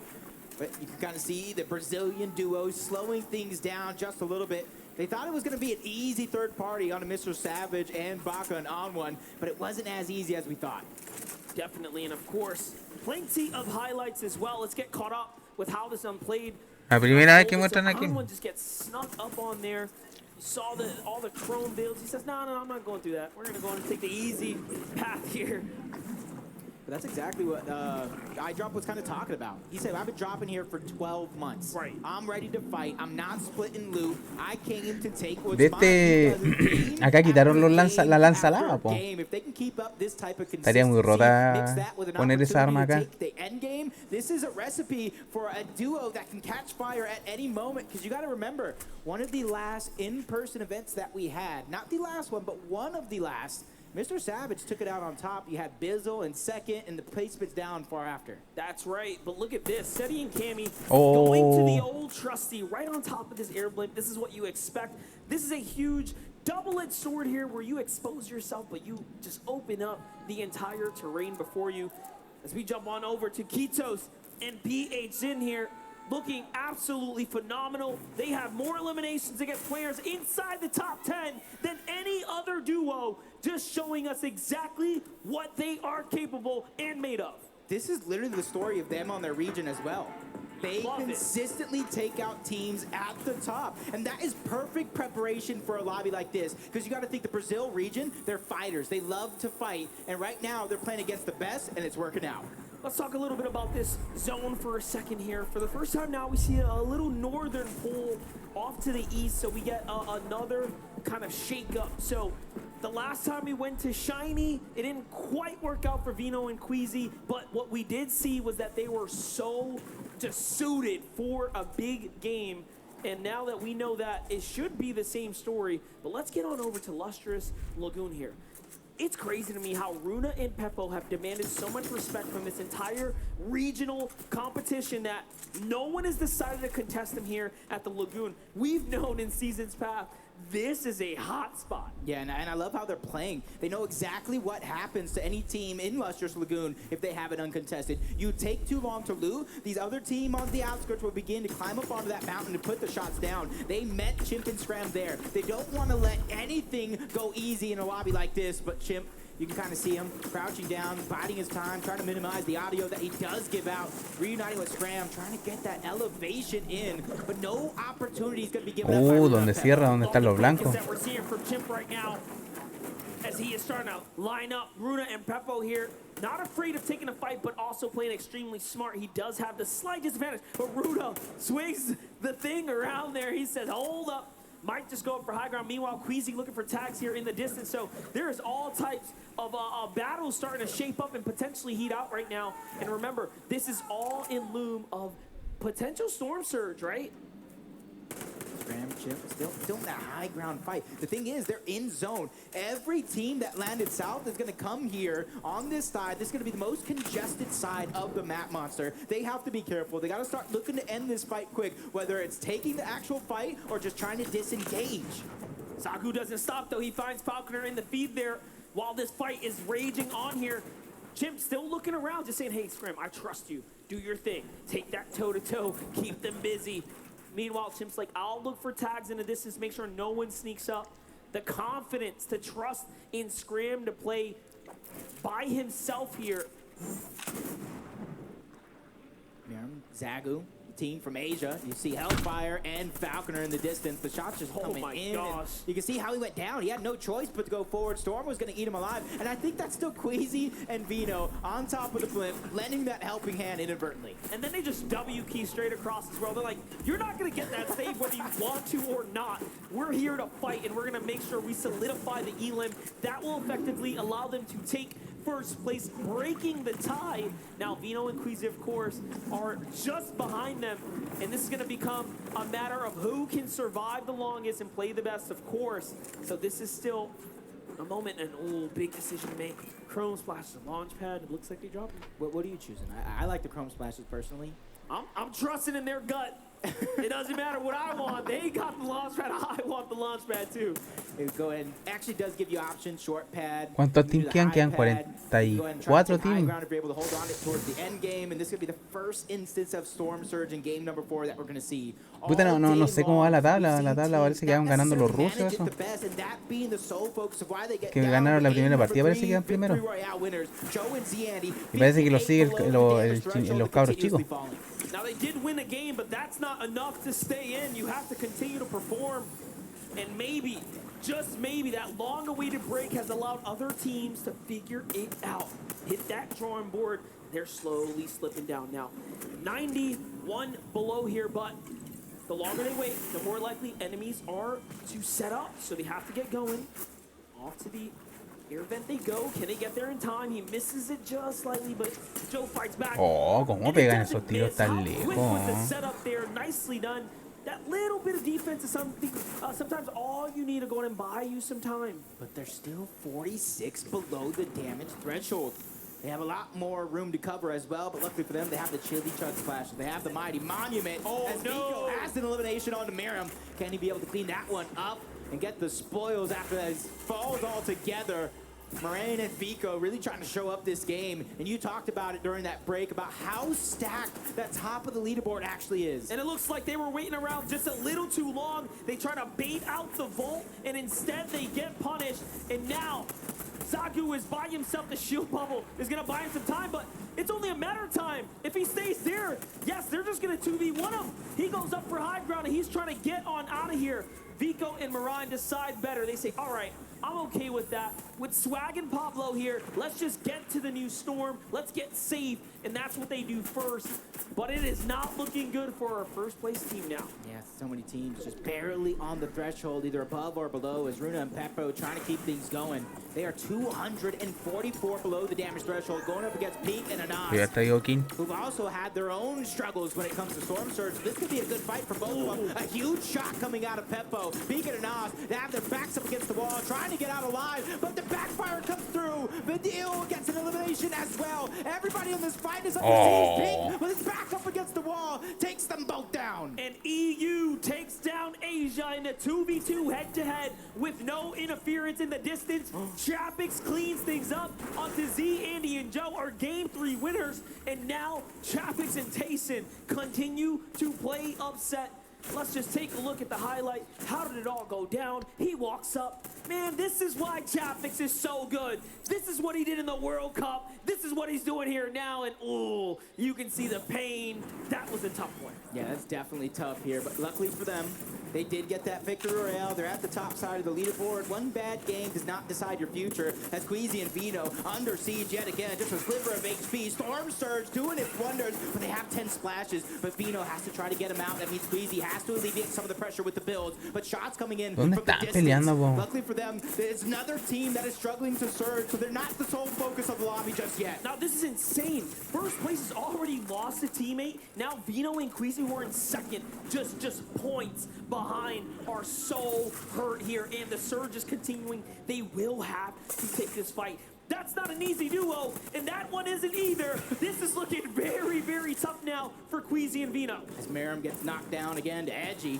They're just going through it this game. We talk about consistency being the key. 44 below the damage threshold. Commandment and Avery become the targets to Queasy and Vino, but how long can they last? Just only a few ticks away. The short pad coming through. They get the damage, but is it going to be enough to go above the damage threshold? Yo, it is not, but it is finally at the tail end. Barely going to be enough. Launch pad going out. They're going to live, Monster, to fight another day. How did Queasy survive that with 1 HP, and now he gets to fight back just a little bit here? Can he find anything? Was there something left behind? They should know better. This is their landing spot. This is their home territory, and they're just going to go ahead and look for scraps now. And just like that, they knew what they left behind, and they are going to be back in this game in no time. Some of the biggest brains in Fortnite to kind of remember something like that. That is outside of the box thinking, but the Storm Surge has not left them just yet. 49 still below the damage threshold. Commandment and Avery, I don't know how they made it out alive either, but they're still doing a good job this time around. 187 above the damage threshold.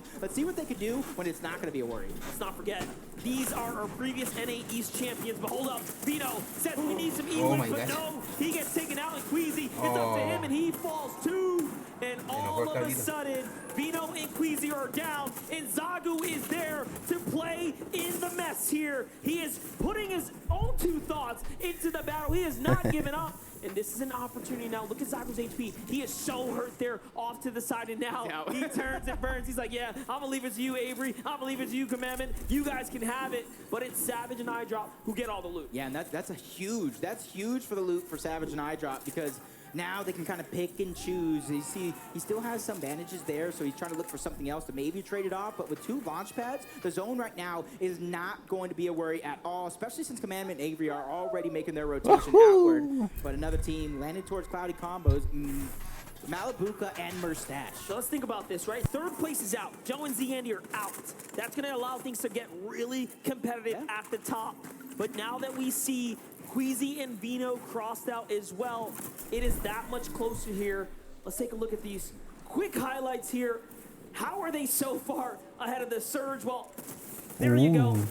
You ask and you receive. Jamper just gets clotheslined without any notice. It almost looks like they were thinking the same thing. Let me knock on this door, take this piece away. But Jamper was just a little bit too slow to the punch. Grows Rifty trying to fly high through the sky. Tripper and Thomas. It's like target practice for them as Macwood does go down to Hydro. And there goes the leaderboard, 5th through 9th. Look how stacked it is. Only 8 points separating those teams. And remember, Joe and Andy are down and out. Zagu has jumped back into the game here. Impressive. 46 damage above the Surge. Su compañero, lo mataron al otro. And you would think it would not be possible, but he has found his way back into this game here, and he is still getting that much more lucky. Sometimes all it takes is a little bit of luck, and look at the heals come back to reward him here. He's going to hold on and continue to earn. Seti and Cammy have an opportunity to go ahead and close this gap. They lost out on it at the last game, falling short. But as we know, they're slow, they're steady. Yeah, for them, it's not just chasing after elimination. They're not forcing any of these plays. Like you said, slow and steady wins the race. And for them, they let these opportunities naturally present itself while gathering all the information in the lobby. They know exactly what to do as long as they're not playing with their backs up against the wall. Clicks and Duke, another highly skilled team, 353 above the damage threshold. They already have an elimination. For them, it's just making it to the end game itself. And it's crazy to show the disparity, the point difference between Clicks and Duke there, and 1st place, 47 points separate, 20th. No, mi jugador preferido lo eliminaron. No lo muestran. Lo han mostrado como 2 veces, no en todo el programa, todo el campeonato. Undoubtedly, you are very much right back into this game if you can just get one. Yeah, mindset and handling this pressure is going to be huge because it's easy. You know, 12 games, being in a stage like this, you go down early, it starts to sink in that doubt. It's easy to believe in that doubt, but right now, you guys are the best of the best on that stage. You need to snap yourselves out of it and really pick it back up because this is game 4 out of 12. You have every chance in the world to make a comeback. Ju and Yusra have been contested on the drop to the hands of OCE, Alex and Bailey. We have seen what they have managed to do all day. They are an exceptional duo. And finally now, Yusri and Ju get to show us what they are made of. They are playing for high ground, but they're below the Surge. They're going to have to take a box fight. The wall's his, but not quick enough on the edit there. And instead, he backs off. What do you do in this situation? Do you look around or take a box fight is the question. And Ju says, hold that thought. Let me go ahead and get these tags real quick. Don't worry, Monster. I got you. You ask a question, I'll definitely give you an answer in a moment. 48 above the damage threshold. They know their job is not done just yet, but they can at least slow things down, start to gather the information like a lot of these other teams are going to be needing. But them having the high ground, if they pull zone, they're going to be in the perfect position to terrorize the rest of the lobby. Oof. Smite and Nobody gets it. Smite and Larson still alive here. They came in at 7th place. 3 elims added on to where they left off. Now effectively has to jump them on up for a fight for top 3, potentially first as well.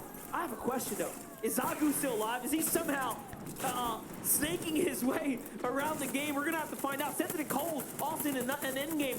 That consistency paying off right now as we know it should. Sensitive and Cold are just proving that they are so good at Fortnite, no matter what the setting is, Puta, mi preferido. After that first game is finally Nadie, finding their igual. rhythm. 251 above the damage threshold. 3 eliminations so far. 3 chilling truck splashes onto Merstash. So you got to imagine on the other side probably having some rotation as well. But Scented and Cold right now trying to find a way to stabilize. 29 below the damage threshold. Luckily for them though, that's not too much. That's one good shot, but the same thing happens to them. They're under pressure. 19 HP, trying to get the splashes off, but now Zone is taking them out. Oh. Goes down, it's all to Scented. And it looks like Acorn and Edgy were just waiting for that wall to open up, and there it is. Acorn is the one who finds Cold, and Scented is now left to do it by himself, but he has been here before. That is where he feels most comfortable. Meanwhile, Pink and Enough, they have so much catching up to do. They have already picked up 5 elims. This is exactly the type of pacing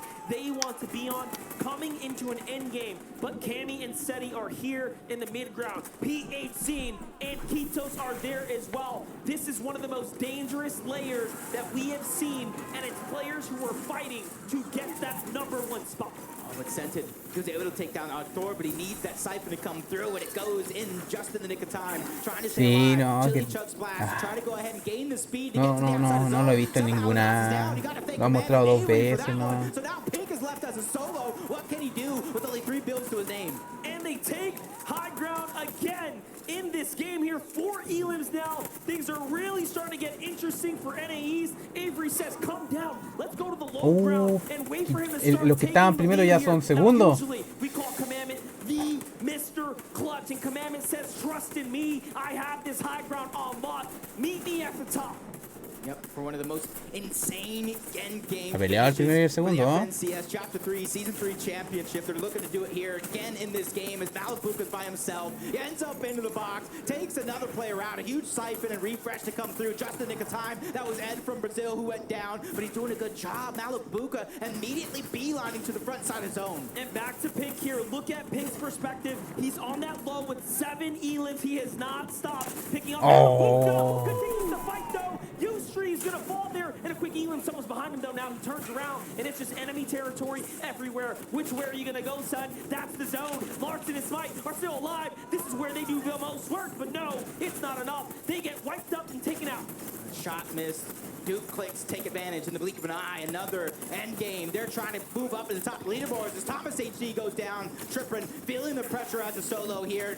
Changing elevation. That was a huge play because look how many teams are stuck down low toward the low ground. But now he has to meet him down there as Commandment Avery begin to put on the pressure. Malabuka, 4 eliminations as a solo. 6 as a team. The damage continues and he's putting on a show. He doesn't stop. Down goes Rifty. 5 elims. Can he get another? Oh. Fights back. He's got it Lo in tenía him. Look muerto. at this. Behind the walls, BL and Edgy from the Storm. BL is still in this. It's Seti who's representing on this low ground. Another huge consistent game for Seti is everything here. There's 5 duos left, and about maybe 3 of them are full duos right now, and Savage loses another one. He's a solo. He's trying to take down the NA West team. He takes down Yumi. Huge siphon coming through. Mr. Savage does it again and gets into the top 4. You have to love the movement here. Oh my god. Oh my gosh, lo agarró. Seti might just be next. Savage is on fire. Let's see it. High ground is still NA East.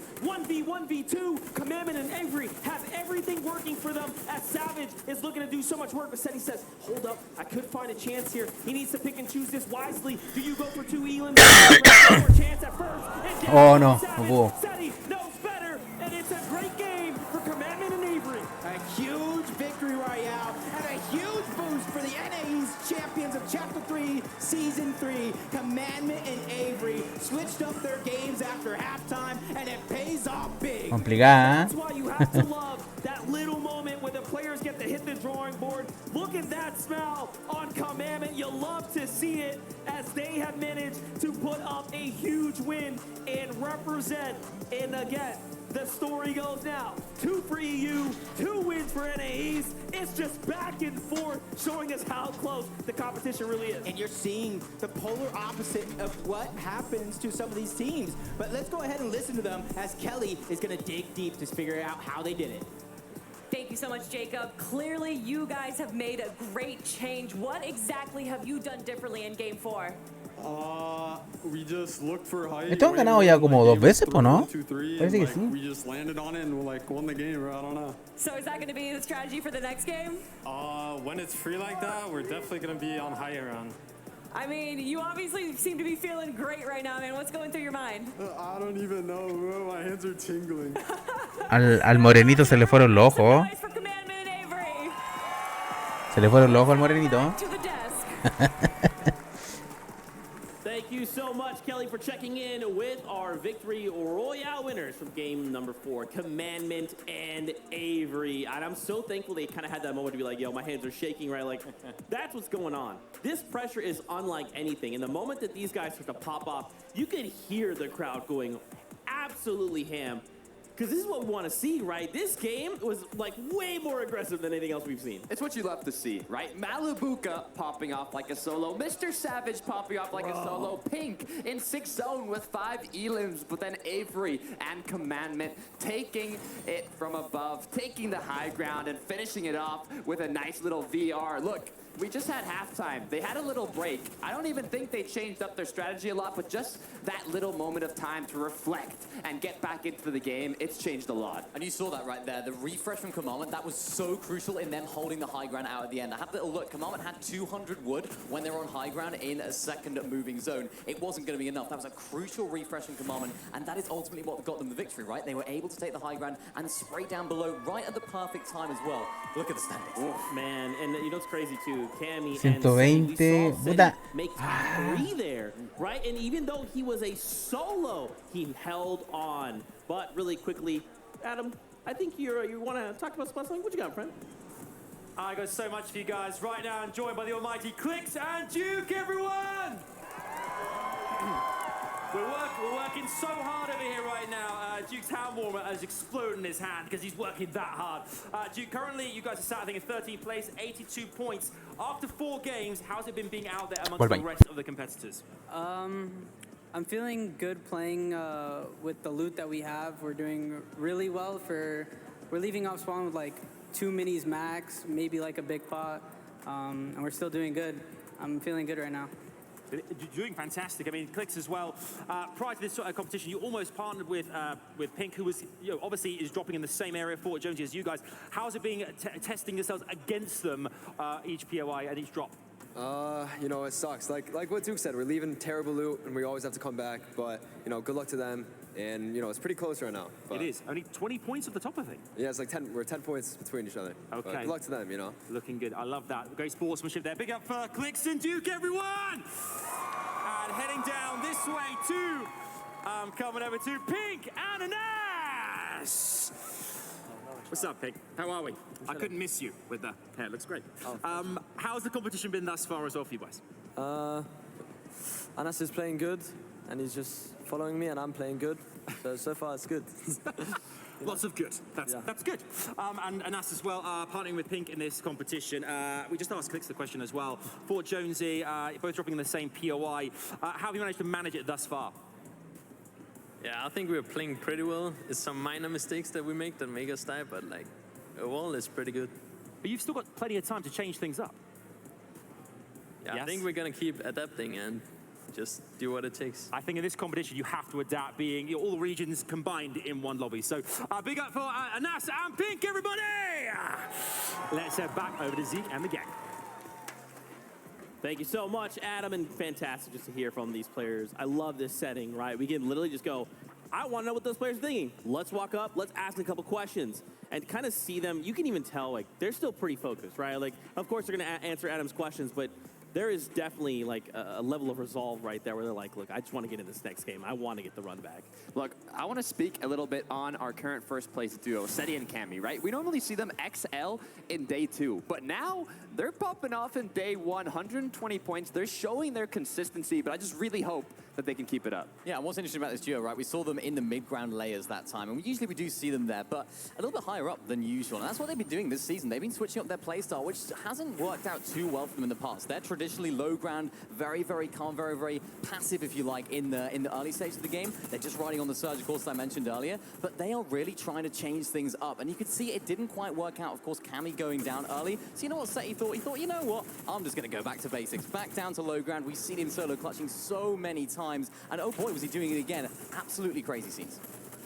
I mean, they always put on a show, right? Seti and Cammy, they're well known. They've accomplished so much, and now, if today and tomorrow combined, they can keep it up. They can take home a title, an international title. It would be something that I'd love to see, but them having secured the VR game 1 from height was surprising, and now seeing them keep up the consistency is not as surprising. We know how strong they are, but you know, we're only 4 games in. There's still so much more to be played out. That's right, man. 2 games left on the day. And remember, this is kind of setting the pace because we're back tomorrow for another 6 games, and we're going to walk away winners. But it is that time. We are ready for game number 5 here from Raleigh, North Carolina. This is the FNCS Invitational. Thank you so very much, Zeke. There we get to kick things back off one more time. It's Monster D-Face and Jacob PR calling all the action here. What a set of games we've had so far. Yeah, this is nothing short than entertainment at its finest. Right. I feel like a gladiator calling all the action in an arena. This has just been dreams come true. But right now, game number 5 is about to be underway, and this is where some dreams could become nightmares. Hopefully no one's dreams get crushed here, but it is inevitable. At the end, you have to step up. You have to perform. And we've seen so many great performances already, especially when it comes down to this Becoming Legends duo of Cammy and Seti. Wait for them to represent not only for Poland, but the organization. I know my boy Reno is proud sitting back right now as these players are competing at the best of their capabilities. But once again, this northern bus shows us there's going to be trouble for Savage and iDrop here, or Baka and On1. Yeah, I want to see Baka and On1 kind of really either do one of 2 things. Be the aggressors first, or just kind of get what they got out of their loot and try to get out. Because right now, it just seemingly time and time again, Mr. Savage and iDrop have that high ground. Ni calle le están disparando. Fome. Putting damage onto Larson before he can even touch the ground. Baka does it. ¿Lo mató en el aire? He gets the double and takes down Mr. Savage and iDrop. Man, oh man, there are big stories developing now. Green Gables will have a fight soon here. Looter and Muzz have a chance at redemption, but the story has Mi lugar secreto para caer, ese nadie lo sabe. that book out for now. Meanwhile, don't forget, Kondo A has ver. the battles there too. Let's take a look here. This time they go for ¿Play? high ground. He beats them to the drop. Whoa! Ah. Best Los mató a los dos. Burns on iDrop. What an incredible 2v1. Representing Te mató for a NA uno de los niños You didn't chiquititos. think it was possible, but they're putting it up. That's 2 for 2. And another action going down very early yet again. Cloudy Condos, we haven't seen too much of it right out of the gates, but Chapix is down. Aqua was able to get the knock, and they're hunting. They're hunting for Tayson right now. Let's see it. Cloudy Condos is a tough spot to fight, especially at the southern area. The southern area is more often taken by a singular team of Reason and Aqua, but Malabuka and Murstache got a little lucky here as Tayson tries to steal in and sneak away some loot. But you see the knock body there. No save just yet. They're going to leave him behind. They're baiting it. They want Tayson to try to go for Chapix here. Aqua gets punished, though.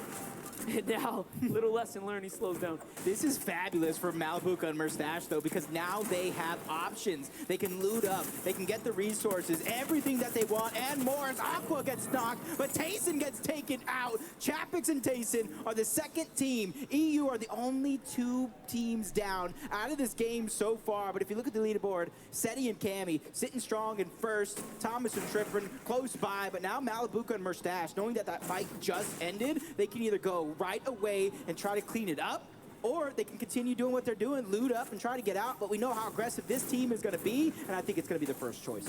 Let's see it. There's still a chance. There's still time left in the ticker here, but things are not looking too hot. Let's jump on over to Larson and Smite. Larson and Smite, Grim Gables. This is now, again, the second time we get to catch it real early where they have this slight advantage. The last time it was Looter who fell first, and then left it all up to Muzz. It's looking like this might be the same story once again. Looter and Muzz, notably not that successful in early game battles versus Larson and Smite as a comparison who have such better odds just historically. And so far, it's been just like that. Yeah, that was a huge shot landed by Muzz, but in that 2v1 situation, it's easy to kind of stabilize yourself, heal up, and now Muzz is just trying to get out. He's trying to survive, and it's going to be up to Larson and Smite to kind of let him. Do you let him survive? Do you continue to chase? And right now, they are hot on his heels. They don't want to let these 2 points. They don't want to let that refresh. They don't want to let this elimination slip through. And right now, it is not, but that was an explosive. ¡Oh! ¡A picotazo! Makes magic happen. Smite says you want to show. No, lo humilló. Lo humilló a nivel mundial. Muzz, what a way to really assert yourself here. Lo humilló a nivel mundial. Vico and Moran push up on retake and novice here inside the box. Vico with a quick finish and then steps over to the side. He 2v1s at the reality tree as well. And oh, the punishment there, that's tough, but it happens. Yep, and the fights, they continue all around. Pink and Anas, they're trying to do it yet again, but it's not Clicks, it's not Dukes, it's Peter Bot and Jamper this time around. What are they doing And they're ready to fight. They're ready to take it to them. And this is what happens when teams go the last couple of games struggling to Storm Surge on an uncontested drop. They're trying to get active. They're trying to find what damage they can gather. And for Peter Bot and Jamper, it does look like they bit off a little bit more than they could chew because Pink and Anas have every single advantageous position right now. Yeah, but Peter Bot, Jamper already picking up big end games. They know how to navigate these early game situations, and more importantly, Peter Bot is just gross when it comes down to head-to-head. That is not a player you can sleep on by any means, and Jamper is a veteran. He does not get the credit he deserves. He has put in so much work for years now on the NA East region, and he always seems to fly under that radar. What more can do? And this is a respectable disengage, right? They come on in and say, oh, look, these guys are healthy. I don't know, where's Clicks and Duke maybe, you know, let's get out of here. Yep, but now you can see Rob Bob Kebab and Wax trying to bring it over towards Chimp and Scram, towards the outskirts, and another team looming in the distance. That's Peppo and Runa. And another team coming from the Lighthouse. That could be Pamsto and Fatch. Who knows? Either way, we're going to have a house party in a couple moments. Let's see at the breakdown, though. Looking for the chop here. Telling them by nothing, and now it starts toppling over. But there are players in the distance here making it tough for them, ruining their plans. But down come Chimp and Scram. So, okay, there is a little development here. They do get to reset. Blind shots into the bush. Siento que han muerto poco, han muerto 5, han muerto 10 nomás todo este rato. What I can do, and he hits some huge tags there. Peppo and Runa, though, are looking at Chimp right now, and oh, they open fire, but no tags there. Yeah, and you can kind of see Chimp and Scram. Chimp, you're talking about one of the most consistent players on the NA East region. He knows exactly what to do in a lot of these different situations. He's just trying to get out. He realized so many teams are here. So many teams are trying to disrupt and kind of put their hand into the mix, and that's not something they want to be a part of. But that piece control and the peaks, the shots on the defensive end are huge for Chimp and Scram because now that put that fear into Peppa and Runa. Do we continue to fight this off? Do we continue to lose health? As it looks like they're even trying to keep their distance. Yeah, Chimp doing an excellent job defending here, but you know, a refresh would be even better in this instance, but the pressure comes in, he loses his shield, and they are starting to run out of gas here. Robob and Wax walk up to the wall. They say, hey, Chimp, we thought we forgot about you. But no, too much pressure from Runa and Peppo, and they leave the damage to them. And they go ahead and take this as a small W to Scram. Really left to defend himself here, and he's doing an excellent job. This is going to be interesting right now because everybody tried to disengage in a moment. But at the same time, they're so close together. There's so much you can do. But Runa, he takes a huge amount of damage. They got to figure out a way to stabilize right here. But Chimp and Scram, they know so many teams are around. They don't want to bite off more than they can chew. They don't want to put themselves in a position they might later regret as the shots are still coming in. Scram goes down. Chimp under siege. He's trying to figure out a way to survive. He has no builds left to his name. Rabab Kebab as well. Every single one of these players are now going to be stuck in zone. This is crazy. Runa and Peppo start to fight back. They have the shield chug there, and it's going to allow them to go ahead and heal back up. And now they run in to the zone, hunting for Robot. Peppo's like, no, I want this fight. Robot plays the low ground. Runa comes to support, and all of a sudden he is trapped like a mouse chasing cheese, and it might just be all over here. 10 HP, moments are ticking. Runa's down, he's hurt, but Watts falls first, and Peppo gets the first elimination there for his duo. 1 HP for Runa. Whoa. He got the med miss to stay alive. Can they? Okay, there's another rift there. I was going to say, I thought they were going to get the rift in time, but there's another rift there. Not too much to worry about for them. But every one of those teams that were fighting there that might not be the most healthiest are still going to have to go through Pam, Stu, and Fetch. But on board, Igual han muerto poco. they're feeling good. They got He themselves visto que han matado a varios, pero son quedan 45 teams. 87 personas todavía. Guys, the action is popping off so much so that we missed the fight over here at Chrome Crossroads. Alex and Bailey haven't had the best of starts to the day, but game 5 here, they find these 2 early eliminations, and we know that they love to play the higher ground. We want to show you guys these reactions. They're so happy to find this as well. The dances come out. We'll have to see what type of momentum this uses for them. ¿Lo dijo? Excellent. And now we jump over with PH, Zen, and Kitos, who are sitting up on high ground, you know, hands off the desk, relaxing right now, just soaking in what an exceptional day it has been for them. They have played so well, and the zone is now going their way. So for the first time, we have this zone pulling far Solo para northwest. seguidores. This is the backyard of Yo no King lo sigo, and ¿o Mare. no? Of course, in Zagu here. No. Take up that Vamos a first place seguirlo. spot right back. They're right now in center zone. They have the highest elevation in the lobby, and a couple teams all around. Vamos a poner ahí this storm saludos surge desde Chile. does become a problem as Commandment and Avery over still towards Rave Cave. They have launch pad to use. They have enough rotation. So they're going to be one of the last teams to leave the spot altogether. And again, just excellent. Commandment and Avery coming off of Victory Royale, zone pulling their way. This is a perfect recipe to take that momentum and bring it on home. So we are watching several teams now literally catch a little bit of that favor in the feed. Hellfire finds Booga, and down he goes. Trouble in Chonkers down south. That's that late zone rotate, and that is what happens when the zone pulls far north. You could do your little dead side western rotates, but at the end of the day, there are players waiting there too. It's just textbook reads. Oh, I saw on the feed there just a few seconds ago, Queasy and Vino, they were able to get a knock on to, I think it was Marum or Zagu there for a moment. Are they going to be able to kind of run up and clean it up? I think they got the elimination altogether. Now keep in mind, Marine coming into that last game, they were in first and second tied leading, and they have fallen to 5th. So this is a huge opportunity here. That's where you take it into your own hands, take full control of that one. And you can see he was just out of position. You cannot be out of position in a lobby like this. That is what it's going to be a decision you regret for the rest of your life. But Miram, we see Zagu pick up a ton of points as a solo last game. Now it's Marin's turn to return the favor. And you see what he does here. He recognizes, hey, wait a second. That's scary. Vito and Queasy might know I am the solo. I think I've been outed. Let me defend myself to the west and put all of my focus on Vito and Queasy so they do not sneak up. Excellent plays right there. Just smart play. We're seeing what Asia is capable of. Meanwhile, Seti, Cammy, inside the storm. This is their home territory. Dead center, more or less on the split. And now they get to hit that rotate. PH and Kitos from Brazil. We talked about them, 186 below the damage threshold, but they're a team that can pop off at a moment's notice. They have the most eliminations on players in the top 10 on 6. Look at that stat, flies up right when I'm going to read it right there. But the 189 below the damage threshold, that is so concerning for me, but it looks like Minton and Arthur are closing the distance. They might be below as well. This is between two teams, two powerhouses trying to land big shots. PH Sin loses his teammate, 2v1 situation. Arthur and Mixon trying to get into the box.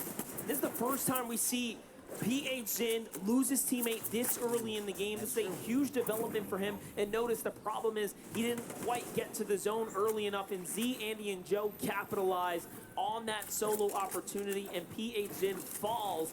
And now they have a chance to fall down the standings here quite substantially. This is really beginning to open up and become much more interesting. And let's not forget, 5th place again is Mareem, left by himself as well. So this is the second game now too where the Japan duo is struggling here.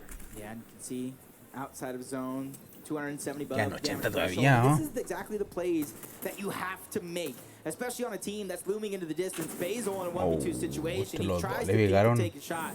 But two prime shotguns are better than one. They take him down in the blink of an eye. Baka trying to carry that momentum from the early game, but only 62 above the damage threshold. That's something that is looming in the back of their mind, and they haven't even left Chrome Jam Junction all game long. Oh, todavía está aquí en vivo. It's true. And they have King and Ed, some of the regional dangerous fighters right there. We saw what Ed can do. He took out 2 of EU's finest by himself inside the storm while being pressured. Snacky returns a huge favor onto Duke there, so down he goes as Clicks managed to find a trade too. So for them, it's still a tough situation, an even worse story unfolding here as Merstash and Malibuka are being lobby focused by Clicks on the rotate now. So all around, tough spot to be in here. Merstash barely holds on and survives in, so no knock there. That could be the difference maker. Thomas got 2 on the Hen and Vortex, not just one. You see Fabs trying to reunite with Snacky. Malibuka and Merstash also in the distance.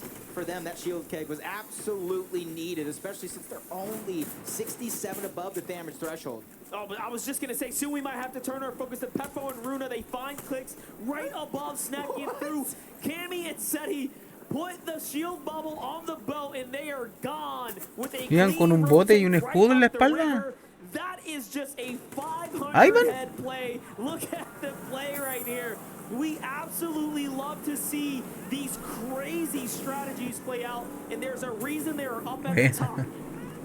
This is just outside of the box thinking at its finest. That is the freest rotation I think we'll see all weekend long. And they're only 85 below the damage threshold. That's not much at all. No, they're below. They don't have heals. This is a very tough spot to be in for Cammy and Seti as they have a true chance to once again break away with a big lead here. But they are, fighting with one hand tied behind their back. Peterbot, shields get dropped. Clown finally goes down. Huge siphon for Peterbot. Like I just said, his shield just got dropped. Now you're looking at a short pad from Revscar trying to make it into zone. As soon as Peterbot hears that, he might try to recycle it, but nobody wants to leave this one just yet. 195 above. Peterbot ready for any challenge. Revscar goes up and over around each other, and it does look like this might be the moment. They got blessed. Now they're going to try and disengage. Now, when it comes down to N8 East players that know how to fight, Peterbot is one of the few that represent by doing the work, not the talking. He is one of our most leading elimination leaders on the NA East region in general. So Este solito. Su compañero lo mataron ya. Is an excellent decision there, but he is met with Pamsu and Fatch firing directly inside. But we jump on over to Cammy and Seti's. The story continues here.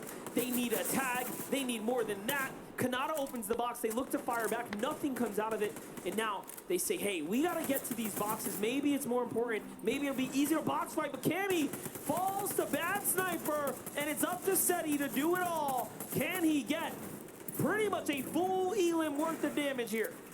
Oh, no. I didn't mean to curse Está him. jodiendo, No more. He instantly goes down. I was going to talk about the launch pads. The push came to shove. But now Joe and ZN, he found 2 more launch pads. And so much room to work with as Malibuka and Merstash. 2 eliminations.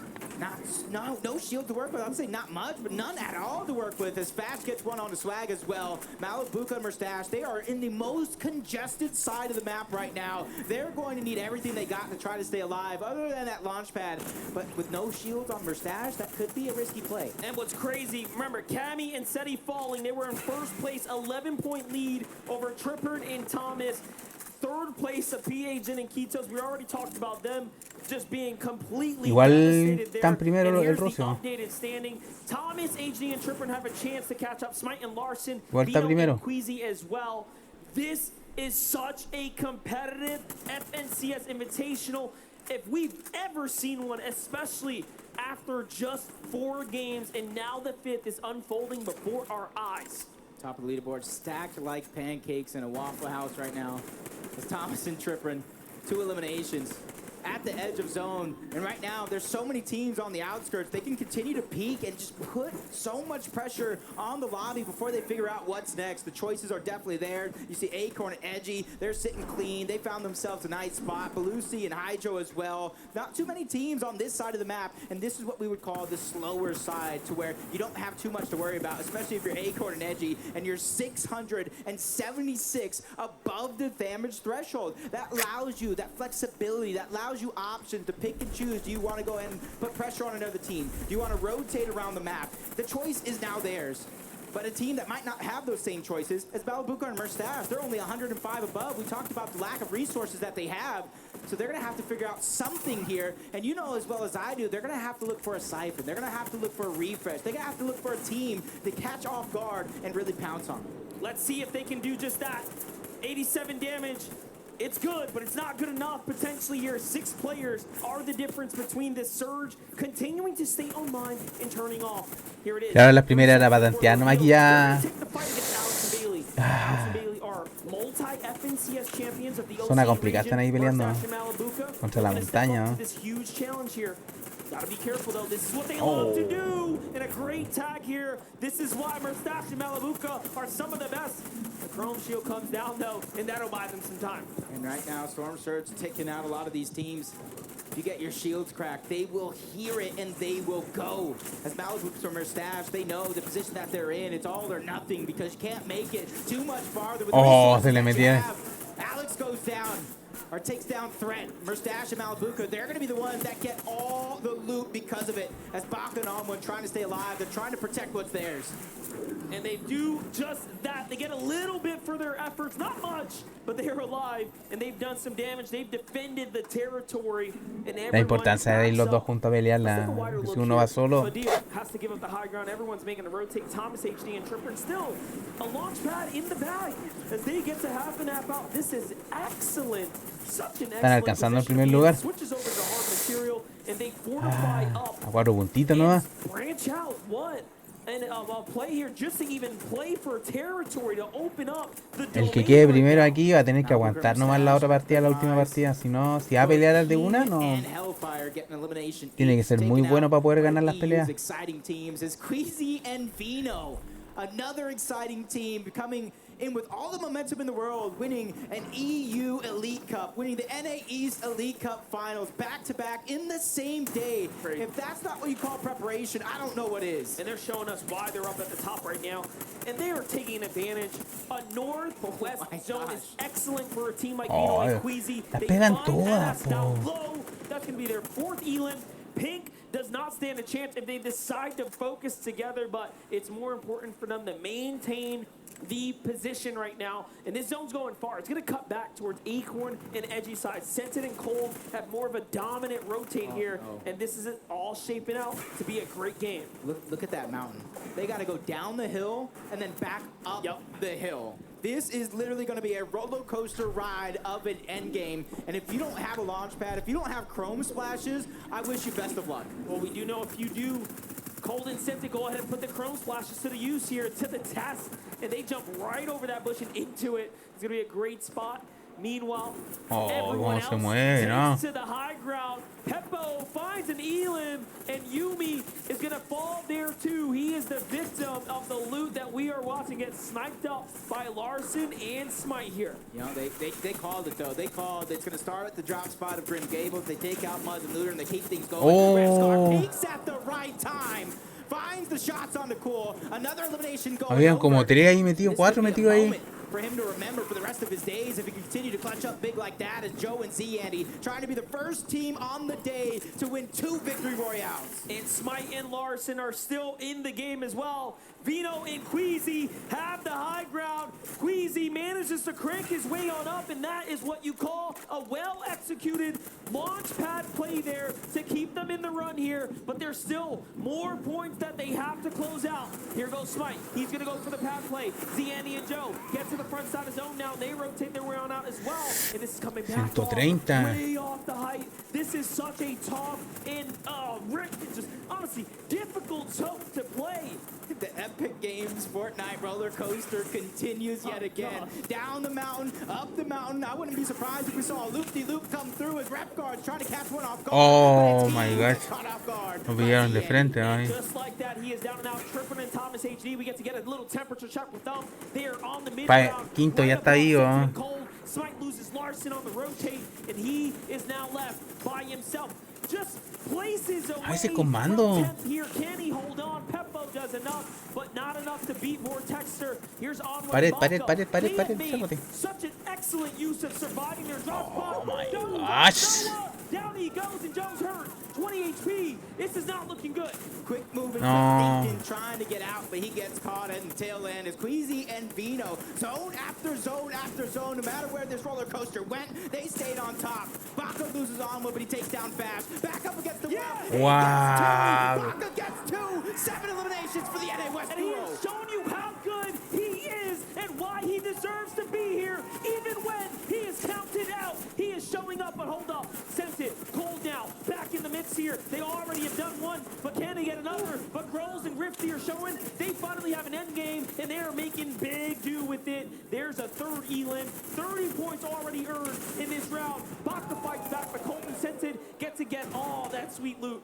Yep, towards the low ground, along with Thomas HD and Tripram. This one is going to get messy for everybody that's stuck down low. But for Vino and Queasy, they have the elevation. They have a huge advantage. Plenty of mats to work with. That's a recipe for success. But it's up to Cold and Scented and a few other teams to try to take down the high ground team. And don't forget, Trippert and Thomas, who had a 10-point lead, is still here as well. Wow, le cayó encima. Down goes Grolls, and they are closing the gap. No. He's gonna fall. Top 3 now. Scented is still in the mix here, in the conversation, but no build. Big shot comes in from up top.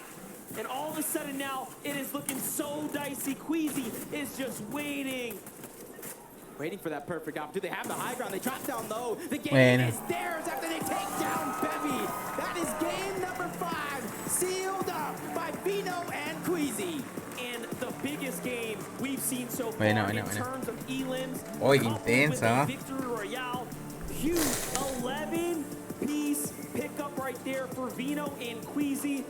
Now think back to that interview when they sat there. Vino, very nonchalantly, hands behind his back. He said, "We are the best, undoubtedly." EU takes yet another game. And honestly, this was the hottest team coming in to the FNCS Invitational. NA East, EU wins. And in that reign as well, they won about like 5 games in a row, I think. That's impressive. That is right. Vino and Queasy are coming off some of the hottest streaks we have ever seen, and they managed to maintain that momentum. Let's just go ahead and tune in and see what's going on in their minds. Yes, that's right. I'm here with your Game 5 winners, Queasy and Vino! Queasy, fantastic work there. Eliminations, an extraordinary end to game number 5. Yeah.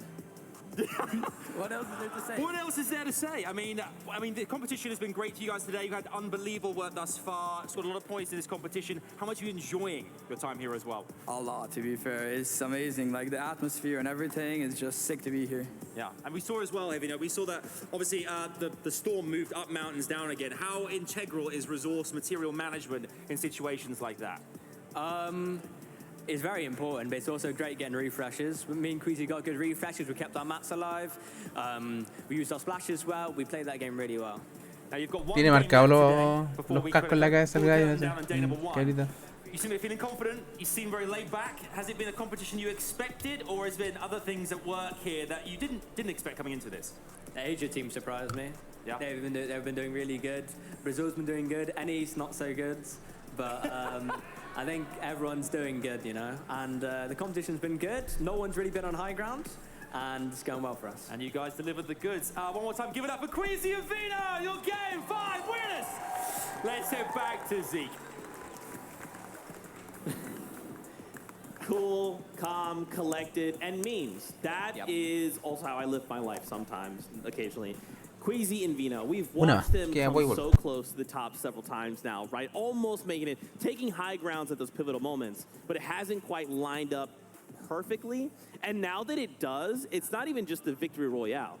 It's also the 11 eliminations they put on the board.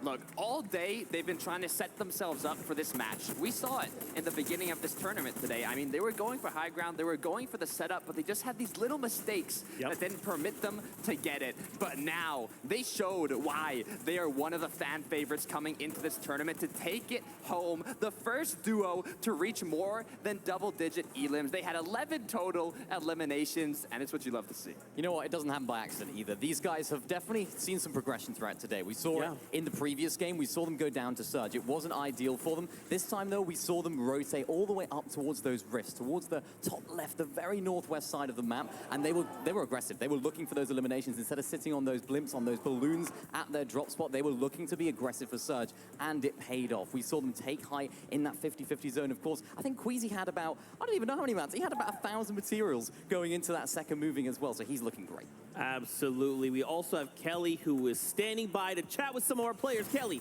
over to you. Joining me right now, I am with Thomas and Tripper, and the team that is currently in second place on our leaderboard right now. How are you feeling about that? I'm feeling really good. We just need to keep on going, being consistent, and we'll make it. Yeah, obviously consistency is the name of the game right now. You guys had a great game 5, but how do you make that into a VR? I don't know, like, we played mid ground most of the game. I think we should either commit it to high ground or low ground to win the game, but we're just playing for consistency, so it doesn't really matter. Yeah, and obviously consistency is working for you guys. You're doing a great job on the leaderboard. Good luck in the game 6. Guys, let's head on back to the desk. Thank you so much, Kelly. Shout outs to Thomas HG and Tripper, and they are currently holding strong in second place. And if you look at that little dash, that means they've not gone anywhere, right? And I do want to highlight them for just a single moment. 2 games back, we watched Malabuka go on an absolute tear. But then Tripper said, nah, son, this is my lobby, take a seat. And that's how they're still holding strong. We have to kind of talk about the top 10 here, right? With only a single game left to go, we're setting ourselves up for tomorrow, right? And Thomas HG and Tripperin, they're looking real good. I mean, they're looking more than good, Zeke. Queasy and his duo partner, we're in the first place spot, but second place, that's Thomas Tripperin, and they are playing so well. Just looking at their highlights here, they're setting themselves up for the late game, and just now with the interview with Kelly, you saw they're still always thinking, right? What can change? What can we adapt to? How can we play better? How can we take home that trophy? Yeah, and these are 2 very, very talented solo players. For those that don't know the region very well, of course, Trippin and Thomas. Those guys are incredible solo players. We've seen solo clutch after solo clutch from both of them in the Elite Cups, in the Cash Cups leading before that, and they are just a dynamic duo when things go well. Sometimes things can be a little bit difficult for them when they do get split up. You know, they have to rely on the other person. We've seen that a little bit throughout the Elite Cups this season, but they're bringing it all together now, and oh boy, is it looking good. I also want to talk about Smite and Larson. This is a duo coming from NA East, right? And they have 5 total FNCS Finals appearances together. Now, it's a lot, but it's also the fewest out of any NA East duo competing here today. But that is not showing because even though they have the fewest FNCS Finals appearances, they're in the top 3 right now in this event. That's right. Everyone currently is looking, right, to just try and say, okay, look, the first 6 games, we just want a strong footing as we go into those next 6 games tomorrow. I guarantee you there's strategies, little things that these players are holding on to for those last 6 games. I do want to turn our attention back to the standings. We continue to kind of go top to bottom here, Mini Minor. Obviously, Queasy and Vino, massive, right, to now jump up into first place, up by 5 spots after that game. If it happens again, we could be in trouble.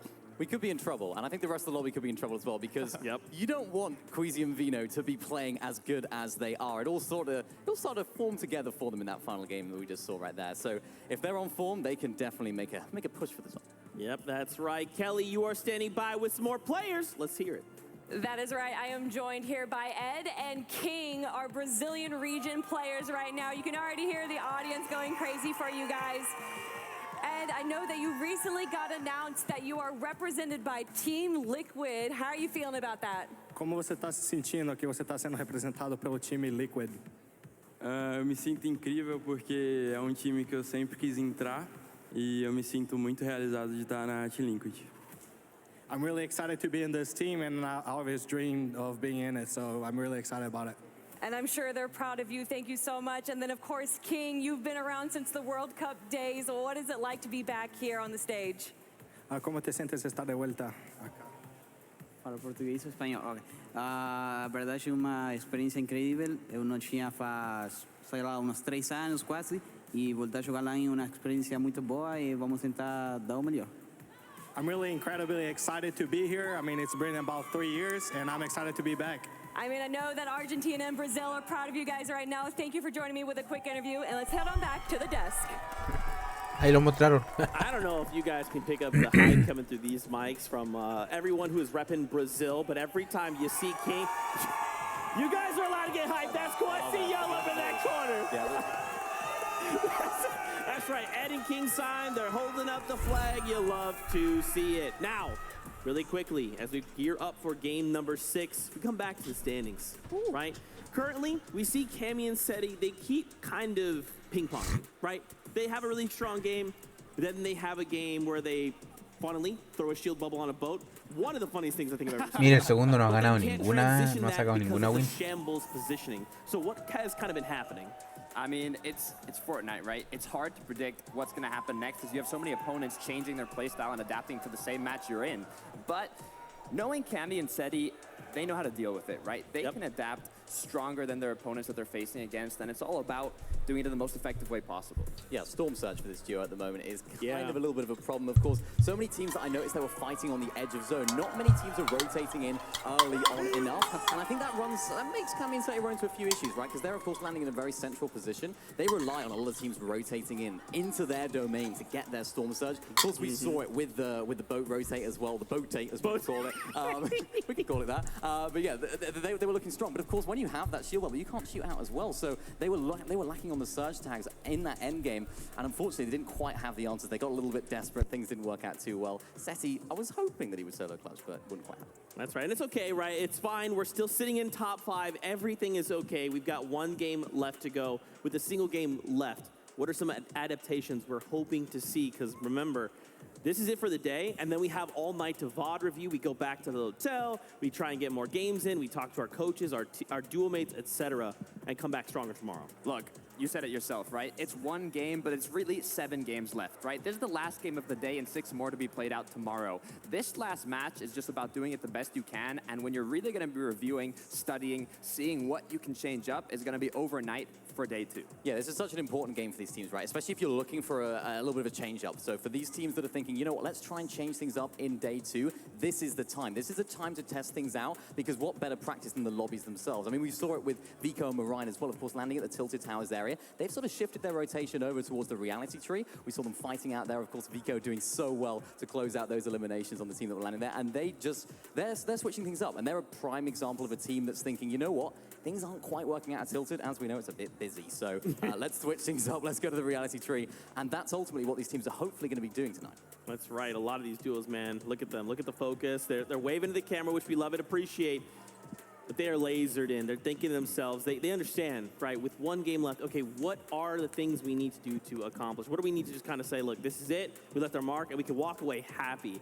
I think for me, Zago and Mara, like this team that we saw pop off, they've kind of gone a little bit radio silent. What do we think's happening here? I mean, we've seen them. They've been having a bit of trouble doing enough damage or even staying close together. I've seen 2 times now. One of them, Miriam was left alone, and the other is Zagu was left alone, having their duo partner get eliminated. So I'm not sure if it's because they're not playing together enough, if rotates have changed from their opponents and it's cutting them off while they're trying to get to zone. Yeah. There's a lot of possibilities, but they really have to focus on seeing what went wrong after those initial matches and see what they can change going into day 2. They were trying, though, of course. They made a really, really solid rotation up towards that Rifts area. They had just the best position on the map. And as you mentioned, Takata, they were a little bit split, right? They didn't quite execute it to perfection. Of course, Queasy and Veno, they decided, you know what, let's just take them out. We'll take this position, and ultimately that's what won them the game. But it's just a little bit of confidence, maybe a little bit dropping potentially with this duo. We saw it early on. The aggression was what made them so impressive. So that set them apart from the rest of the teams here, and that were really, we admired it, right? We admired their confidence in fighting. Maybe now they're thinking, actually, maybe we need to tone it down a little bit, when in fact, keep it up, you know, keep up that aggression, because if you're toning it down, you're not getting the Storm Surge tanks, you're not getting the damage that you need to make it to endgame. guys, I want to see more of their aggression. Yeah, and honestly, they're kind of reminding me of a Queasy and a Vino, right? Like, they're doing what Queasy and Vino are doing. You watch on the high ground, you're like, okay, Queasy's up there. If there's one person up there, they're tarping, they're not doing anything, and then suddenly there's someone knocking on your wall like, hi, it's me, Vino. I'm just going to pick up both of you. Thanks. Like, they are capable of this, so I'm not ready to count them out. I think, like you're saying, there's maybe just a couple things they need to shore up, and then they're going to get right back to it, right? Is there anybody else you guys are seeing that you're like, maybe I want to see more of this duo. I want to see more of that duo? Look, I was looking at the birthday boy, right? Mr. Savage, who had an incredible solo clutch in a late game, but directly after got taken off out of the spawn, right? Baka and On1 eliminated both players there, but I kind of saw the flames in his eyes, right? Mr. Savage was getting ready. He was feeling good, and I'm hoping that he can come out on top in one of these next early games and show what he's really made of. Yeah, he's got that experience, right, of in-person events, and you can sort of see it in the swagger, the way he plays. Like, you know what? I've been here before. I mean, look at quick flex, cool. Yeah, I want to be like him. He's just so cool. Comiendo cereal, Pablito. If reflecting his gameplay as well, he is really cereal con yogur. the games to storm. He is really Dante ya le di tecito, así que estoy listo. And he's not showing any signs of nerves. He's really just 2v1ing. We're seeing 2v1s. We're seeing some crazy punches. And that's what you need. At this level, you need to have those individual pop-offs. Because without it, you can't make your way to the top of the level. And on screen right now, we've got Reet and Epic Whale. In case you didn't know, Epic Whale, a 6-time FNCS champion, paired up with Reet, who's on controller, representing the controller gang. This duo has actually been pretty quiet, right? Over in NA West, we've seen, it's a much slower game overall and a slower meta. And now when we're trying to get way more aggressive, it feels like Reet and Epic Whale maybe need to kick it up too, slow. I mean, I'm wondering what's happening because I was watching this duo practice, right? In the player lounge, they were prepping themselves, getting ready for this tournament. And in the scrims, right, in the practice matches, they were 3, 4, even 5 elims in the mid game before the late game even started. They were playing aggressive and they were doing it right against the opponents they're competing against today. So I'm wondering what happened, but we'll have to see if they adapt for day 2. That's right. Really quickly, hanging out in the player lounge, we've got Adam Savage standing by. You have indeed here, Zeke, but I am joined by the one and only Cease, everybody! Cease, we've talked so much about you in the past. You know, it's great to see you here at the competition. How has it been for you? One of our backup players this weekend. How great has it been to be around the crowd, the players? How much have you enjoyed this? It's been a pleasure, man. I mean, being here back at another international LAN event, it's amazing. I mean, everyone said it so far. You've heard it on repeat all day, but it's such a great experience and feeling to be here. What's it been like, the vibe with the players as well? Obviously, you had a chance to kind of spend some time with them. The player lounge is right behind us as well. What's on the DL? What's been the kind of vibes amongst the players from your perspective? Cold-blooded. Man, these guys are locked in, especially some of these EU players. Headphones on, listening to music. Yeah. They don't play around. No, they are focused. What does this mean for the community as well? A competition like this, like FNCS Invitational, it seems it's been massively well received. Dude, I mean, we've been waiting for this to happen. I mean, obviously COVID delayed things so much since World Cup, but it's such a great time to experience, like, see all the fans and see the whole community, the whole competitive scene all together in one area. It's awesome. It's really awesome. And you're awesome too. Thank you. Thanks so much. One more time, give it up for Cease, everybody! What legend. Let's go back. Cease, one of just the coolest people I think I've ever met. Got to hang out with him a couple times over Media Day. Legitimately one of the coolest people, so thankful that he could be here. I want to set the stage here for us. Once again, we take a look at the top 10 coming into this game. Now, please don't try to freak out. Your Brazilian team in 10th place. PH Zin, Kitos right now sitting on a tiebreaker. Vortexers and Bevies. Look, I want to talk about this duo, Bejatin Kitos. They have 25 FNCS Finals appearances. PH Zin alone has 4 FNCS championships, and Kitos with 1 for a total of 5 together. This is a duo that dominates their region, and seeing them in top 10 internationally on the stage, it's really something you love to see. Yeah, they're no slouches as well. I've been doing a little bit of voting, having a little look at how they play, and oh boy, are they aggressive. They're very, very confident in the way they go about things, and of course, in endgame as well, they're looking strong. What they often do is they rotate towards the front side of the first moving zone just to get ahead of all the other players, and that's why we're seeing them really making the most of their materials, right? They don't have to build, they don't have to make those tarps into the front side because they're already there. It just shows that there's different strategies that maybe we haven't seen too much of that are really on show today.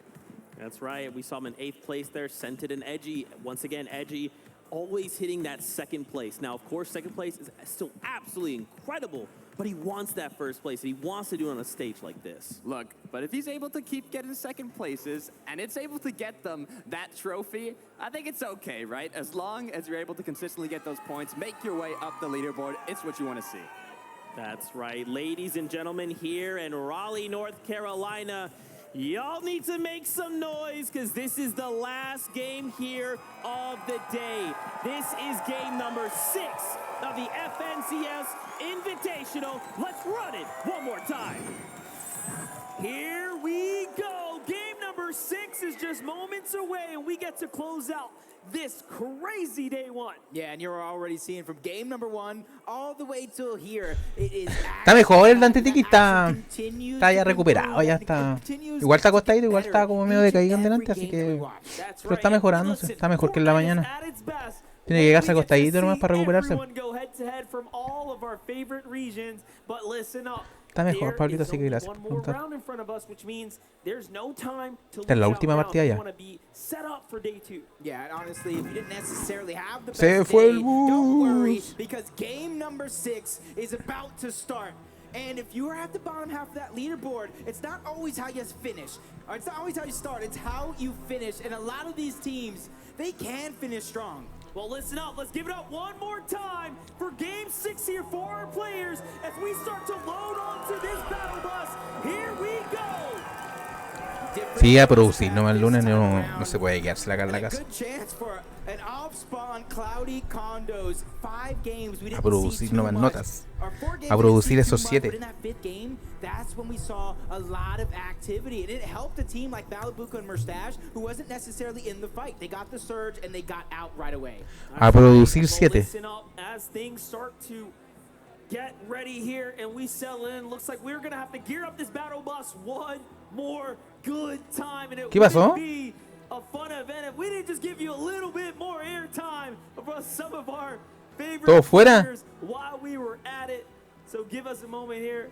Take a look at the focus of our players. Jacob, we have ourselves still one more game left today. Yeah, and just take note, that victory royale there Se cayó Midas. was his 8th straight finals with a VR.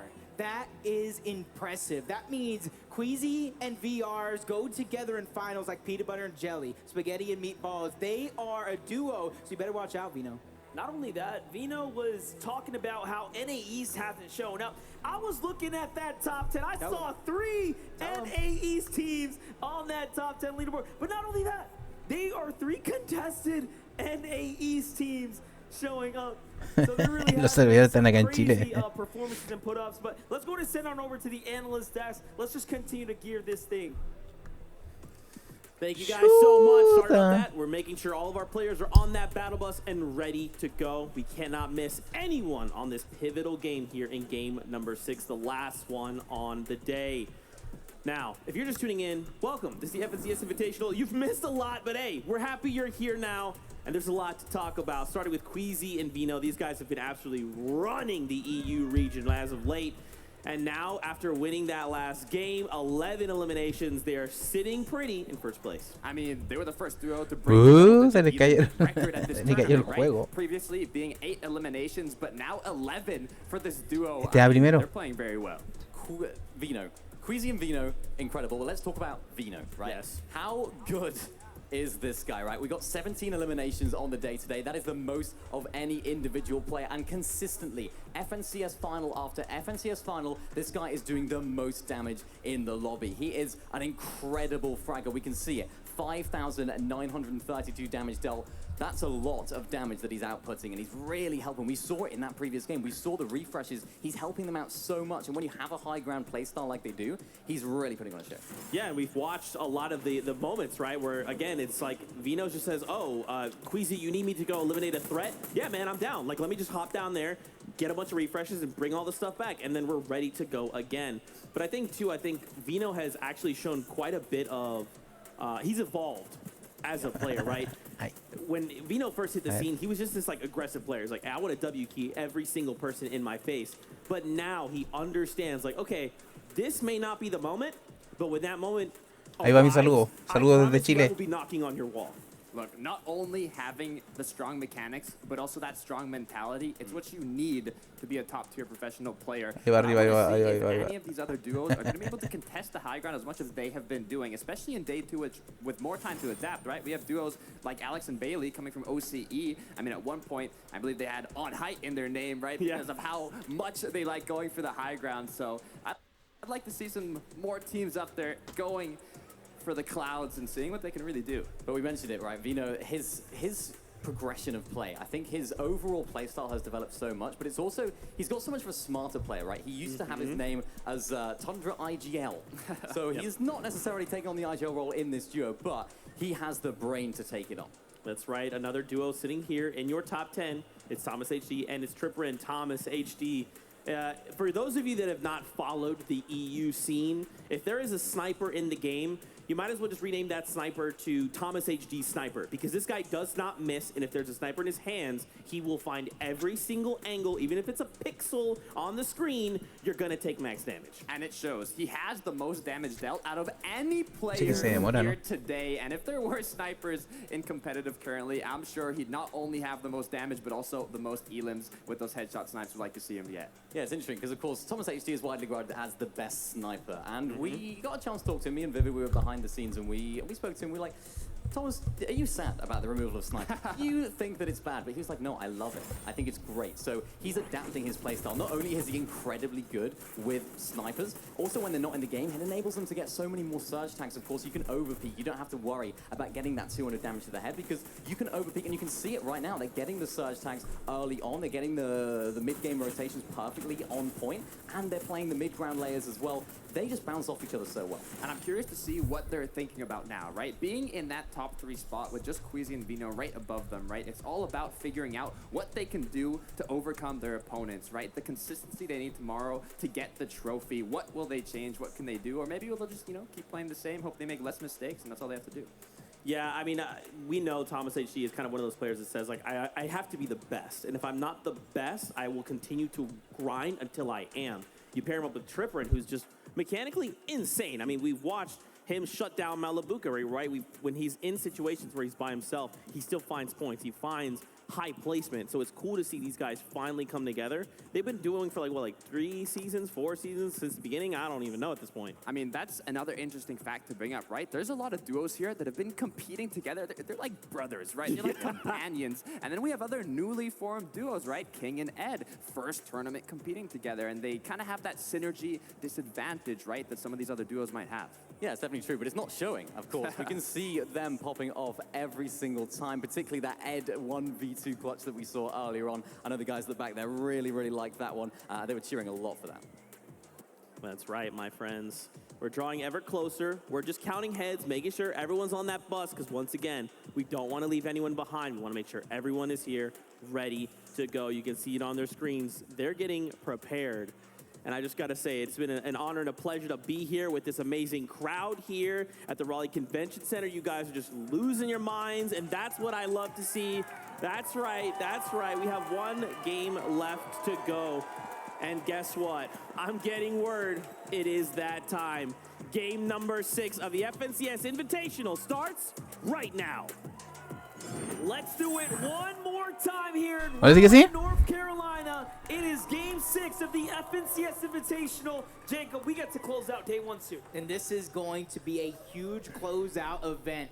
5 games, 5 different Victory Royale teams coming out on top, just going to show that it's honestly anyone's game at this point. That's right, and we've seen so much new attempts and ways for this to all play out. We gave the players time to go ahead and think about how they want to strategize, but here it is. Let's see if it was all worth it. Game 6. Ahora sí que sí, la última. Once again, let's make some noise for our players as they take board the battle bus.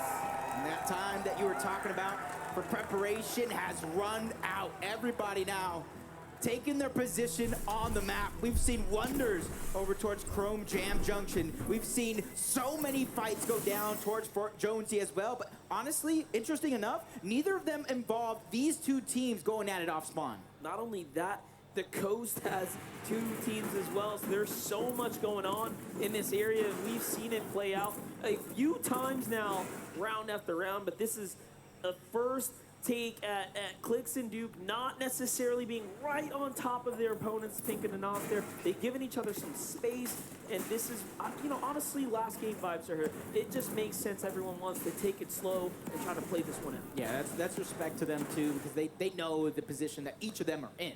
You know what I mean? If you go ahead and take that fight and it doesn't go well for either one of you, that's kind of throwing away that game. So they want to split the loot and try to get more on their path to the center of the zone. But just like very many games before, we're going to have a little bit of a northern zone, which looks like it bode well for Queasy and Vino yet again. Can you believe Smite and Larson are in third place being contested at the Grim Gables? What a way to play some Fortnite today for them. It looked like it was all over when you viewed the paper and you crunched the numbers, but they have really turned all that lemon into lemonade. Yeah, I believe they lost game number 1, but I think that was the game 1 jitters of an international stage. The first in-person Fortnite event in quite a long time. They shake those off, and they're rising to the occasion. NA East, best hope right now to close out day number 1 with a top spot. You can see Vico over towards Reality Tree. Lost Bride pretty early, and that was Retake and Novice who also land over here. Hey, listen, I'm from the Bronx. I know all about being scrappy. Vico and Moran are clawing their way out of the mud here, officially breaking back into top 20 with those 2 elims right there. That's a big point swing for them. It's going to mean all the difference. What's wild about these 2-day formats is anything can happen right now. We have seen teams just in this bubble area range jump all the way back up. You have to stay consistent. Larson and Smite get defended off of their drop effectively. They're pushed out by Muzz and Looter. So that fight will continue. We jump on over to Savage and iDrop versus Bakken on one. Not that 50-50 we saw before. This one's going to be a little bit prolonged, and I think that kind of sits a little bit better for iDrop and Mr. Savage, simply because iDrop knows this POI like the back of his hand. He knows exactly where to get the loot. He knows where a lot of the chests are. He knows every single thing, and he also knows any pathing in order to disengage in a lot of these fights, but it does look like the TSM duo, Epic Well, strikes first, taking down Scented. That's a big elimination right there as well. No aparece arriba el marcador de cuántos. Ahí apareció, ahí apareció. No lo había visto. And for them to fall to the hands of Epic Whale just around the Tilted Towers is definitely not a part of the plan. Uy, han muerto 4 ya. Marine finds Falconer in the feed there, but Peterbot and Jamper looking to continue their battle here. We talked about these contested coastal battles, and now we get to see it unfold for the first time from the beginning. Going up against Jace and Basil. So this is going to be an interesting one because sooner or later you cannot continue to go down. The chest is down there, and that's where Basil's at, and he's actually just trying to get out. He's trying to escape. You already know that he lost his teammate, trying to do wonders as a solo and finish off the day strong, because that's the thing. FNCS NA East Chapter 3 Season 3. After day 1, Commandment and Avery were in 9th place. Day number 2, they had the comeback for ¿Dónde lo pilló? spot. As Peterbot takes Lo the reventó, pero but flies high through the sky, just a little too high. The shots are coming in. He's finally able to land on his 2 feet and try to stabilize. That's what Peterbot is known for.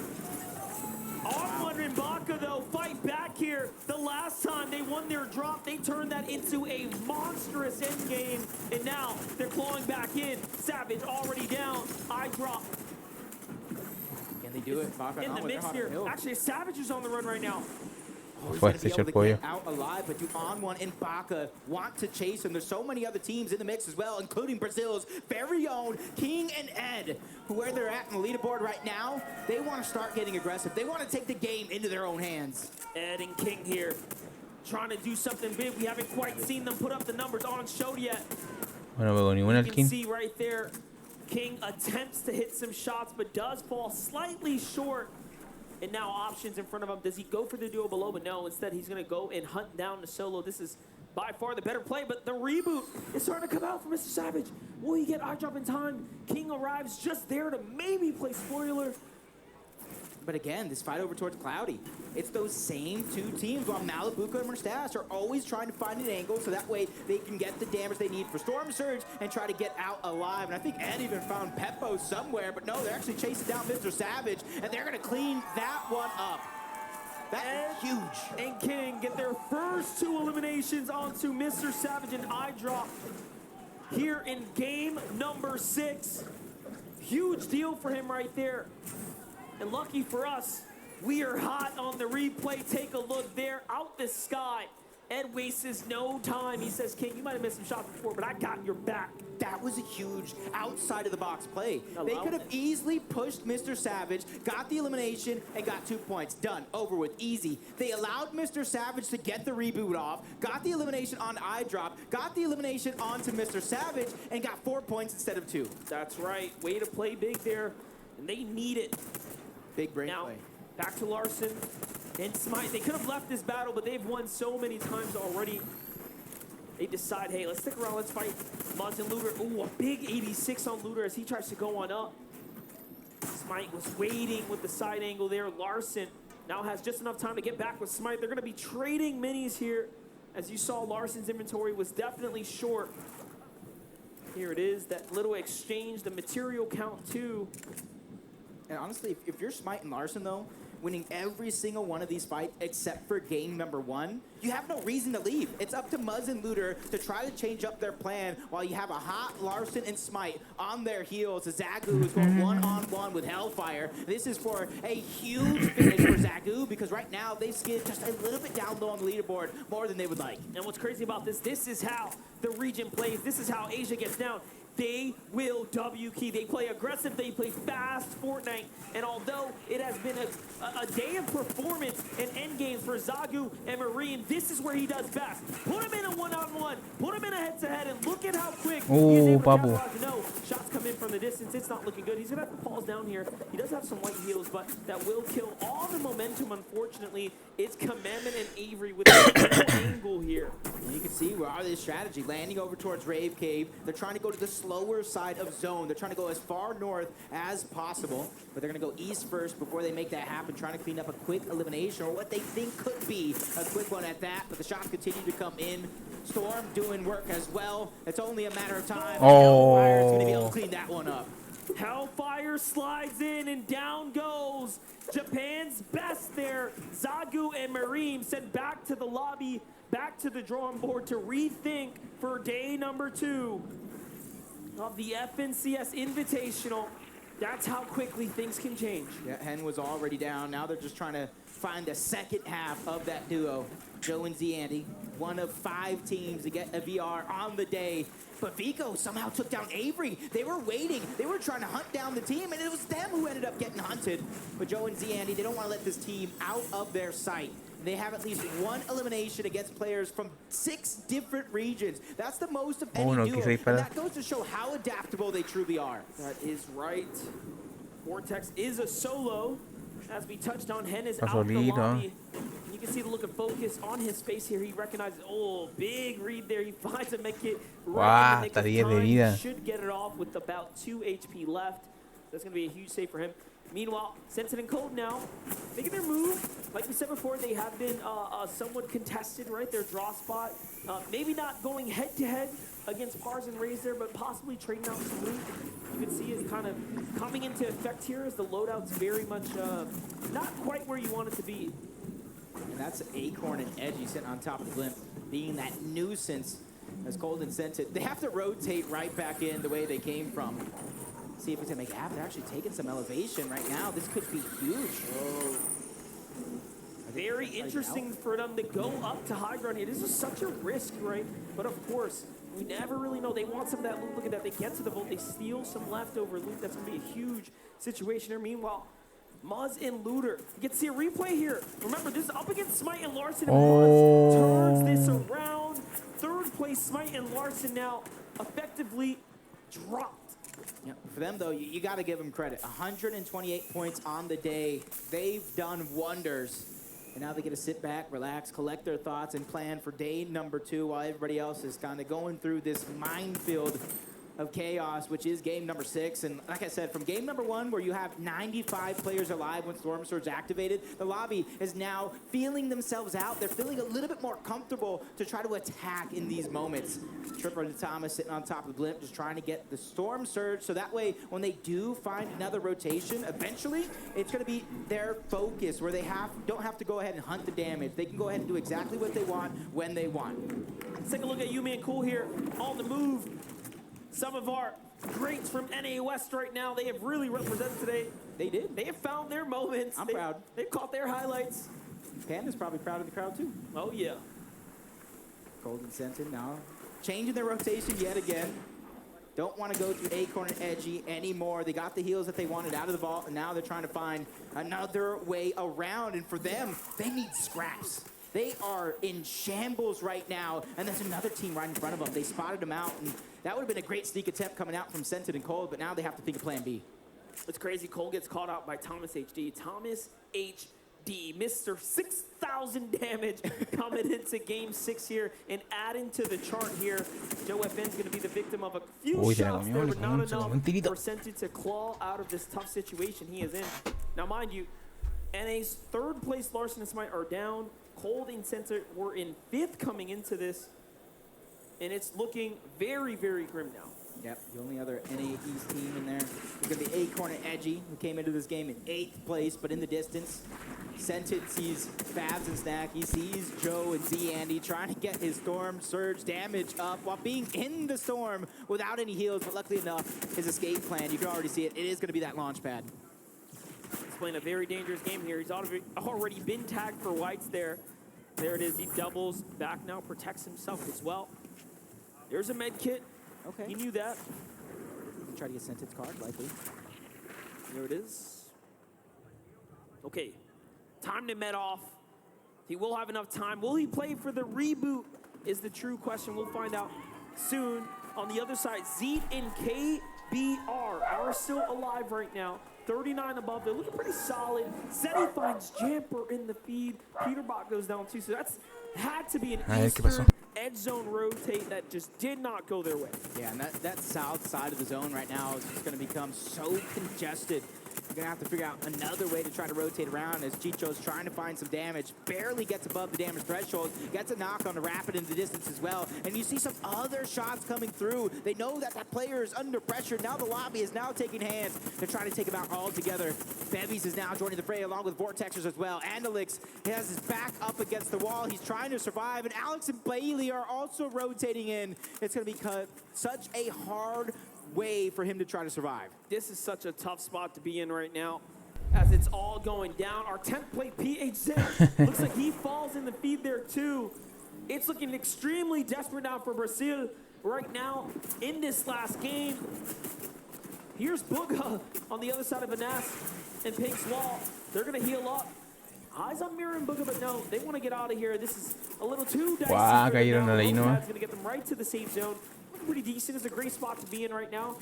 They're okay on the surge, but they could use a refresher here. Plenty of options up to be served as well. Hellfire looks like he found Avery. Hellfire was a solo in the zone way north as Commandment and Avery were inwards. And look, Avery fully finished there. The surge possibly finishing the deal. Yeah, that's not good. And you can kind of see why they rotated out of Rave Cave, trying to third-party some of those fights, but they ended up getting snuck on, which probably turned their entire story around as Booga and Miro trying to get in towards the zone. Focus of the lobby begins. Can Booga try to survive? 43 HP and a dream. Miro's there to try to alleviate some of the pressure, and it does look like it's going to stop. That was tough. Very, very close right there.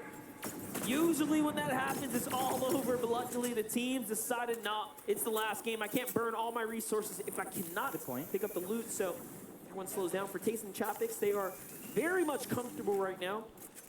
No pressure on them, but there's a lot of players in this vicinity here. Movement, little scarce. Out of Macwood over there. Pars and Rays surviving as well. Cammy and Seti trying to take that top spot back. You they're the analysts. They're having great games, and then they're kind of having a little slip-ups here and there. But luckily for them, this is day number 1. As long as you keep it competitive, you'll be in the mix. And look at our top 4. Top 4 is all EU right now, Monster. That is right. 21 points for Cammy and Seti to catch up to Vino and Queasy. But that top 3 is just European territory right now. Vino, Queasy, Thomas HD, Tripper, and of course Cammy and Seti all fighting for that top 3 currently. It's what you expect. We've seen a lot of our community folk really put those 3 up in the standings and wait for them not to let down the fans, right? I think Malibuca Mustache might be low on Storm Surge. Yet again, being one of the 3 teams over towards Cloudy Condos. Nobody really going at it off of spawn, but a team that doesn't have much to worry about. You saw them high at the top of the blip, Acorn and Edgy, almost 500 above. They're just picking and choosing their battles, trying to figure out what the right play is going to be. And it does make you wonder, although Malibuca and Mustache are contested, being below the surges means that, hey, that first game was a wake-up call. Quedan 30, 30. Aqua and crew will just come in Ahí third está. party. King con el oro, compadre. Finds Malibuca there. That's a huge one, and now we get to see Ed and FaZe King's perspective here. King from Argentina, Ed from Brazil. Right here, right now, 2 Elims already potentially going head-to-head against On1 in Baca. The young duos from NA West. No, the peak, the punishment. Down goes Baca. Is this going to be able to get it, though? It doesn't look like in the minimap that they're going over. So, yeah, you are correct. He is going to get a second chance at life as On1 is placed in the top 10 in every FNCS final he has played in. Trying to put NA West on his back along with Yumi and Cool, Fabs and Snacky. So many top contenders in this tournament still, and this is only day number 1. Down to Video, 120 below, make it 60 now. They do need a little bit more damage. It's going to continue to fluctuate. Vigo finds Baca, down goes On1 as well. Vigo just cleans that up. Meanwhile, Kanata and Macwood, they started off so hot, and now all of a sudden they are in a world of trouble here, surrounded by some of Europe's most dangerous here on this south side of the zone. But hey, they have time, they have plenty to work with here. It shouldn't get too sketchy just yet. If they can keep a low profile for a while, they'll survive to the next moving zone or the half in, half out reveal. Here's a look at 3rd, 4th, 5th. 6th and 7th are down, 5th is down. Hey, that's a blessing for some and a curse for others. For the teams from 8th and below, this is their chance to really close the gap in the final game. That's all of NA East out in game 6. That hurts just a little bit. Just a little bit, but still got Acorn and Edgy still alive. Captain 1 on the Joe. Janice is going to be left as a solo. As Video does get knocked in that moment. That's Taze and that's Chapix that are hot on the heels. But the pressure is coming from all sides for a lot of these teams. And even Macwood and Kanata are trying to put some shots on to Taze and Chapix. You see Janice trying to break through. He is that solo that we were looking at. Trying to survive. No, es como diría su compañero el otro. Janice still knocking on the door. Storm Surge taking him down. But Taze gets the last laugh. And in the end, it's going to mean 4 eliminations for Tayson and Chapix. They absolutely needed it. They were slipping so far behind, well outside that top 20 bubble. Way to make a hero in game 6 to set yourself up for a good day 2, but they still have a long road in front of them. They have to close out this round. The zone is going to pull far northeast. It's on a little piece of a zone, so if you have that mountaintop just right there, you're going to be in a sound and strong position for Edgy and Acorn. They'd be some of the last to jump on over. And we said we want to see Epic Whale and Reed. They're just above sitting down, so this might be their game. But first, Vino and Queasy have to show us why they're in the lead. And they don't really have to do anything here. Look at the loop right now. They're on the edge of zone. They have some high ground. All these players flying through the sky. Easy shots. You're just like serving it up on a silver platter for a team that has been playing this good. But only 7 damage below the threshold. And let me tell you something, this is not bad for a team that lands north and then has this half in, half out pull north. It makes a big difference when you are already positioned there and this comes your way. Now they just have to worry about damage management and closing out this last game. But you can see Tripper and Thomas HD are there as well. They have that same story. They are very much close by. Here's our high ground kings. Oh, está todo construido. Este cuánto mide, este va con harta cura. Going head-to-head against Refsguard right now. They're starting to crank up. Does not want to give it up, not just yet. He jumps down. Oh, se le pasó. Is take those fights, but no. Plays a little smarter. He has to play for the end game. And I saw Pink and Anas go down to pars. He's finally starting to heat up. Tayson gets another one. Kanata as well. Refguard as a solo stole Hideaway from the TSM duo. That is absolutely insane right now. But you got to take note of where they actually landed, though. They still landed at a high enough layer so they could take it back at a moment's notice. Just need to evaluate the situation. No need to burn material this early. Smart play. It's the best play. Vino, but a huge tag there. Shield crack there. It's going to go ahead and get him a little excited. But Acorn and Edgy now revealed themselves to his layer as well. He's not too happy about that one. You see him back up just a second there. Meanwhile, Refsguard on high ground by himself, just looking down there, enjoying the view. But 130 damage is what he needs. He gets 4 tags. That's great, but not enough. Here comes the big drop, and he hits it. Okay, he stays in the game. Almost seeing his life flash before his eyes, just a few centimeters in the wrong direction. He goes down, he goes out, but Queasy and Vino are trying to go up. They're trying to take the game by storm, and they get it, Monster. They got the high ground for now. But it's not for free. They do have a duo. Oh, siguen subiendo, siguen subiendo. It's Refsguard who tried to fight for it, but he is not going to be successful this time around. High ground can get you one thing that we know for sure, and that's amazing placement if you can ride it out. When you're a solo like that, that was an excellent attempt. But now, back into the heat of things. Seti, Cammy, 2 Elims, another end game. And their biggest threat, Tripper and Thomas HG is alive. Acorn and Edgy, NAE's last hope potentially in this lobby, still in the run. Saw threats go down to the bottom half of the map. That's Trulex and Chicho taken down. Kanata falls as well. Ed's gonna get one. Queasy Vino trying to go ahead and put themselves outward so they can continue that damage. Seats a solo stuck at the outside of zone. 4 floppers to work with. The Siphon comes through onto Ed. This is an opportunity for him to pick out placement points while being outside of the zone. Not only that, Clicks is still alive too, but here's Tayson. Oh, lo mataron. Inside the storm now. It's up to Acorn and Edgy making their way out the outskirts here. Look at the clean rotate here from Acorn. He is just exceptional, but we get to jump into Duke. 200 HP, now down to 72, make it less than that. It's not looking good. From 0 to hero, he's trying to claw his way into this. They find a player on the edge. No Elam there. Duke has to fight back, and down he goes, and it is all over. And once again, we might be seeing our first team who is setting up for a back-to-back. Back-to-back, that is going to leave them with all the confidence in the world to end day 1 and go into day 2. Mire, primer y segundo por 3 puntos de diferencia nomás.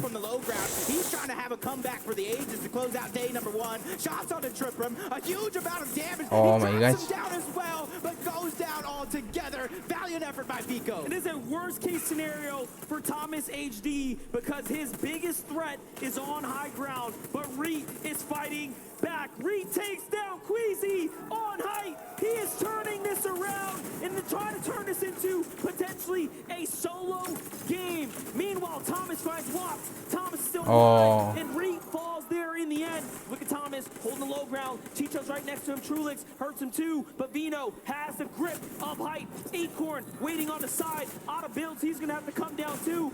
It's all over. The gas tank is empty. Down he goes, and now off to Seti. It's Cammy and Seti, the only duo left, and they find another one. Vino trying to put wonders. 1v2 situation. What can he do here to take home the big prize and end with back-to-back victory royales to end the day? But a team looking to take first place back. Cammy and Seti trying to steal it away by getting that VR to end game 6. And they get the first game. They get the last game of day 1.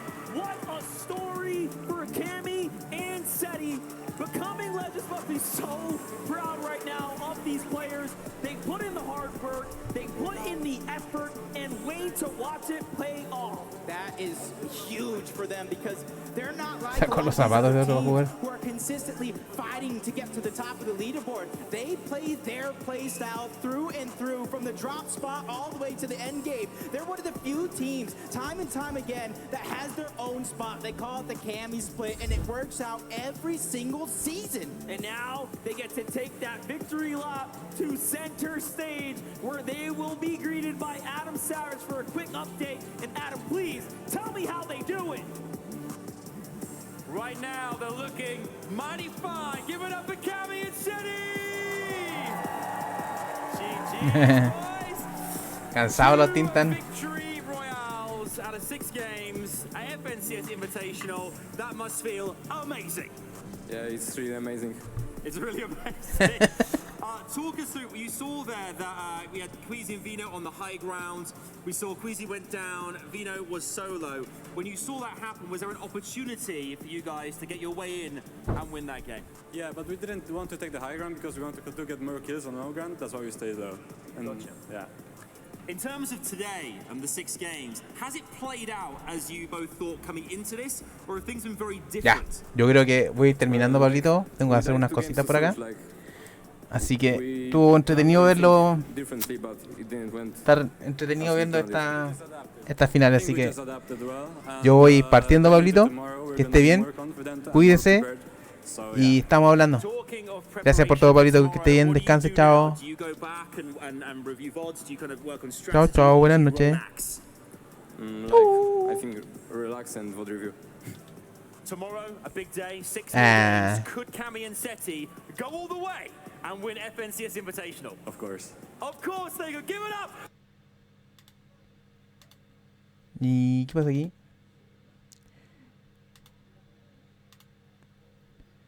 ¿No me sale nada?